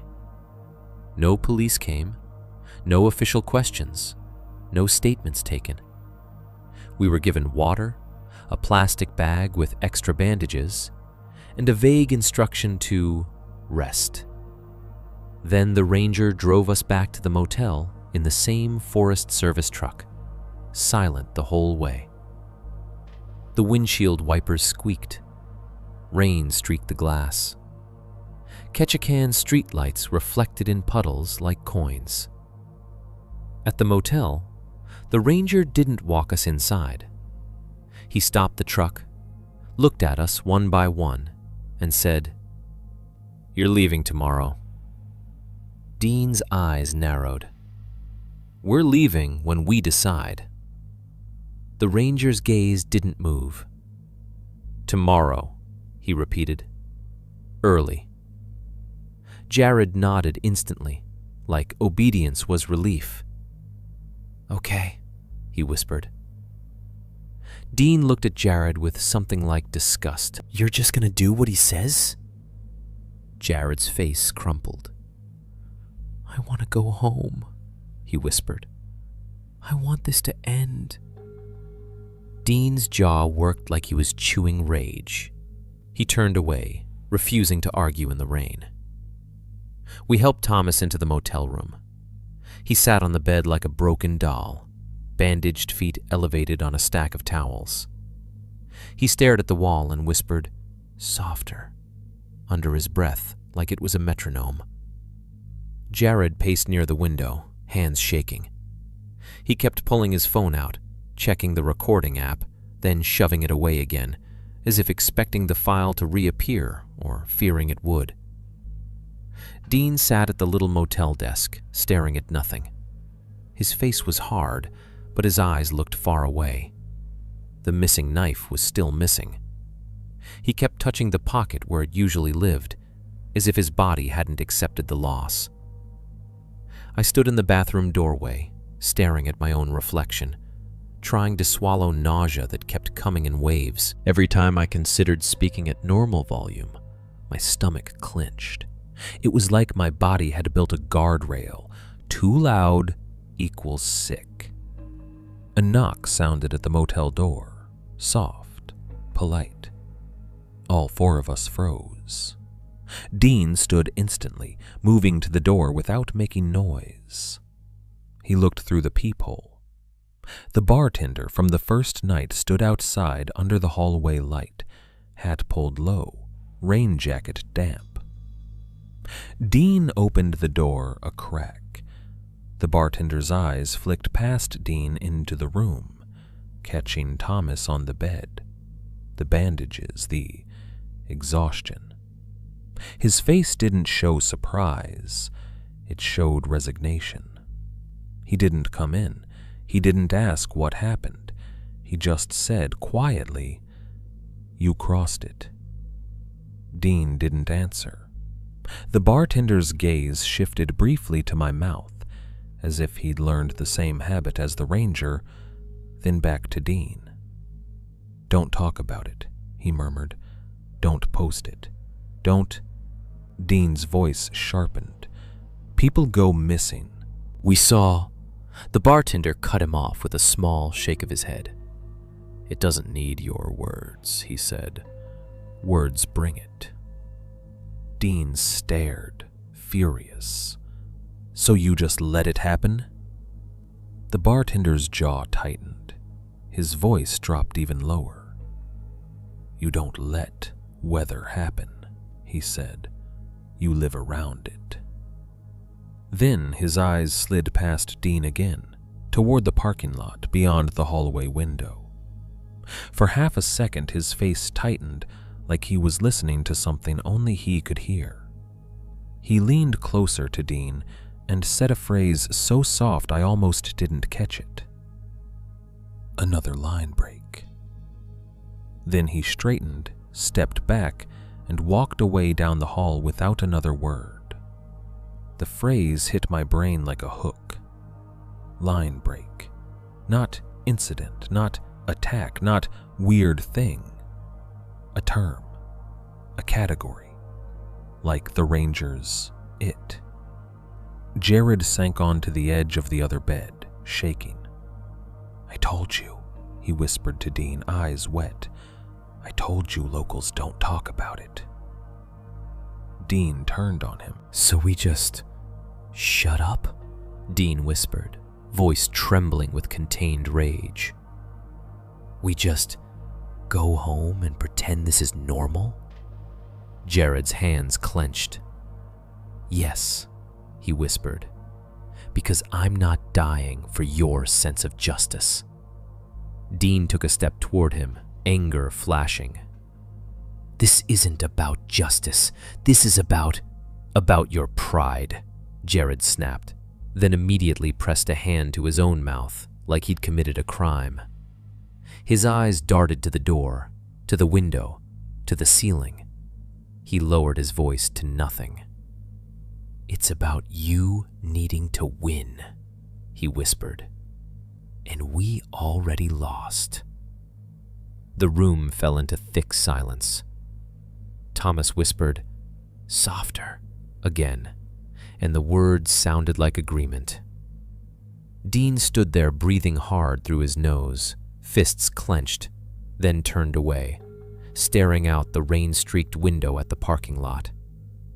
Outside, Ketchikan's lights glowed in puddles. Cars passed. People lived. And inside my body, the rule settled deeper. My throat tightened whenever I thought of raising my voice. Nausea surged when I tried. It wasn't fear anymore. It was conditioning. We hadn't just survived something in the woods. We'd been trained by whatever lived behind those driftwood lines and by the institutions that quietly maintained the rules. And the scariest part was how quickly my body accepted it. How natural silence began to feel. That night in the motel, none of us slept the way people sleep. We shut the curtains like fabric could keep the forest out. We double-checked the locks. Dean wedged a chair under the doorknob even though the hallway was full of normal motel sounds. Distant televisions, footsteps, a toilet flushing somewhere. Those noises should have been comforting. They weren't. They just reminded me how thin walls are, how easily sound travels in human places, how loud we could be without meaning to. Thomas lay on the bed with his feet elevated, eyes open, staring at the ceiling. Every few minutes his throat bobbed, and he whispered, "Softer," into the stale motel air like it was a protective charm. Jared sat on the edge of the other bed and picked at his fingernails until the skin around them went raw. Dean stood at the window, watching rain slide down the glass, jaw clenched, as if he could see the tree line through the parking lot. I ended up sitting on the floor with my back against the bathroom door, because it felt like the only place in the room that had a second layer between me and the outside world. My phone was in my hands. I hadn't touched it much since the woods started speaking through devices, but the urge was there, quiet, persistent, irrational. The need to check, to verify, to see if reality had left a footprint in my pocket. It took me a long time to work up the nerve, like I was about to press my fingers into a wound. I opened my cloud backups. Not because I wanted to share anything, because part of me still believed in the modern promise. If something happened, your phone would know. Your account would know. The internet would hold it like a witness. The screen glowed too bright in the dark room. My hands were steadier than Jared's, but only because my fear had turned inward, heavy and cold. I tapped through menus, scrolling past normal clutter, photos of work sites, grocery lists, a few fishing pictures from earlier in the trip that now looked like they belonged to strangers. Then I saw it, a new audio file. No title, no notes, just a blank line with a timestamp. Today, the exact date, as if it had been created minutes ago. Length 013. My stomach dropped so hard I tasted acid. The ranger had deleted Jared's file. Permanently. The bartender had warned us not to post. Dean had wanted reports, and Jared had wanted silence. And here, in my cloud, somewhere the ranger hadn't touched, was a file that matched the memo's length like an echo. I stared at it until my eyes watered. I didn't tell the others at first, not because I wanted to hide it, but because I couldn't imagine the sound of my own voice saying, "It's back." Even thinking the sentence made nausea rise. My thumb hovered over the file. Dean's warning came back in my head. Don't invite anything. The ranger's warning cut in sharper. If you carry it home, you carry more than a file. My body wanted to do the smart thing. Close the app, shut the phone off, throw it in the sink, pretend I hadn't seen it. But another part of me, the same stubborn curiosity that had made Thomas shove the driftwood figure, the same human hunger for proof, leaned forward. I pressed play. For a heartbeat, there was only hiss, a faint static like damp air passing through a narrow space. Then, the knocking began. Thump. Pause. Thump. It wasn't loud, it didn't need to be. It filled the motel room anyway, because everything else in us had gone quiet to make room for it. The sound was wrong in this place. Wrong with the hum of the motel AC. Wrong with distant TV laughter seeping through walls. Wrong with the smell of bleach and cheap soap. Jared's head snapped up instantly. Dean's shoulders tightened. Thomas's eyes widened. "What is that?" Jared whispered, voice cracking. I didn't answer. I couldn't. The knocking continued, steady, patient, like a heartbeat outside the body. Thump. Pause. Thump. Then a whisper slid out from beneath it, close and wet, as if the phone speaker was a mouth. Softer. Thomas made a tiny sound like a child trying not to cry. He clamped his lips shut hard enough his jaw trembled. Dean stepped toward me, eyes hard. "Turn it off," he whispered. But I couldn't yet, because the whisper hadn't ended.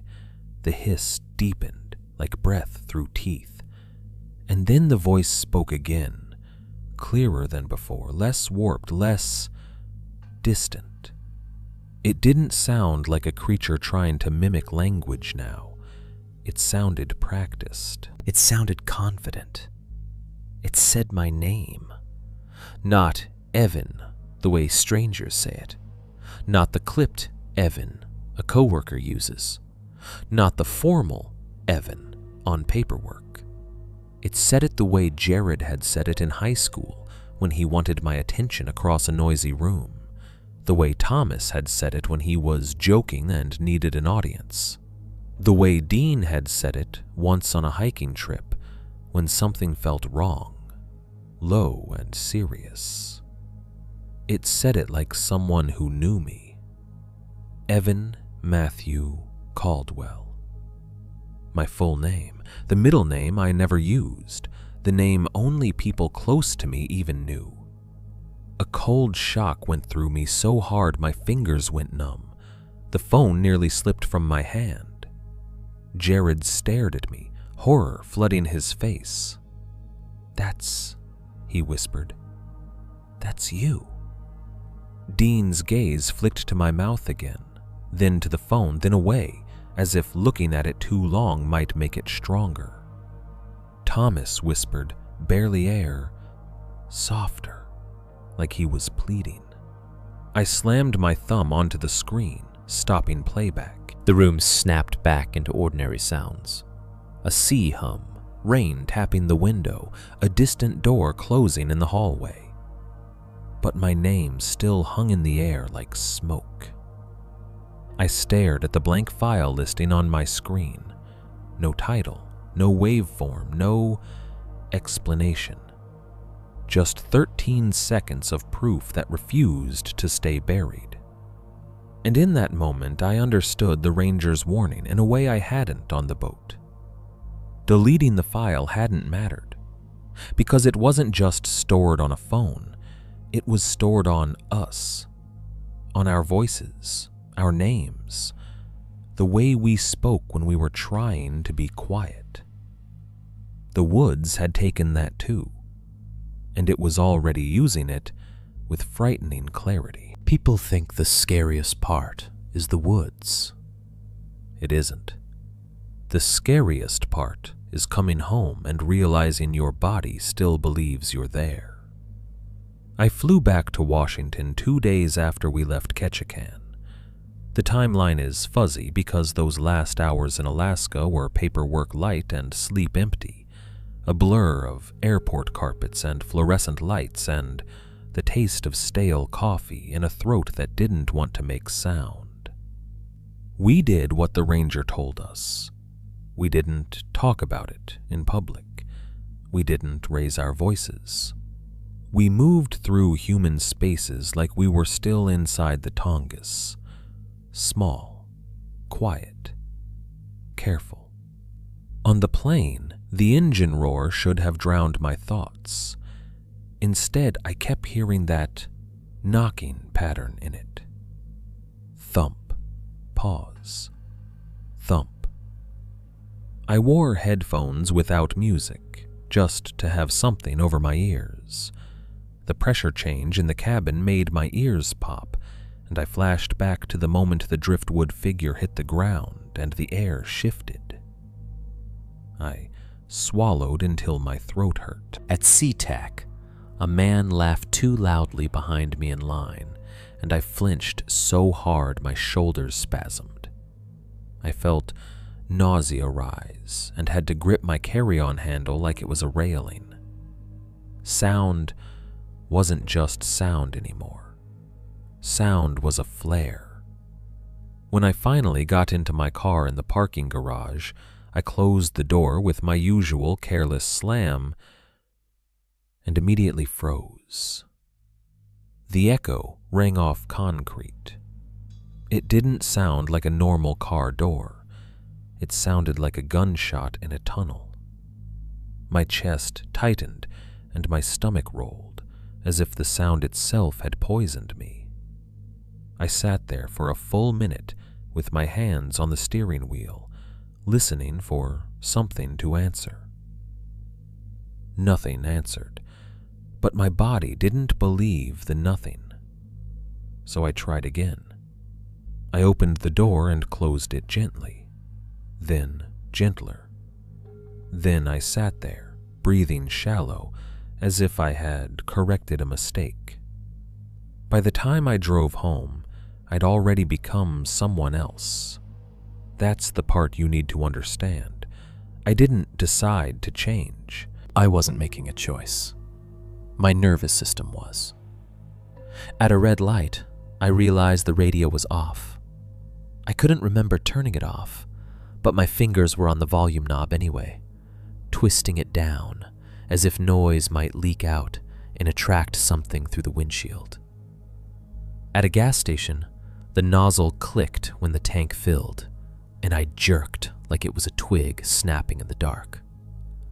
I forced myself to smile at the cashier, but my smile felt wrong, too big, too exposed. At a grocery store, a kid dropped a glass jar in an aisle, and the crash made my vision narrow. For half a second, I was back under a tarp with rain tapping plastic and something breathing outside the tent wall. My hands went cold. I tasted metal. I left my cart where it was and walked out without buying anything, throat tight, afraid my breathing sounded loud. Home should have been a reset. My apartment smelled like laundry detergent, an old carpet, and the neighbors cooking. The lights came on with a familiar hum. The fridge made its normal refrigerator noises. My couch sat where it had always sat. Nothing was decorated with bones. No driftwood lines on my floor. No fog in my hallway. I should have felt safe. Instead, I felt watched by the absence of the forest. I started moving differently, without thinking. I slipped my shoes off at the door so my steps wouldn't thud. I set my keys down carefully so they wouldn't clink. I closed cabinets with my palm pressed against them to dampen the sound. When I walked across my own living room, I rolled my feet like I was walking on moss. I caught myself doing it and laughed, quietly, instinctively quiet.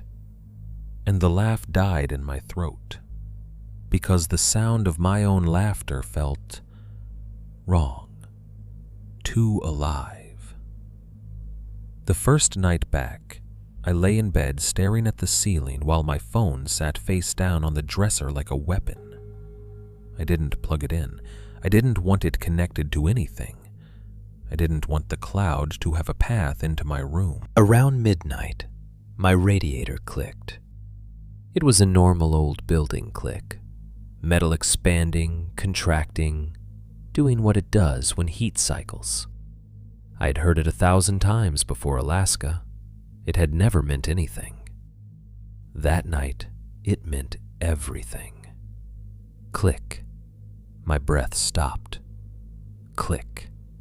The pattern wasn't even right. Not the same spacing as the memo. Not the same sound. But my body didn't care about accuracy. It cared about association. The knocking was inside my walls now. My apartment had become a tent. The city had become fog. I lay there and listened until my ears rang. When I finally drifted into shallow sleep, I woke 2 hours later to footsteps overhead. My upstairs neighbor crossing their floor. Normal apartment life. But my brain translated it instantly. Circling. Step, pause. Step, pause. My muscles went rigid. I held my breath so long my vision spotted. I waited for the footsteps to stop, the way they had stopped when Jared shifted in his tent. They didn't stop. They just walked. That was almost worse, because it meant there wasn't a mind behind them. It meant I was doing this to myself. Or maybe there was a mind behind them, and it had learned how to hide inside normal sounds. That thought kept me awake until sunrise. Work didn't help. I went back to utility maintenance as if routine could flatten trauma.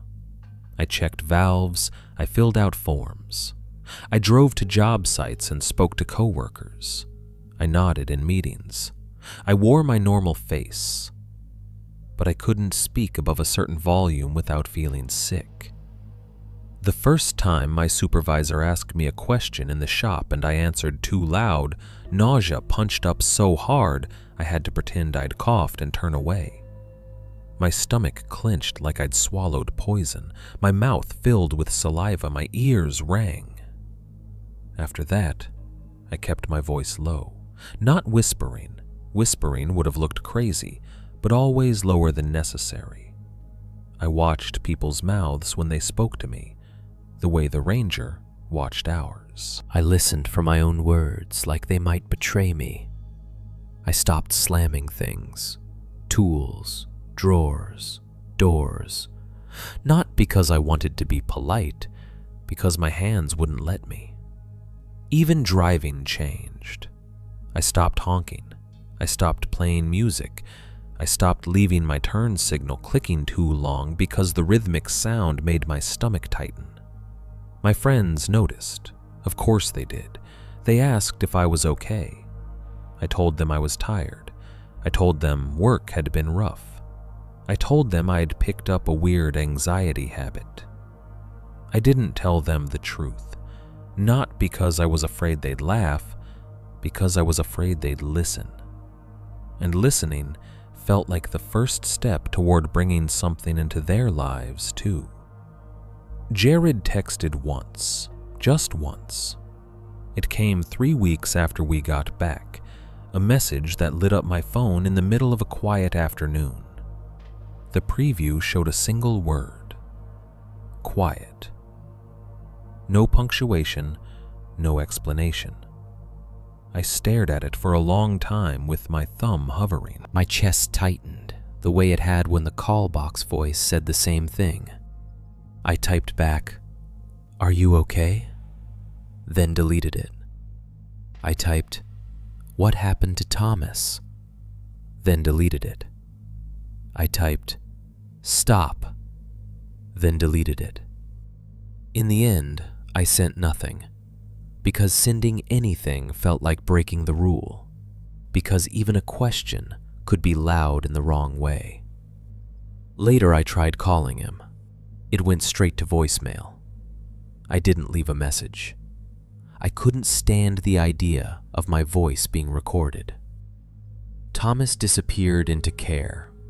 That's the phrase people used, like it was gentle, like he'd gone somewhere peaceful.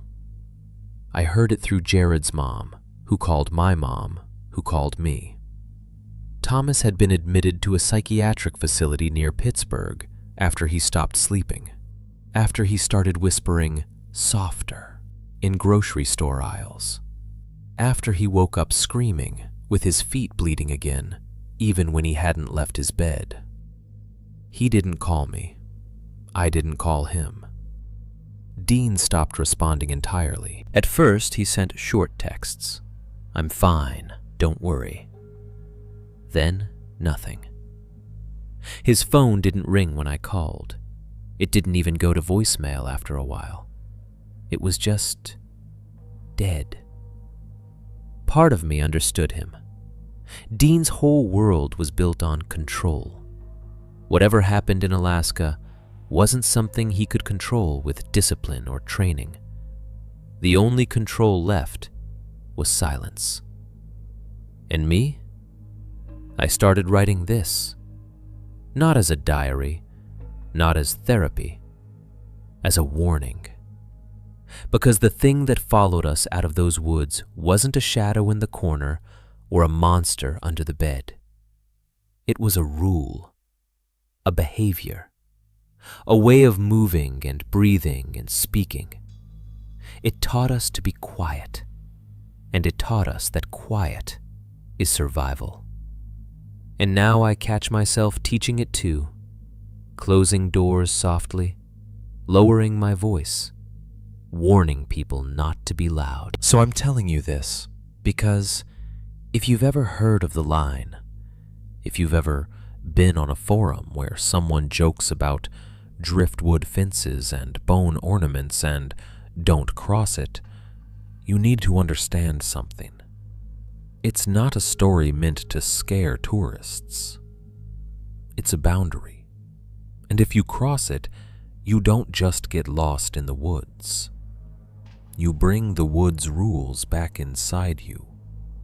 You start living like something is always listening. You start moving softer. And if you think that's not possible, if you think you're too rational, too tough, too modern, then you're exactly the kind of person it likes. Because you'll cross the line smiling, and you won't notice the moment the silence learns your name. At some point, fear stops being a feeling and becomes a habit. It lives in your hands first, the way you set a glass down without clinking it, the way you close a door with your palm already pressed to it. Then it moves into your throat, where it tightens whenever you forget and speak too loud. Then it moves into your thoughts, where you begin editing your own mind before it even reaches your mouth. I told myself I could manage it. I told myself it was just trauma. I told myself the file was a glitch, the whisper a coincidence, the nausea a nervous system stuck in fight or flight. I told myself that until I did something stupid. I tested it. I didn't do it for thrills. I didn't do it to prove anything to anyone. I did it because I needed a boundary. I needed to know whether the line was outside me or inside me, whether it lived in Alaska or whether it had followed me into my apartment like mold on clothes. It was a Tuesday night, ordinary in every way. My sink was full of dishes. My work boots sat by the door. The TV was off. The only light came from a lamp in the corner and the bluish glow of my microwave clock. I sat at my kitchen table with my phone in front of me, like it was an animal I didn't trust. I opened voice memos. My thumb hovered over the red record button. I remember thinking, clearly, rationally, if this is real, that it's not about microphones. It's about attention. It's about permission. Then I pressed record anyway. The timer started counting up. A thin red line. A clean digital promise. 0001. 0002. 0003. I didn't speak. I didn't even breathe deeply.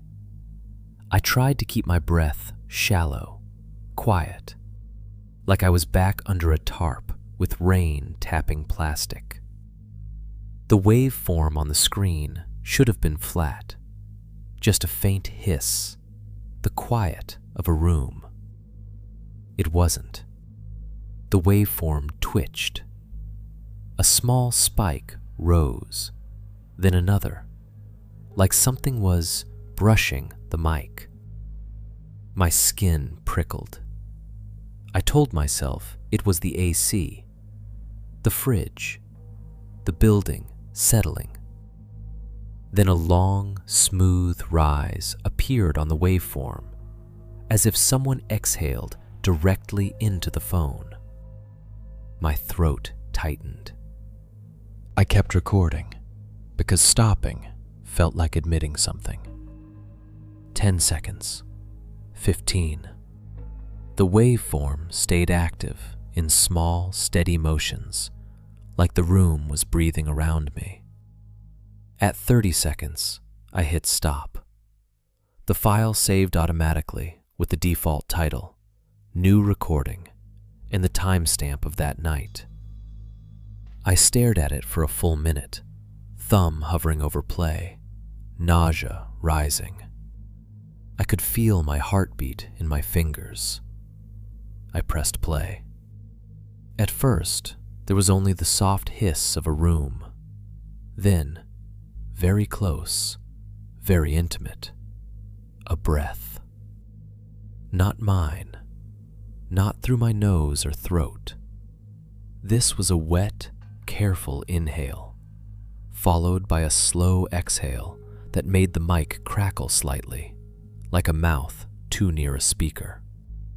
I froze so hard my shoulders cramped. A second later, another sound slid in, quiet but unmistakable. A zipper. Not the faint plastic rasp of a jacket, the long, familiar, violent hiss of a tent zipper being pulled slowly. Inch by inch, teeth catching, nylon whispering. My stomach rolled. My hands went numb. The recording continued. Thump, pause, thump. The knocking rhythm, wood on wood. The same tempo as the 13-second memo from the woods. The same patient insistence. I pressed my palm against my mouth to stop myself from making any sound. The knocks continued for 3 beats, then stopped. Silence. And under the silence, faintly, I heard something like fabric shifting, like a knee repositioning on wet ground, like something kneeling near a tent wall. My vision tunneled. The kitchen around me, sink, dishes, lamp, felt far away, like scenery behind glass. The sound had pulled my mind into a place it shouldn't have been able to reach. I slammed the phone face down on the table.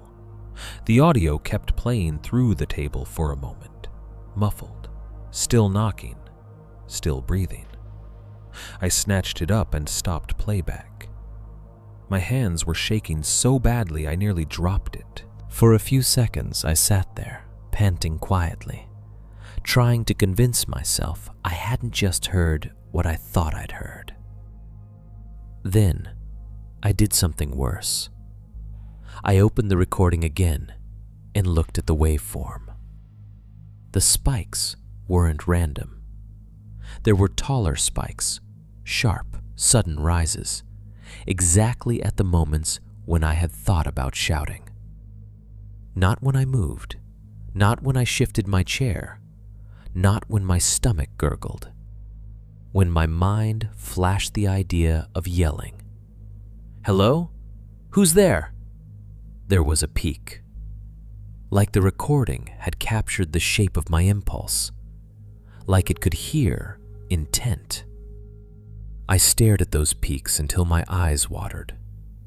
I did it again, because denial is a drug, and I wanted another hit. I pressed record and said nothing. I sat perfectly still and tried to keep my mind blank. For a while, the waveform stayed low. Then my thoughts drifted, inevitable, and I imagined my own voice rising. I imagined myself breaking the rule, yelling, just to see what happened. A spike rose on the waveform in real time. I jerked back like the phone had bitten me. It wasn't just recording the room. It was recording me. Not my words, my urge.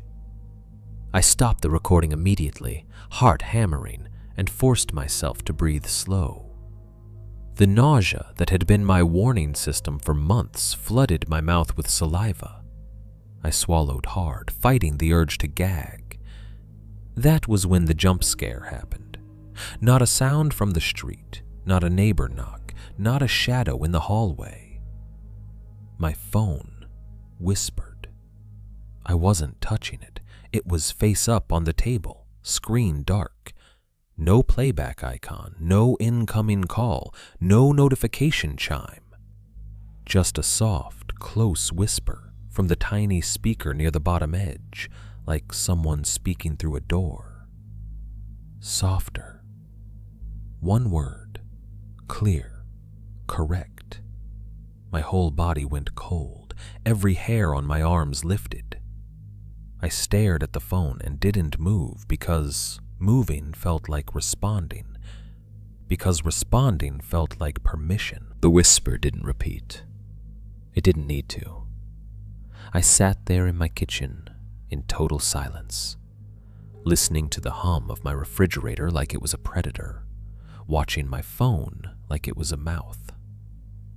After a full minute, the screen lit. A notification banner slid down.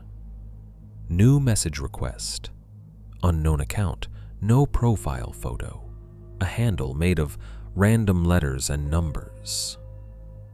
I tapped it with a finger that didn't feel like it belonged to me. The message was short, 3 lines, all caps. Black hollow line of driftwood, softer. No greeting, no context, no link, no question. Just 3 phrases dropped like coordinates. My throat tightened so hard it hurt. Black hollow wasn't something we had said out loud in Alaska. It wasn't something Dean had mentioned. It wasn't on Jared's printed map. It was a name from somewhere else. Another story, another patch of woods, another rumor people joked about online. And yet it had found its way into my inbox like it belonged there. I stared at the message until my eyes blurred, trying to decide what scared me more. That a stranger was connecting the same pattern across different places, or that the thing in Alaska had a network of names. Like it wasn't a single monster in a single forest, but a rule that existed wherever people crossed lines they didn't understand. I didn't reply. I didn't block the account. I didn't delete the message. I just set the phone down carefully, as if a sudden movement might wake it. Then I went to my bathroom, turned on the faucet to cover any accidental sound, and threw up quietly into the sink. Because even vomiting felt like something I should do softly now. When I looked up at my reflection, my face was pale, eyes bloodshot, mouth trembling. And behind my own eyes, the rule sat steady and calm, like it had always belonged there. Don't be loud. Don't answer. Be softer. Because if the recording could hear my thoughts, then there was nowhere left to hide that didn't involve becoming silent all the way through. I woke up at 2:13 a.m., not because of a nightmare, not because I had to pee, not because my phone buzzed, because of a sound so small it almost wasn't there. Thump. Pause. Thump. It came from somewhere in the apartment, quiet enough that for the first second, my brain tried to call it normal. A pipe settling, a neighbor dropping something, the building breathing. But my body knew the pattern before my mind finished lying. The knocking wasn't loud. That was the point. It was soft, polite, controlled, like someone tapping on a door because they already knew you were awake. I lay completely still with my eyes open, staring at the dark ceiling. The red glow of my alarm clock painted the room in dim blood. 2:13. The same number that had followed us out of the woods like a tag. Thump. Pause. Thump. My throat tightened, my mouth filled with saliva. I swallowed hard, trying to make even that silent. I listened for a 4th knock. It didn't come. Silence returned so cleanly it felt placed. Slowly, so slowly it took effort. I turned my head and looked toward the bedroom door. The hall beyond was dark. I couldn't see the front door from my room, but I could feel its distance, the way you feel a sleeping animal's weight in a room. I didn't want to move, but I did. I slid out of bed carefully, feet finding the floor without a sound, the way I'd learned to do without thinking. I walked into the hallway like I was back in the Tongass, shoulders rounded, breath shallow. The front door was locked, deadbolt engaged, chain latched. I checked anyway, fingertips on the metal like it might be warm from a hand. Cold, still. No scratch marks, no forced entry, no sign of anything human. I looked through the peephole, The hallway outside my unit was empty. The carpet was the same dull pattern it had always been. A light at the far end of the hall buzzed faintly. Nothing moved. I stood there for a full minute, listening. No footsteps, no whisper, no breath outside the door. Just my own heart, too loud in my ears. I turned away, and that's when I saw it. At first, it was just a darker smudge on the floor near the baseboard, right where the hallway meets the living room. A thin streak, irregular, easy to miss in low light. Something you'd normally blame on a wet shoe. I crouched slowly, stomach tightening. The streak wasn't a footprint. It was a line. A narrow drag of damp grit and tiny wood fibers. Pale, splinter-fine strands mixed with dark wet dirt pressed into the carpet in a straight, deliberate path. It ran along the baseboard for about 3 feet, then stopped as neatly as if someone had lifted the source away. I didn't touch it. I didn't need to. I knew what it was. The way you know the smell of smoke means fire, even if you don't see flames. Driftwood dust. Not literal driftwood, maybe. Not a log dragged through my apartment, but the same signature. Wood fibers, grit, a line that didn't belong in a place where the only nature was a potted plant by my window. My skin went cold, every hair on my arms lifted. I straightened and scanned the room with slow eyes, as if something might be crouched behind the couch or standing in a corner wearing fog. Nothing. The TV screen was black. The windows showed only night. The kitchen sat quiet, dishes in the sink like normal. Normal. Ordinary. Safe. And yet the line at the baseboard made the air feel different, like my apartment had been gently corrected. I walked back into my bedroom, keeping my steps careful. My phone lay on the nightstand where I always left it now, face up, screen dark, like an animal pretending to sleep. I stared at it for a long time without touching it. Then I picked it up. The screen lit immediately, as if it had been waiting for my hand. There was a new file in voice memos, not new recording, not untitled. It had a name, my address. Not the street and city typed the way a person would write it, but a clean string of numbers and letters.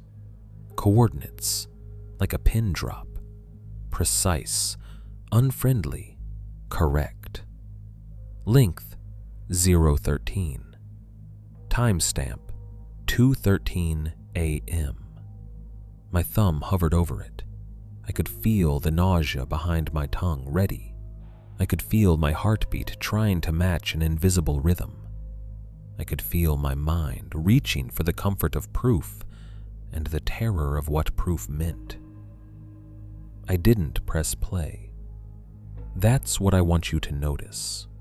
Not as a triumph, there's nothing triumphant about me now, but as a fact. 6 months earlier, I would have played it instantly. I would have needed to know.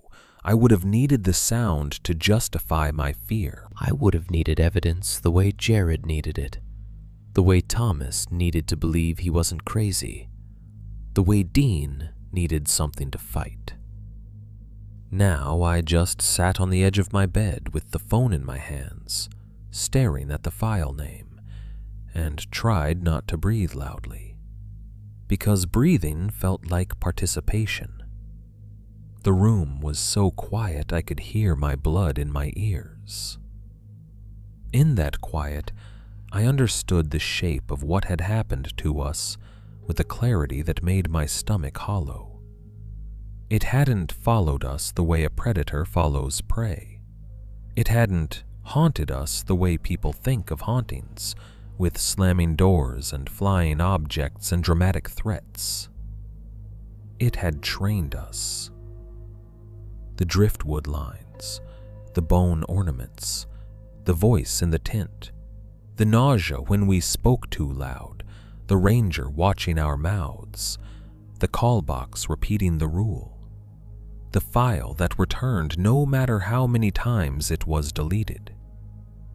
A system, a lesson.